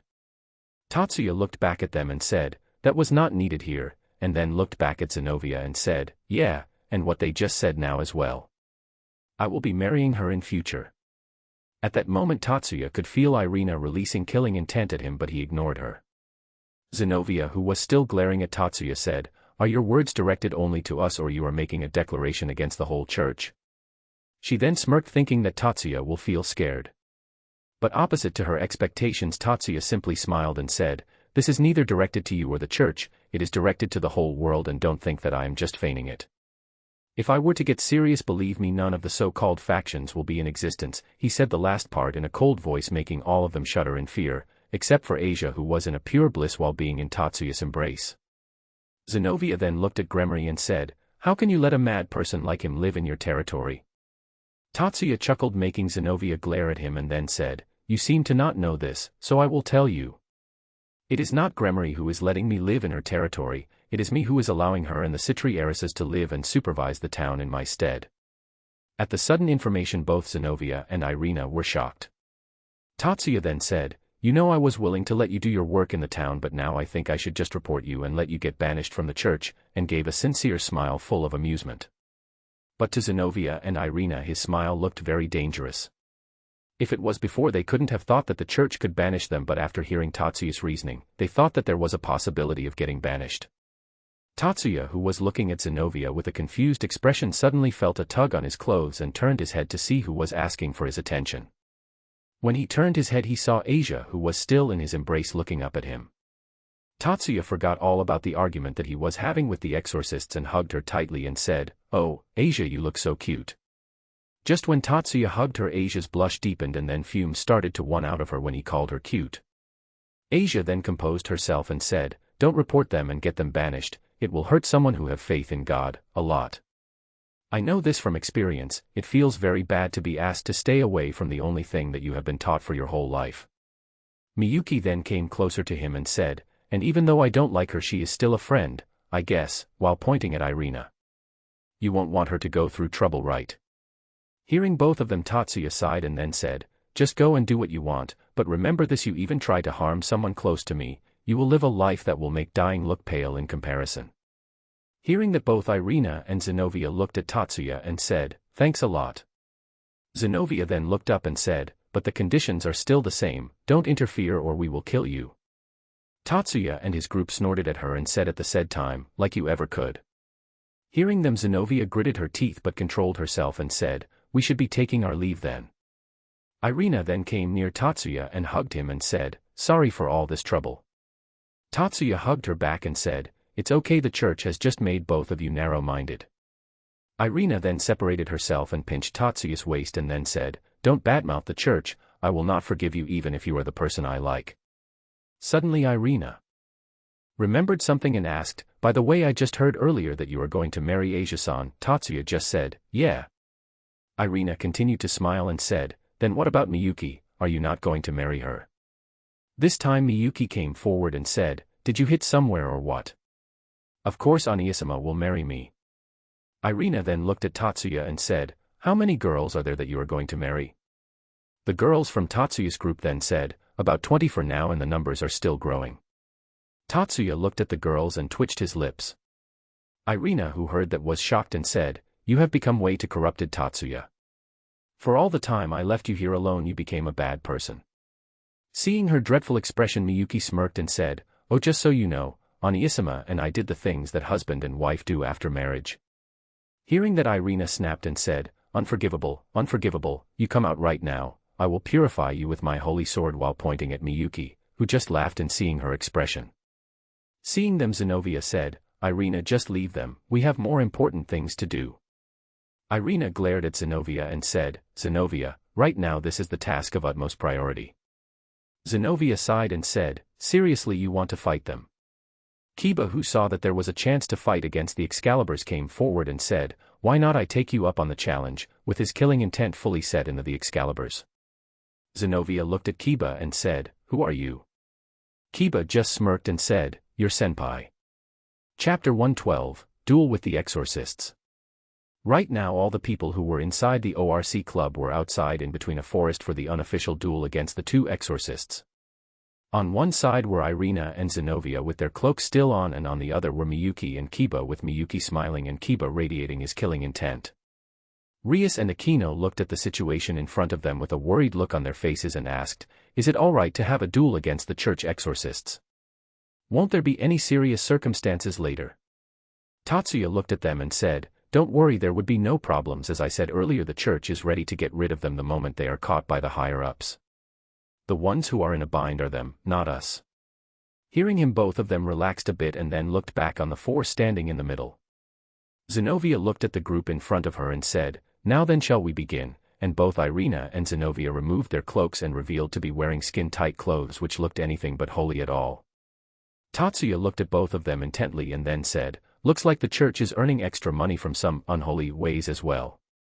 Miyuki looked at Irina and then said, "Is that your uniform as an exorcist?" Irina smiled and said, "Why yes.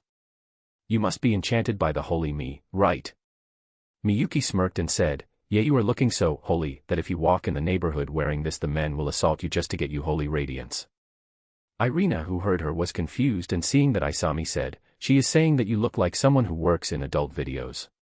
Hearing that, Irina became red and said, You dare make fun of such holy clothing.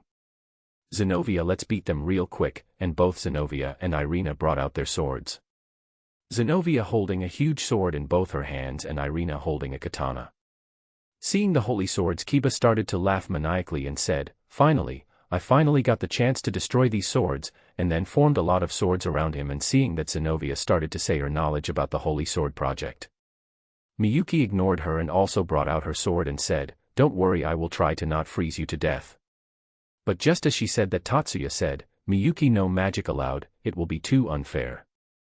Hearing that, Miyuki looked at Tatsuya with a pout on her face and said, "You are too stingy, Oniisama." "Well, whatever. He church slut, you just got saved from being skewered by an ice spike, do remember to thank Oniisama." Irina looked at Miyuki and said, "Oh please, like you can do that." Tatsuya looked at Irina and said, "Don't underestimate her, Irina, she has made a girl run around a mansion barely dodging the spikes while being completely naked. You could have been her next victim." Just when Tatsuya mentioned that, Rias shuddered and said, "That was one of the worst experiences that I ever had, and I definitely don't want to go through that again." Irina then looked at Miyuki and said, "I will definitely purify you with my holy sword." "Amen," and jumped at Miyuki. Miyuki smirked and said, "Let's get this over with," and then immediately vanished from her spot, making Rias and her peerage, except Isami, and the exorcists got surprised when she vanished.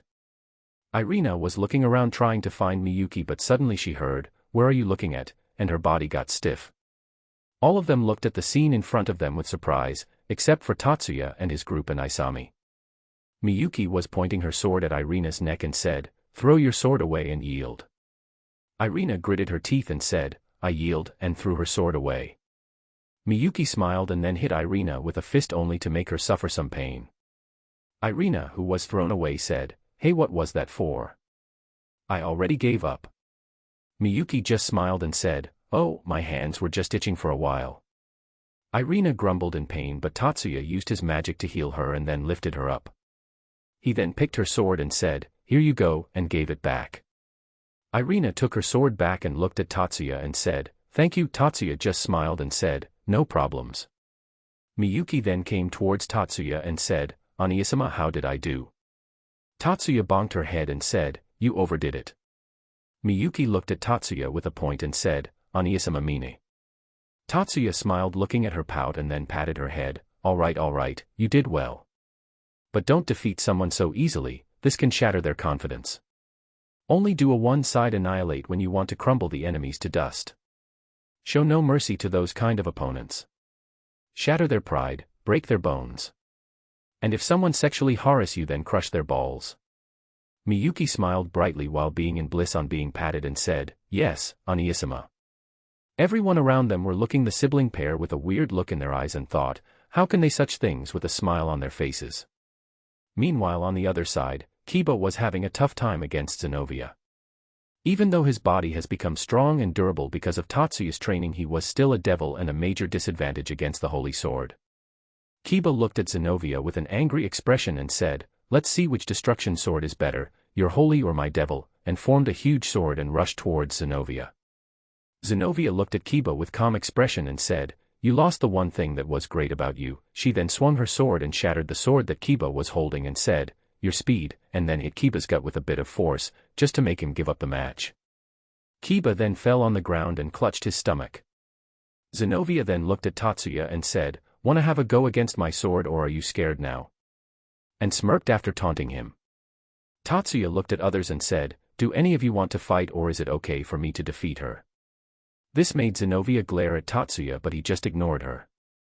The rest of Tatsuya's group just motioned to go and said, just defeat her and get this over with. It's already getting late. Tatsuya nodded and then went towards the field and stood in front of Zenobia. Zenobia glared at him and said, I will show you the power of my Excalibur destruction. Tatsuya looked at her seriously and then said, okay, then I will show you the power of my personal. He then paused, making all of them look at him intently. Tatsuya, noticing their gazes, smirked and then said, spoon, and took out a spoon from his storage, making all of the people fall down dramatically. Zenobia then stood up and said, are you here to joke with me? Tatsuya just smiled and said, no, I am not joking at all. Look here, my name is also carved on this spoon. This really is mine. Zenobia became more pissed and said, don't look down on me, and then jumped at Tatsuya. Tatsuya just sighed and said, starting the match with such a huge blunder. Sigh, I am very disappointed. He then took a casual stance and said, well, whatever, here goes nothing. Zenobia, who was reaching close to Tatsuya, said, are you giving up already? Sorry, but it's too late now, you will not get away from my sword. Tatsuya looked at her with a deadpan expression and thought, bitch, please, I can make you blow away with my sneeze. Tatsuya then moved his hand to the side. Zenobia, whose attack was about to hit him, smirked, but just when the sword was a hand's length away from Tatsuya, he swung his spoon, making contact with the sword, and said, full counter, lazily. Immediately Zenobia was thrown away with a lot of force, crashing through a lot of trees. All of them except for Tatsuya's team were shocked by the sudden display and were awestruck. Tatsuya then said, now you should always remember this, never mess with a person who have a spoon in the hand, and put his spoon back in his storage. All of them looked at him with a deadpan expression. Tatsuya looked at them and said, what?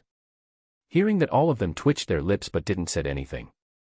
Miyuki then said, on Isama, what about not doing total annihilation that you just told me about? Tatsuya looked at Miyuki for a while and then said, just consider it an exception. Miyuki and the others looked at him with an expression which said, really? Tatsuya looked back at them with an expression which seemed to say, do you think that I give a damn fuck to what you think? Seeing his expression, everyone was twitching their lips but were brought out of it when Irina said, don't you think that we should take her out of that rubble of trees before she die of suffocation? All of them looked at the trees and saw a hand coming out of the logs. Tatsuya then said, you still alive, Zenobia? And the hand twitched a bit. Tatsuya then looked at others. AD said, you should ho and help your friend. She can die there. All of them looked at him and said unanimously, who do you think is responsible for this? Chapter 113, Getting My Hands Dirty.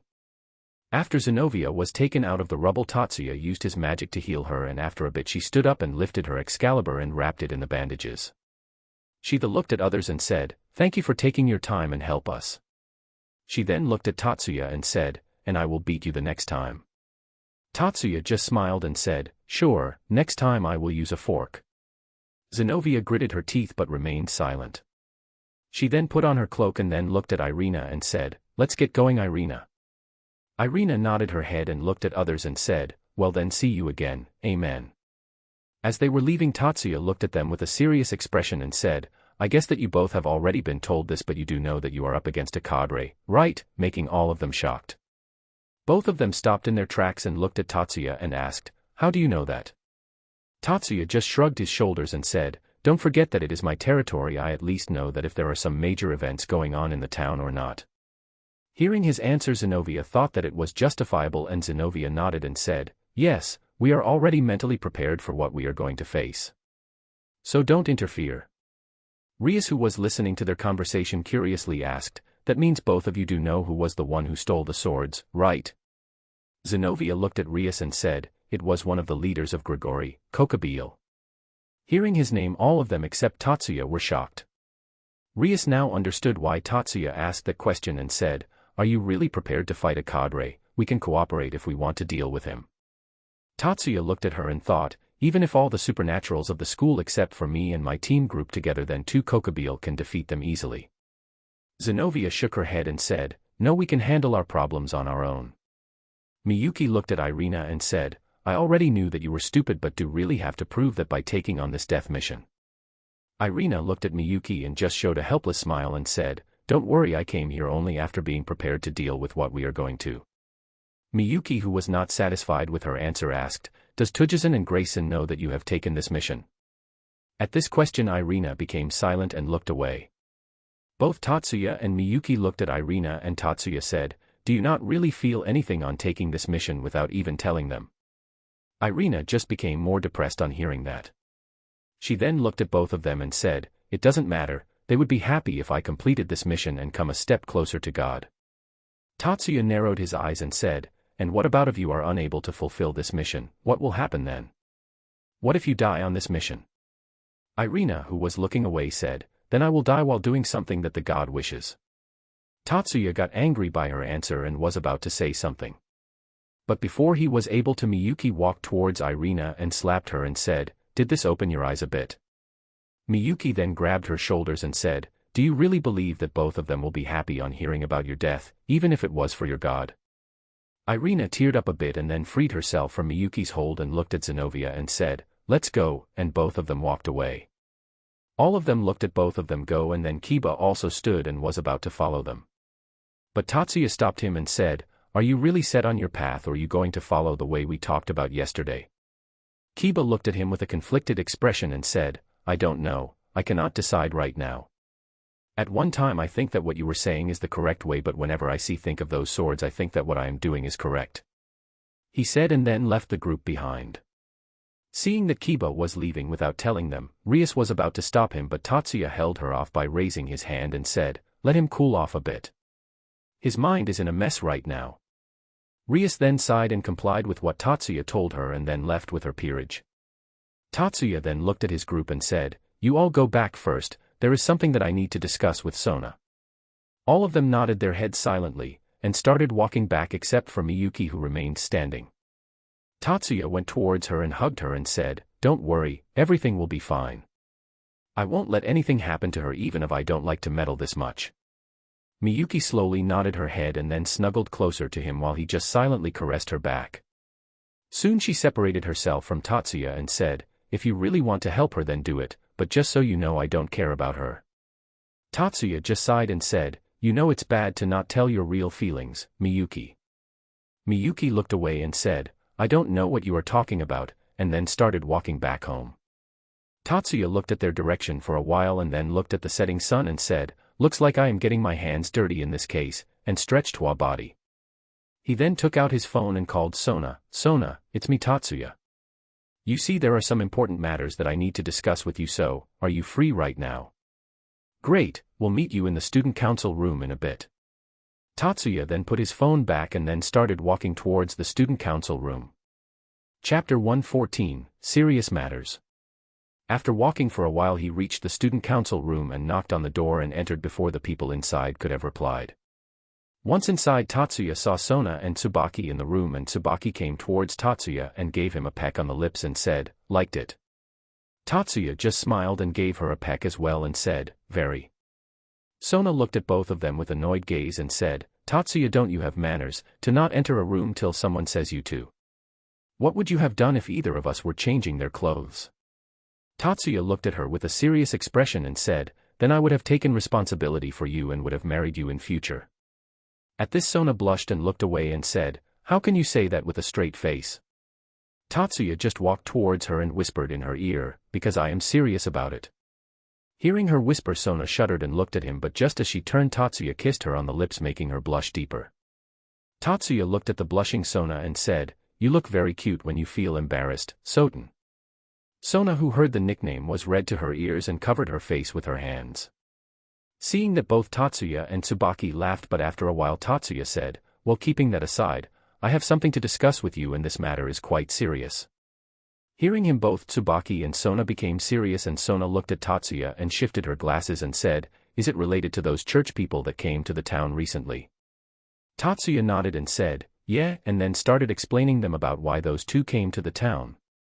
After Tatsuya was done telling them about the purpose of the exorcists, Sona started to think and said, "This can turn into a major problem." Tatsuya nodded his head and said, "It has already become, just think about this. The fallen stole church's holy swords and are now in a territory which belongs to the two devil heiresses who are also sisters of Amao. What do you think will happen if the situation takes turn for worse?" Sona and Tsubaki's expression turned grim and Sona said, it might lead to a new war among the three factions.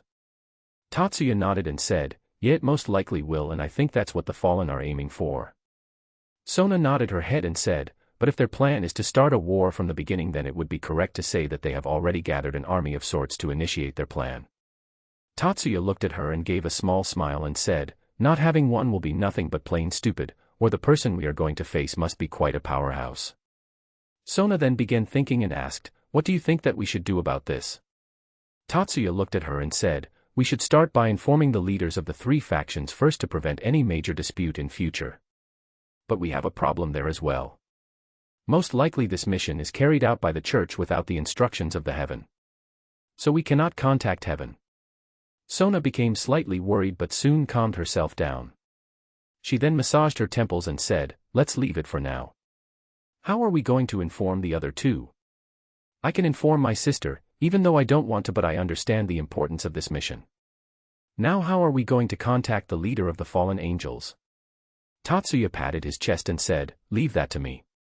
He then took out his phone and called Azazel. Soon his phone was picked up and... Hello Azazel here ahhhh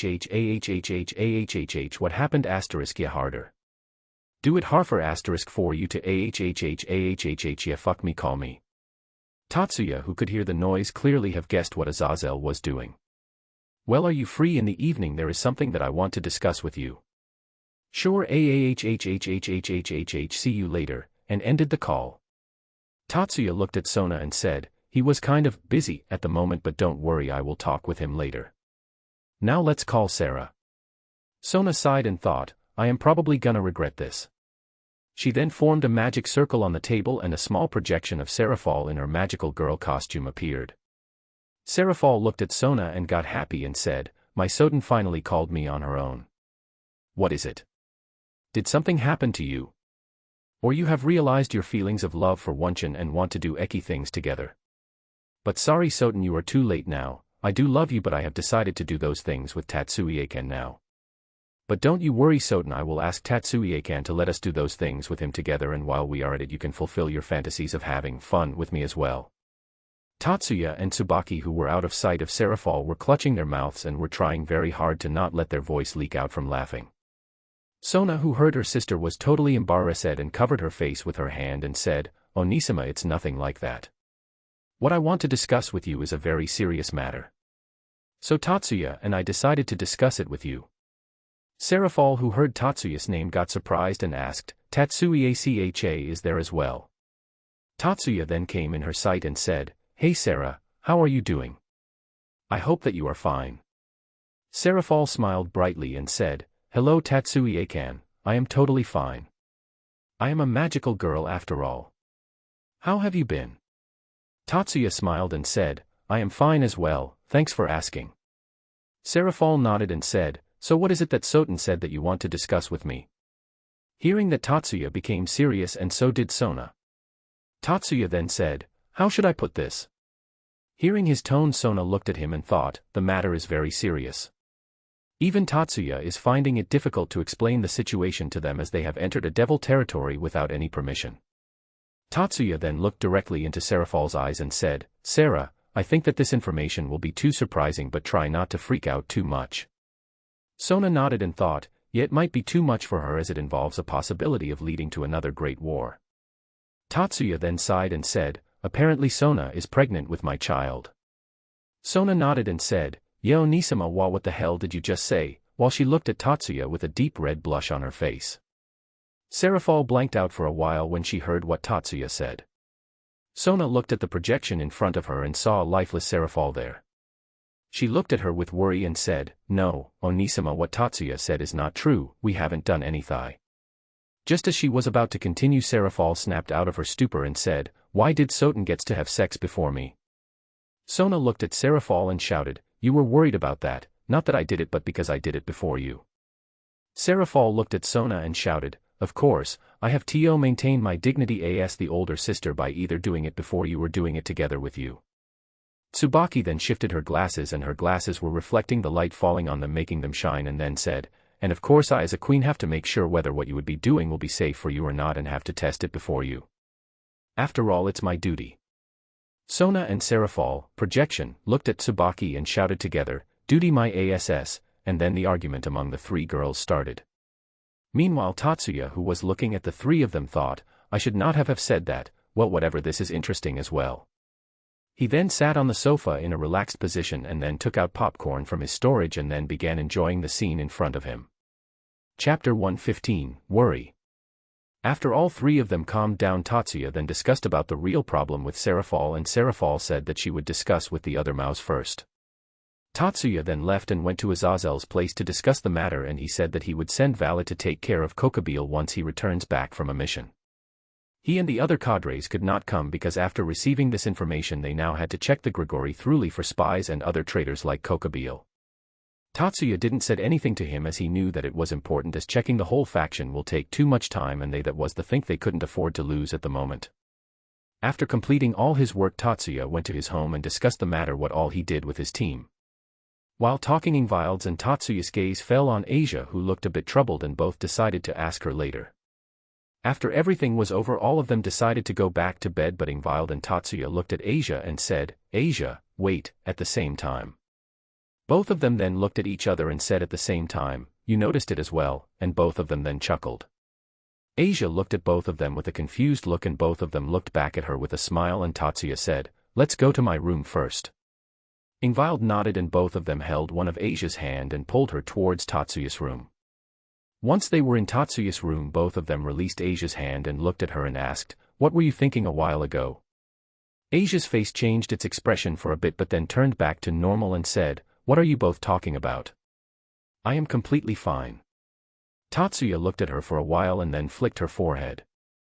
Asia then touched her forehead and said, "It hurts." She looked at Tatsuya and said, "Why did you do that?" Tatsuya moved his hand and flicked her again.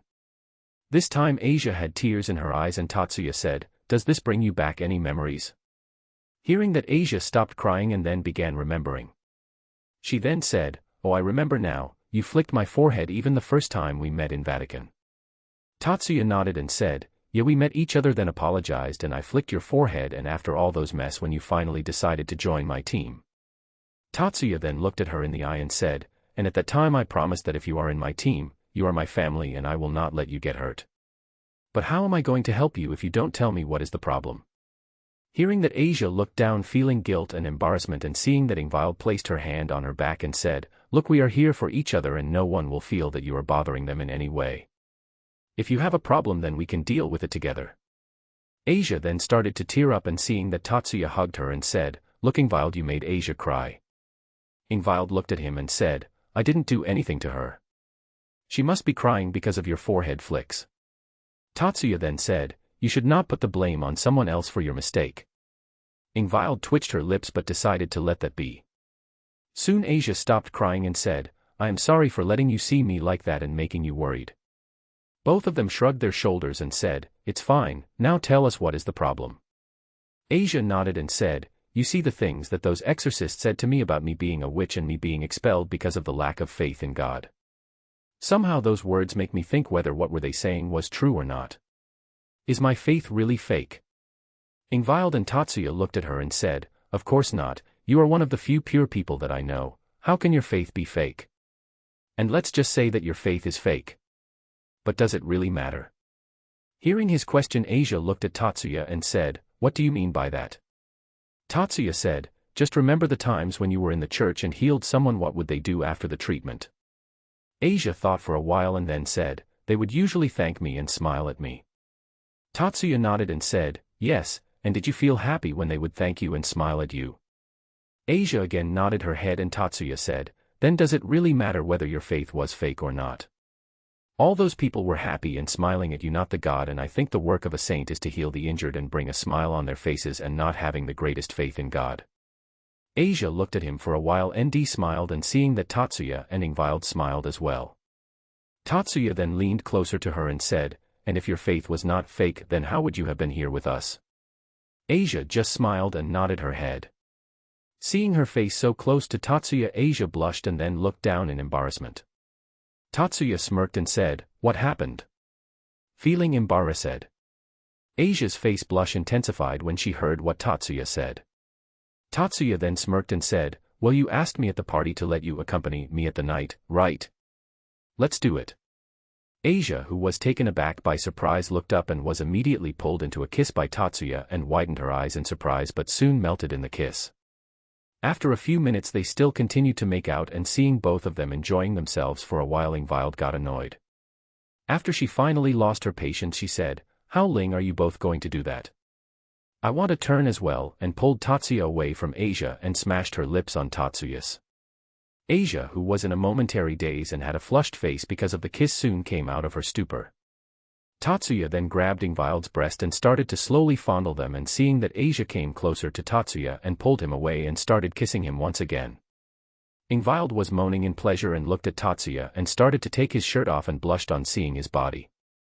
Tatsuya, who noticed her taking of his shirt, decided to do the same as well and took both Asia's and Ingvild's clothes off, leaving them only in their underwear. Tatsuya then made them lie down on the bed side by side and then looked at them, who blushing furiously. Seeing their embarrassed expression, Tatsuya gulped his saliva and said, it's going to be a long night, and then used his magic to make a sound barrier around the room. He looked at both of them and said, ready. Both of them shyly nodded their heads, and seeing the look on their faces, Tatsuya finally gave in to his urges and then started doing them. Chapter 116, Starting the Preparation. The next morning after waking up, Tatsuya felt some weight on both of his arms. He turned his head and saw Asia and Ingvild sleeping on his arms with a peaceful expression on their faces. Tatsuya smiled as well and then gave a peck on their foreheads to each of them. He then used his psychic powers to lift their bodies a bit and then moved his hands away and then placed them back softly. He then went out of the room and did his daily workout and got refreshed after that. All of them then had their breakfast and then went to school. In the school, Tatsuya could see that the atmosphere around the heiresses were quite tense. Rias worried about her night and Sona worried about the talk that they had yesterday. Tatsuya then sighed and said, things are pretty tense for all of us, I guess. Sigh, which bastard decided to entrust the Excaliburs to the church? They could have simply kept them in heaven. This would have saved them from being stolen, and all of this would not have happened. During the break, Tatsuya and his group along with Isami were talking to each other, and Isami then said, hey, do you guys have any information about Kiba? I am starting to get worried a bit now. Tatsuya shook his head and said, I have not seen him since then. But I am planning something to do about both Kiba and the situation somehow. Tatsuya then noticed Saji walking by and then said, Saji, come here for a bit. Saji, who heard Tatsuya's voice, looked at him and immediately started running towards him with a trail of dust cloud rising behind him. He then stopped in front of Tatsuya and then gave a salute and said, you asked for me, Tatsuyaniki. All of them looked at him with a weird expression, and then Tatsuya said, there is something that I want your help with. Are you free after school? Saji nodded his head and said, yes, Aniki, I am free after the school is over today, just tell me the location where I have to come. Tatsuya nodded and then said, don't worry about that, I will send it via a text. Saji nodded and said, yes, Aniki, and then went back. All of them looked at Saji's back and Isami said, that dude sure is your lackey. Tatsuya just shrugged his shoulders and said, well, he treats me that way, I think of him as my friend. Let's go back to the class, and Miyuki, make sure to tell Kaneko to come as well. And tell her not to inform anyone about it, not even Rias and Akino. Same goes for you, Isami. Isami nodded and said, don't worry, I will not tell a single soul about it. Tatsuya nodded and then all of them went back to their classes. Later that day, after the school was over, all of them went to a cafe and then waited for everyone to come. Once everyone was present, Tatsuya then said, since everyone is here now, let's begin. The reason I called you all today is because of the recent events that have been taking place in the town. You all must have heard about them, right? All of them nodded and then Tatsuya said, since you all know about the situation, you all must also be knowing how critical the situation is. One wrong step and then a new war starts. We cannot take any reckless steps if the situation turns into a war. All of them then became serious and nodded their heads. Tatsuya nodded his head as well and said, so we should take as many reckless steps as we can before it turns into a war. He said that, making all of them fall dramatically. Tatsuya then said, because without those reckless steps the war is inevitable. All of them turned serious again and then Tatsuya said, what I am planning is to cooperate with the church and help them collect the Excaliburs before Kokobile could do anything. All of them were shocked, but the ones who were shocked the most were the devils. Tatsuya nodded his head and said, I know that some of you are unwilling to cooperate with them, but it is the most efficient way for us to deal with the situation. Kagura, who was confused by that, asked, what do you mean by efficient? We have already enough people to search for those swords. Tatsuya shook his head and said, no we don't, because the ones who are going to search for them would be the devils, those exorcists, and Kiba. You along with the others will be working on protecting the town. There may be an army of stray fallen and start exorcists in the town, and we need to deal with them, or there will be a lot of people who would be in danger because of them. All of them then nodded, and then Saji raised his hand and said, Tatsuya-niki, not being rude, but why am I involved in this as well? Tatsuya looked at Saji and said, you were the only reliable person left in the school who can work with us, and didn't you listen? The only thing that we are lacking is numbers to search and deal with the enemies. Saji was a bit sad by his answer and slumped his shoulders. Tatsuya, seeing that, said, but it does not mean that you are not useful, Saji. You said it yourself that you took 4 pawns to get reincarnated, so you must show them your true worth. Hearing that, Saji became a bit spirited, but then he realized something and asked, but won't we get in trouble for taking such aggressive actions? There is also the case of President punishing me. Tatsuya snorted and said, there would be no problems, this is my territory after all. If they have guts to raise their voice and hand against me in my territory, then I will tear them away. And regarding your punishment, that is none of my business, just say something like I made you work for me by force or something and you would be safe, with a whisper, I guess. Saji looked at him with a wary expression and said, still, you are asking me too much.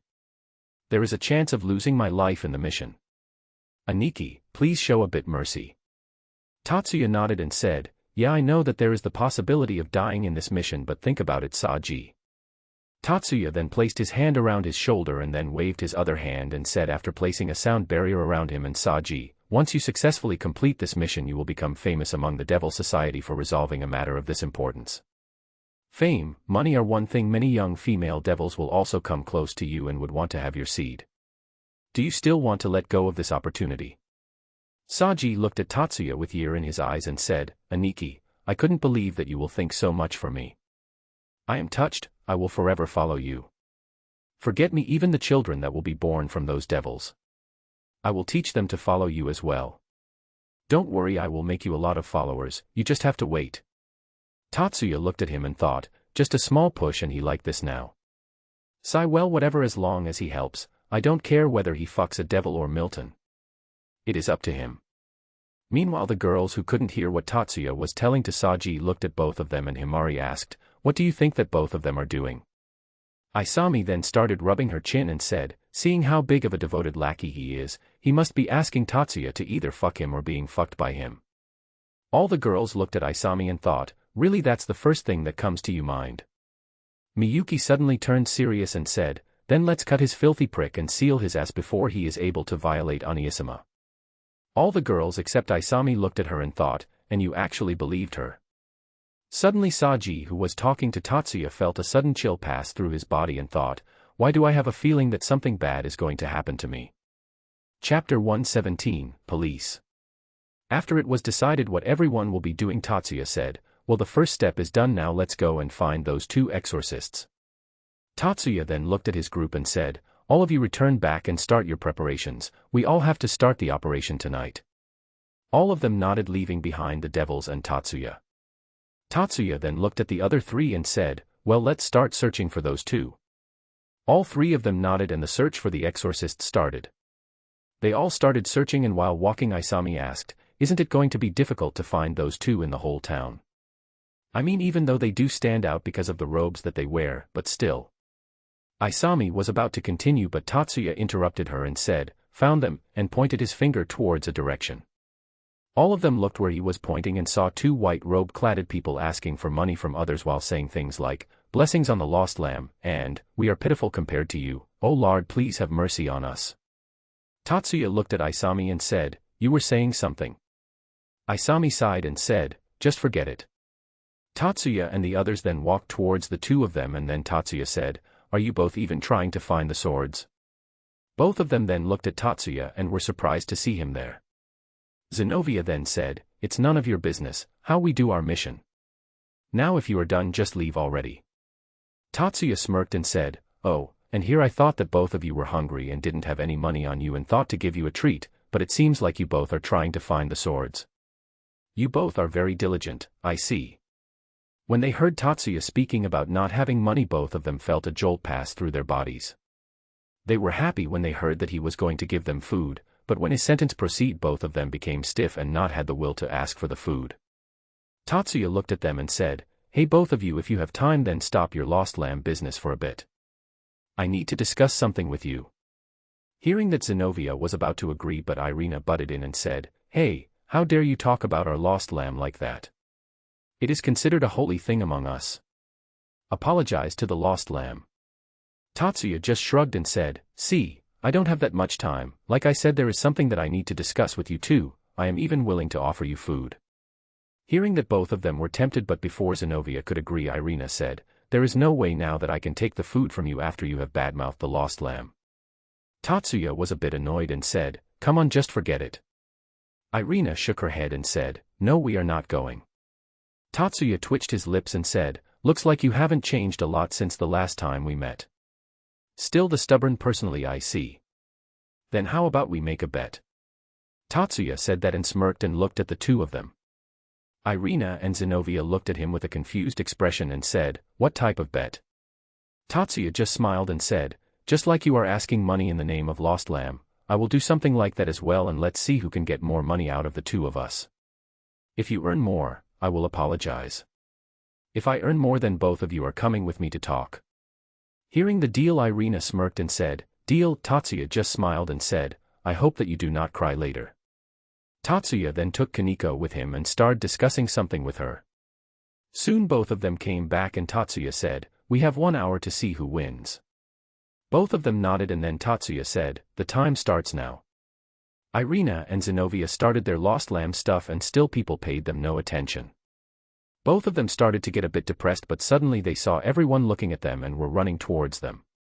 Seeing that, both of them got excited and Irina said, "Looks like they finally came to realize how great the lost lamb is." They kept looking at the crowd approaching them, but then something unexpected happened and the crowd went past them and started gathering around Tatsuya. Both of them got surprised and decided to see what was happening and somehow managed to cut through the crowd, and what they witnessed left their mouth open in shock.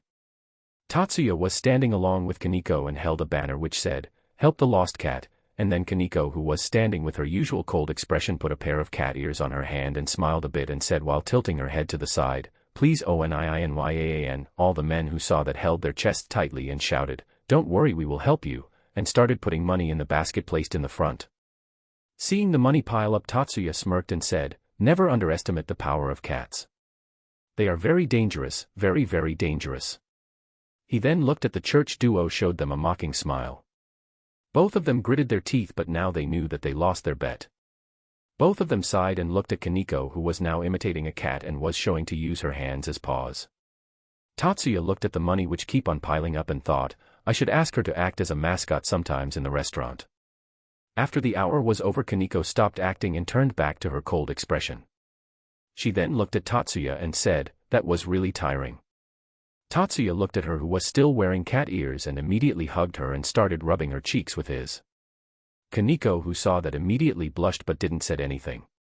Tatsuya, who was enjoying the moment, was suddenly pulled out of it when he heard, "If you are done with that, I guess you have to discuss something with us." Tatsuya stopped rubbing the cheeks but was still holding Kaneko in his arms, making her blush, and said, "Yeah, let's go somewhere else and talk there. This is no place to discuss something important." He then lifted Kaneko up and started walking back. Seeing that all of them looked at him with a sweat drop but still followed them. Kaneko, who was embarrassed by all the states that both her and Tatsuya were receiving, asked, "Senpai, can you put me down?" Tatsuya didn't even wait for a second and answered immediately, "No." Kaneko turned her head and looked at him and asked, "And when will you put me down?" Tatsuya looked at her with a determined expression and said, "Till I am satisfied." Kaneko blushed a bit and then asked, "And how much time will it take for you to get satisfied while holding me?" Tatsuya smiled and said, "Konkachan, if it were up to me, then I can hold you like this for my whole life. You are too cute for me to leave you." Kaneko's blush intensified and then said, "Then you have to take responsibility for this NNNYAA." Hearing that, Tatsuya felt that an arrow pierced his heart and thought,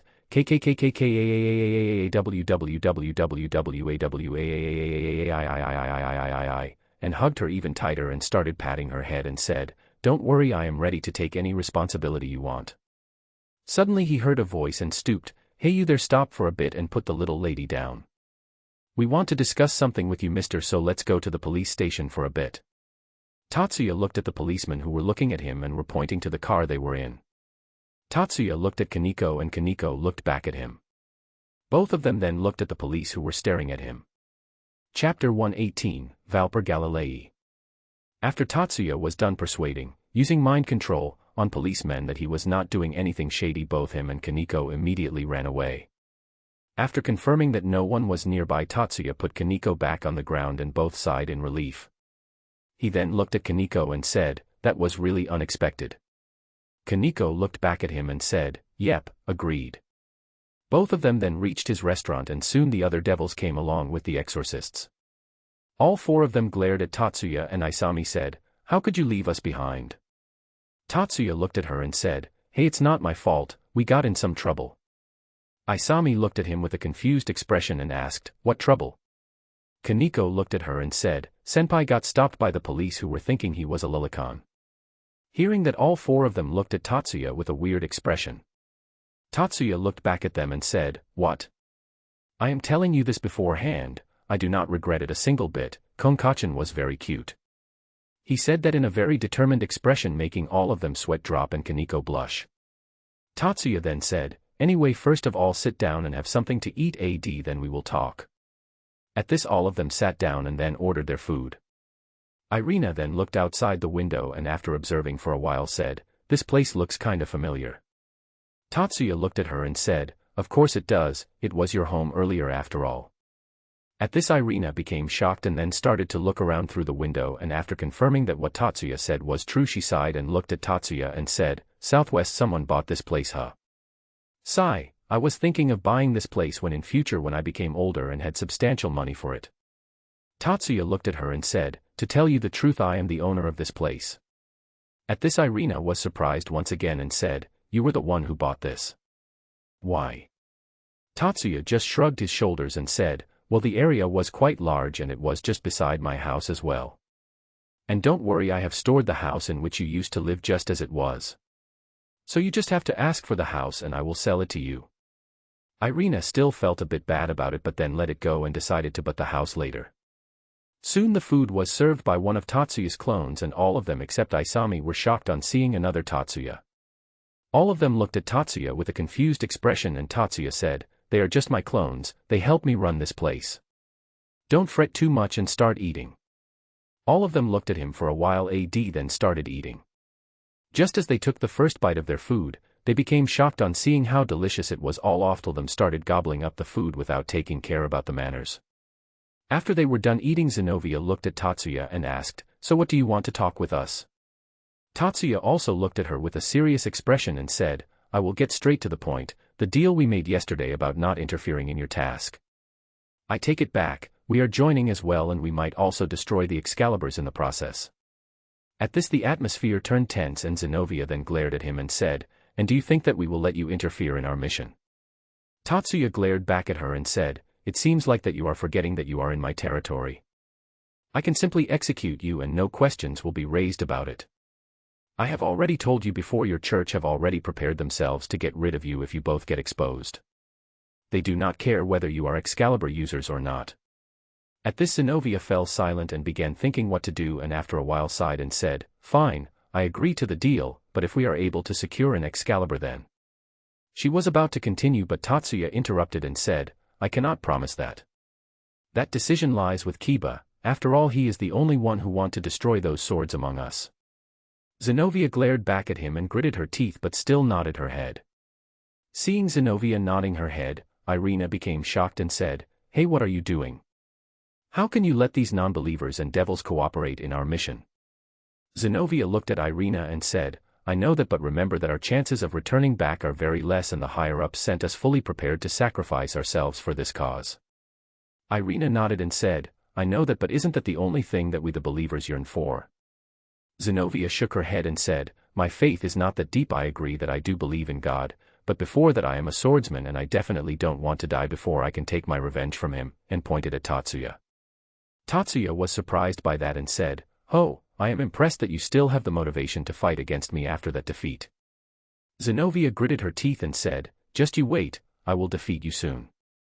Tatsuya just waved his hand and said, Sure, whatever." He then looked at both of them and said, "Now then, since we have agreed, then let's start the operation." He then took out his phone and called Kiba to confirm his location, and at once all of them went to him. They all met in a park, and after everything was discussed, all of them started the operation with Tatsuya's team responsible for guarding the town and the devils and exorcists along with Tatsuya as the tracking team. Later that night the exorcist separated from the group, and so did Tatsuya, who went his own way to find the Excaliburs. While searching, he came across many stray exorcists and fallen angels who only fell into the hands of total annihilation. Tatsuya didn't show any mercy to them and killed them without second thought. He had enough of these kind of trashes invading his territory, and if the devils are not sufficient for the cleaning, he decided to do this on his own. He was very angry to see that most of them had made permanent hideouts in the town, which only showed how inefficiently his territory was managed. He was very enraged by this, but what angered him more was that these hideouts were also being used to do many shady businesses, quite oftenly making it sure that the devils were not doing their work properly. Tatsuya, who saw the records that he gathered from these hideouts, decided to give both of them a chance, and if the results were to be the same, then he would reclaim the rights that he had over his territory. He did not care whether Surzex would be pissed by this act or if Sona will start hating him. He had enough of them playing ruler, and now he was not going to keep enduring all these things in his territory no matter what. Soon he received a message from Kaneko that they had found an Excalibur. Hearing that, Tatsuya stopped his extermination and teleported to Kaneko's location. Seeing him teleport there, all of them stopped and looked at him, and once his figure was clearly visible, Fried pointed his sword at him and said, "Ah. It's the distracting dog shit humankin." Tatsuya looked at him and said, "Nice to meet you again, you priest of shit." Hearing his mockery, Fried laughed maniacally and said, "Ah. You are still the same. Annoying as hell. I will kill you first with my new baby," and showed his new sword to him. Tatsuya looked at him and said, "What happened to the old one? You dropped it somewhere." Fried looked at Tatsuya and said, "Most probably someone took it. We are not able to find its exact location." Suddenly he realized something and said, "Hey, don't ask such questions to me, I am not allowed to give you such answers." Tatsuya looked at him with a smirk and said, "And who gave you those orders?" Fried showed an evil smile and said, "Master Kokabeel," and suddenly many Frieds appeared around him, making all of them surprised. Tatsuya immediately activated his Sharingan and saw that all the Frieds disappeared, only leaving behind one of them. Tatsuya then thought, that must be Excalibur Nightmare, able to create illusions and nightmares to people. Fried smirked on seeing that all of them were shocked, on seeing that all of them were surprised on seeing the illusions. He then saw Kiba slashing through the illusions and smirked and jumped towards him to attack. But just as he was about to slash him, Tatsuya said, "Kiba, the one behind you is the real one," and Kiba immediately slashed behind him, making Fried block the attack. Fried gritted his teeth and jumped back and looked at Tatsuya and said, "You really piss me off." Tatsuya just smiled and said, "I know that. Ain't that fun?" Fried then glared at Tatsuya and then raised his sword and said, "I have decided now you will be the first person this sword will fuck up." Tatsuya shook his head and said, "Sorry, that is not possible." Fried then pointed his sword and said, "Why, you think that I am not able to attack you?" Tatsuya looked at him with a neutral expression and said, "That too, and also I like to be the one who fucks, not the other way around," and smirked. Fried, who saw the smirk on Tatsuya's face, got annoyed and said, "I will wipe that smirk of your face." Tatsuya just continued to smirk and said, "You are free to try." Hearing that, Fried jumped while shouting, "Take this, human." He was approaching towards Tatsuya, but Tatsuya just remained standing at his place. Fried looked at him in anger and said, "Why, you, at least be scared, there is no fun in killing you like this." Tatsuya ignored him and looked at his side and nodded. Just as Tatsuya nodded, Saji, who understood what to do, made a black-colored dragon gauntlet appear on his hand and shouted, "Absorption line," and a blue-colored shining rope launched from the gauntlet and entangled Fried in it. Fried looked at the rope, restrained him and said, "What is this?" Tatsuya looked at him and said, "Oh, nothing, I just thought that you would like some bondage play. I hope that it is to your liking." Fried glared at Tatsuya and said, "No way in hell can I like something like this." Tatsuya looked at him with an astonished expression and then smacked his hand with his fist and said, "Oh, I know this much must not be able to satisfy you." He then looked at Isami and Kiba and said, "Hey Isami, give a boost to Kiba, and Kiba, use that energy to help our friend here to relieve himself. Slash him, cut him, pierce him with your swords. Do that till he is satisfied. I don't care whether you stick your swords in his ass, just make sure that he is completely relieved." Hearing that, all the devils looked at him with a weird expression, and Fried looked at him and said, "Hey, what the hell do you think you are doing? I am not into that." Tatsuya just smiled and said, "But don't you always say things like that to others, so why not try it for yourself? You never know what can make you feel relieved. Just try it, who knows that you find a new path to your life." Fried, who saw his expression on his face, knew that Tatsuya wasn't kidding. He was seriously planning to do what he just said. Fried then got panicked and started attack the rope with his sword, but all that effort was in vain. Seeing that Fried has started attacking the rope, Kiba and Isami got serious and did what Tatsuya told them. Kiba don't want to lose the opportunity that Tatsuya and Saji has created for him and was now ready to attack. Isami finished boosting up and transferred energy to Kiba. Transfer. After that, Kiba felt a surge of energy in him and smiled and said, "Thanks, I will use this energy to the fullest." He then pushed the sword in the ground and shouted, "Sword birth," and a number of swords started to appear from the ground around him and slowly started emerging in Fried's direction. Fried, who saw that, got panicked and stopped attacking with the tongue tied on his hand and started to destroying the swords around him. While he was busy in destroying the swords around him, Tatsuya felt someone nearby and said, "Won't you come out and join us?" As he said that, all of them got attentive and started looking around to see who was there. After waiting for a while, when the men did not came out, Tatsuya glared in his direction and said, "Come out while I am still being nice." Seeing the glare, the men shuddered and immediately came out of hiding. Tatsuya then stopped glaring and became neutral, making the men sigh in relief. Everyone then looked at the men wondering who he was, and then Fried said, "Valper Gigi," hearing that all of them were shocked except for Tatsuya, who now looked at the scene in front of him. Kiba glared at Valper and said, "Valper Galilei," with venom in his voice. Valper looked at him and said, "The one and only, at your service, and I see that you are one of my test subjects from that time. Sword birth, a truly great sacred gear indeed, but nonetheless you were still unable to wield Excalibur." Kiba gritted his teeth and looked at Valper with an angry expression. Valper then looked at Fried and said, "And why are you suffering against a bunch of kids?" Fried, who kept on destroying the swords, pointed at his tied hand and was about to say something, but Tatsuya interrupted him and said, "Oh, we were just going to do something kinky, don't mind him. By the way, I have a question for you, shaved Santa-san." Valper then looked at Tatsuya and said, "And you are still a human, yet your aura is still more refined than most of the supernatural beings. You will be a very good test subject. Oh, I can't wait to dissect you. Hey, tell me, what ability do you have? Do you have some sort of sacred gear?" Tatsuya just laughed lightly and said, "Sorry, I am not interested in my body getting touched, much less dissected by an old man like you." He was about to say something, but Isami interrupted him and asked, "Where is Coco Balls?" All of them looked at her with a confused expression, and Valper asked, "Sorry, but who is Coco Balls?" Tatsuya then said, "I will do you one better. Why is Coco Balls? And yes, where is Kokabeel?" Valper just started laughing and said, "Do you really believe that I will tell you where Master Kokabeel is? Do you think that I am an idiot?" Tatsuya didn't even wait for a second and said, "Yup," making Valper sweat drop at that. Valper then coughed and said, "Anyway, leaving that aside, Fried, pass your aura through the sword and then try cutting." Fried nodded and then passed his aura through the sword, making it glow, which made all the devils around him feel a bit nervous because of the holy aura. Fried then smiled and said, "Oh, shiny," and then he slashed the rope, cutting it without any problem. He then looked at the sword and said, "Oh, yeah, I like it." He then looked at the others and said, "Shitty devils and annoying human, let's continue the cutting," and then launched at Kiba and slashed at him, only to be blocked by another sword. All of them were surprised by the new sword that blocked at attack and looked at the person who blocked the attack and saw Zenobia standing there. She then glared at Fried and said, "Fried Selzen, the heretic priest who even killed his allies, truly a despicable person." Fried then showed an embarrassed expression and said, "Oh, don't say that, it's making me blush." Zenobia then gritted her teeth and pushed him away, making him fall back. "Hi, you called for us." All of them turned around to see Irina in her skin-tight uniform. Isami looked at her with surprise and said, "How did you know that we were here?" Kaneko then said, I called them, it was the plan after all. Isami looked at Kaneko and said, good job Konkachan. Valper, who now saw two more holy sword users, got worried and said, Freed then looked at Valper and said, what now GG?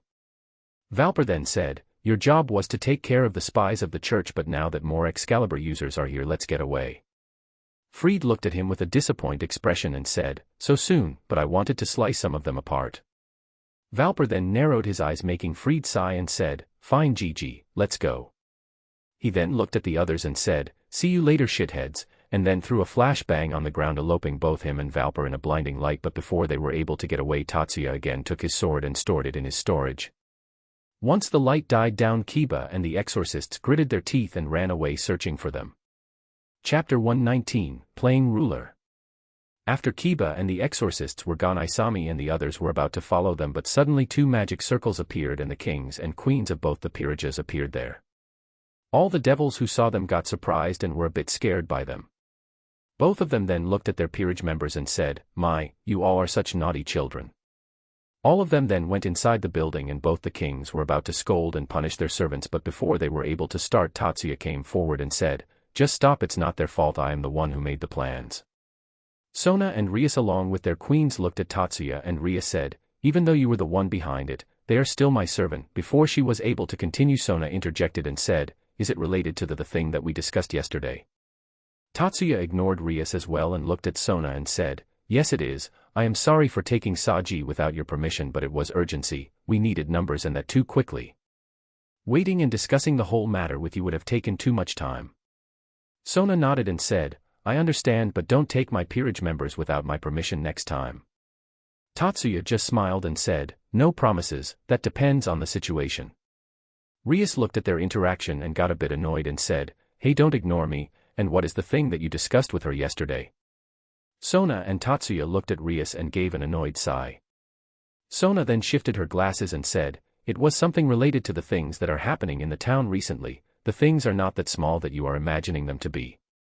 Rias, who when saw both of them sighing, got angry, which only increased after Sona finished talking.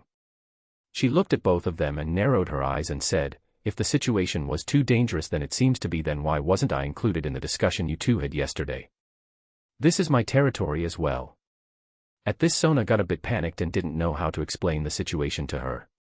She then looked at Tatsuya and saw him look at Rias intently and thought, no, Tatsuya, don't do what I think that you are going to do. Tatsuya, who heard her thoughts through telepathy, looked at her with an expression which said, I don't give a fuck about that. He then looked at Rias and said, even if we have invited and explained the situation to you, what would have you done about that? Rias looked at Tatsuya and said, I would have solved the problem in my own way. Ha ha ha ha, Tatsuya started to laugh, making Sona and the others more worried, but Rias only got angrier by that. After laughing for a while, Tatsuya calmed himself down and said, solve the problem in your own way, huh? He then glared at Rias, making her flinch, and said, just like you solved the problems with the fallen angels by allowing them to do whatever they wanted to do in the town. At this, the entire atmosphere of the room got tense. All of them were shocked to see Tatsuya say that to Rias, but they couldn't do anything. After all, what he was saying was true. Rias glared at Tatsuya and said, my actions at that time were correct if no. Tatsuya raised his hand and stopped her from talking and said, don't spout the bullshit about you not harming them, because it could have led to friction in between the factions and would have started the three-way war. He then put his hand down and glared back at her and said, that is the excuse that you keep on saying to neglect your duties. A person entering your territory without any permission and do whatever he wants couldn't be harmed because it could lead to another war. If so, why did you kill the group of fallen in the church? Wasn't it going to start your so-called war? Rias and the others only remained silent, with Rias glaring at Tatsuya. Tatsuya then snorted and said, some devil you are to say that you are also the governing this territory. When it comes to duties you are the least involved, and when it comes to taking advantages you are the first person to come up. Those fallen angels were destroyed by Isami because I was the one who ordered her as a part of her training to let her gain real combat experience, and yet all the credit for it was taken by you. Rias only gritted her teeth but couldn't utter a word.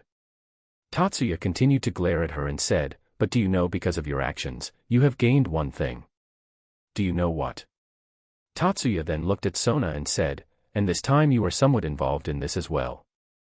Both Sona and Rias got confused and looked at Tatsuya. Tatsuya just looked back at them and said, because you let those fallen and exorcists live in this territory and do whatever they wanted, they have sent enough information about the territory to their leader, so now it has already come to a situation that can turn into war. Congratulations. Tatsuya said that and started clapping. This only made them more and more depressed and guilty, and somehow both of them felt like crying. Tsubaki and Akino looked at Tatsuya and were about to ask him to stop, but before they were able to, Tatsuya glared at them and said, I am not done yet. Both of them flinched and immediately backed down. They could feel that Tatsuya was really angry now and didn't want to mess with him. Tatsuya looked at both Sona and Rias and said, during tonight's operation I was on patrol around the town, and you know what, I came across a lot of shady supernatural groups who have made this town their headquarters and were conducting a lot of illegal business. Why do I have to take care of these groups when you are the ones who have asked to govern over the town and are officially the ones to do that? Weren't you the ones who wanted to live in this territory while governing it, so why is it that there are so many unauthorized people here in my territory? He said the last part with a clawed voice. All of them flinched at the coldness in Tatsuya's voice, and immediately Sona bowed her head and said, I am sorry about that, it will not happen again. All of them were surprised to see Sona bow her head, and Tatsuya looked at her and said, I expect the same as well. Don't expect that I will show leniency towards you if you are in a relationship with me. If you have taken this duty, then make sure to fulfill it. Sona looked up and nodded her head. This was the first time that she had seen Tatsuya become angry and knew that the matter is quite serious to make him angry. She knew that it was mostly Rias's fault, but she didn't want to take any chances to make Tatsuya angrier. Tatsuya then looked at Rias and said, do you have to say anything in your defense? Rias looked at him and said, I didn't even know that there were those types of groups in the town. How do you expect me to take care of them? Hearing what Rias just said, Tatsuya snapped and gave her the coldest glare he possibly could and unconsciously released a bit of his aura, which made all of them feel suffocated. Tatsuya, who noticed that, soon controlled himself and said, I am sorry. He then looked back at Rias and said, so you didn't know that there were such shady groups in the town? I highly doubt that. You, who is technically a high-class devil, is not able to feel the presence of other species. If that is true, then I think that you are worthless. But let's just keep that aside. Sona here has also been clearing many such groups in the town, you know that. Hearing that, Rias got a bit annoyed to see that Tatsuya called her worthless and that he knew that Sona did cleared some of the groups. Tatsuya then said, but still she was unable to clear all of them, and that is also not what I am pointing to. What I want to say is that, if Sona, who actually knows about the groups, was unable to clear them all, then wouldn't it be natural that she will discuss this problem with her fellow ruler to ask for help? At this, Rias fell silent and didn't said anything. Tatsuya then said, let's even keep that aside too. Tell me, what could you have done even if you knew about these groups? Doesn't the result would have been same? Rias looked at him and said, what do you mean to say? Tatsuya continued to look at her with an expressionless face and said, I mean, didn't you did the same with the situation you knew about years ago but still didn't do anything about it? Rias narrowed her eyes and said, which situation are you talking about specifically? Tatsuya just smirking and said, your marriage contract with Riser, of course. You knew about that since a long time, but what did you do that to come out of it other than ranting about your situation? Rias glared at Tatsuya and gritted her teeth. Tatsuya, who saw that, said, what, the truth hit you hard? Rias continued to glare, and then Tatsuya said, in the whole rating game you couldn't even defeat a single opponent. Not only that, you even hindered the others by acting recklessly and put them in danger. Do you seriously think that if Isami was not able to achieve her balance breaker, any of you would have survived? Riser could have easily injured you pretty badly, if not burn you to ashes. Of your peerage would not have saved you. Rias continued to grit her teeth and glare at Tatsuya, but he completely ignored her and said, you didn't even train when you were finally given the opportunity before the rating game. Do you seriously think that you are that strong? Tell me, can you hold yourself against Freed while he is wielding a holy sword? No, you can't, but you know Kiba held out against him, and twice too at that. I will say it bluntly, Rias, you are the weakest person in your group, and if you continue to be the same, you will hold back the others. He said that and then sighed. He then looked at her and said, stop being a spoiled princess. The world is not that peaceful and kind that you have experienced till now. You can die anytime if you are not strong enough. It is also not only about you but also the people who are under you and following you. He then released his aura and to make them feel sunrised and said, take example from the situation we are currently in. If you were to die in the current scenario of events, it will directly lead to the war. What would you do then? Rias was about to say something but Tatsuya stopped her and said, "And don't say that you can hold yourself on your own. Do you have confidence to hold against a cadre when you were unable to hold against even Riser?" This made her silent and she looked down in guilt. Tatsuya then calmed down and said, "I will be helping you this time because this involves the town which is my territory, but how long do you expect someone to save your ass? Grow up, Rias, or you will die in this world. Also, I am taking back the ownership of the town from Rias Gremory. She and her peerage are allowed to stay and attend the school, but all the powers that you had about the decision-making of the town and authority have been taken from you." This made all of them shocked and Rias said, "You cannot do this." Tatsuya looked at her with a glare and said, "I most certainly can. You are still not worthy of taking care of a town. You have put the lives of not only the supernaturals but also the normal humans as well. The enemy is aiming for war. He most certainly would be having an army, and if the war actually occurs then many more innocents will die." He then gave her a final glare and said, "I am done with you playing ruler in my territory." He said that and then teleported back to his home, leaving behind a group of speechless devils. Chapter 120, After the Scolding. After Tatsuya teleported home, all the girls came out to greet him but were immediately stopped by Kurumi, who noticed the chaotic feelings welling inside him. Tatsuya just looked at the girls and said, "Please don't disturb me for a while," with the calmest tone that he was able to use at that time, and then went to his room. Once he was gone, Kurumi looked at the others and said, "Let's just do as he said. He is currently very angry about something." The girls looked at each other and then all of them said at the same time, "Let's ask Isami or Sona about this," and immediately contacted both of them, and a small projection of the girls appeared in front of them. The girls, when saw the pale faces of the girls, now knew that something definitely happened and asked both of them about it. Sona and Isami also didn't hide anything from them, because even though they were shocked by how Tatsuya acted today, they knew that Tatsuya's reasons for acting like that were correct as well. They also wanted to know how Tatsuya was feeling as well, because they were worried for him. After they were done explaining, the room went silent, and then Kurumi said with a sigh, "So he finally endured all of his limits, huh? Well, I was expecting this to happen sooner or later. Even if it looks like he doesn't care too much, he still cares for his territory. The territory certainly has worsened after he stopped maintaining it, but to think that it has turned this worse." Sona, along with Tsubaki, projections, felt guilty and once again bowed and said, "We are sorry about that." Kurumi, who saw them apologizing, shook her hands rapidly and said, No, I am not blaming you because of this. I already know how much you work for this territory. If you work anymore you will become sick, and that it will only make him worry." Hearing that, Sona and Tsubaki lifted their head and sighed in relief. Isami, projection, who was silent till now, said, "But what will happen now? By how it looked to me, Tatsuya was certainly serious about taking back the authority from Prez. Won't it cause troubles with the devils, Surzek specifically?"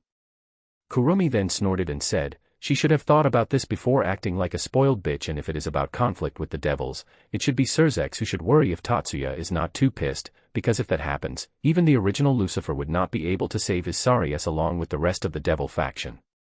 Hearing that, Isami, Sona, and Tsubaki got surprised and asked, "Is he that strong to be a threat to the whole devil faction?"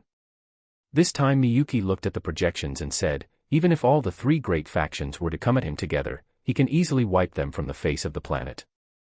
Suddenly Isami's sacred gear appeared on her hand, and Drake then said, "What they are saying is certainly true. I have experienced his power firsthand, and trust me, I don't want to experience that again. Even the Great War was pleasant compared to that fight." Drake then paused for a while and then said, "Citri Eris." At this, Sona got alert and said, "Yes, Drake-sama." The gem on the gauntlet then glowed and said, "Your sister is a Mao as well, right? Contact her and explain the situation to her as soon as possible, and make sure to tell her to discuss it with the other Maos as soon as possible, because we don't know what the Gremory girl could do right now. She can even spout made-up nonsense right now." Tatsuya smashed her great hoot to pieces. She must not be in a proper state of mind. Sona nodded at this and decided to do that as soon as possible. She knew what the Drake was saying might be possible, and she didn't want to deal with what could happen after that. Tiamat, who heard what Drake just said, looked at Isami and said, "I didn't know that a shameless and selfish dragon like you can do something like this. Why are you trying to save those devils?" Drake remained silent for a while and then said, "It is not for the devils but for me. If the devils were to go on a war against him, then my host will be put on the battlefield as well, and there is no way that I am fighting him." All of them looked at the gauntlet with a sweat drop, and Tiamat said, "How can a dragon stay away from a fight?" Drake didn't wait for long and said, I know that a dragon cannot stay away from a fight, but here this clearly a battle against him is not a fight but a total one-sided annihilation. You hear me, a total one-sided annihilation, he said the last part while shouting. Drake then calmed down and said, you too must have felt his power, right Tiamat? Otherwise there is no way that you will become his mate. Tiamat nodded her head and said, yeah, I have felt that power and I know how scary that power is, but the most dangerous part is that he is able to have such great control over it that we cannot feel it, if he didn't show it. We dragons too cannot measure his power, but we can feel that it is dangerous. Drake nodded inside the gauntlet and then said, by the way, has he calmed down since then? Hearing that, Kurumi spread her senses and felt his emotions and said, he has calmed down a bit and is currently sleeping. He must be too stressed because of the war and all.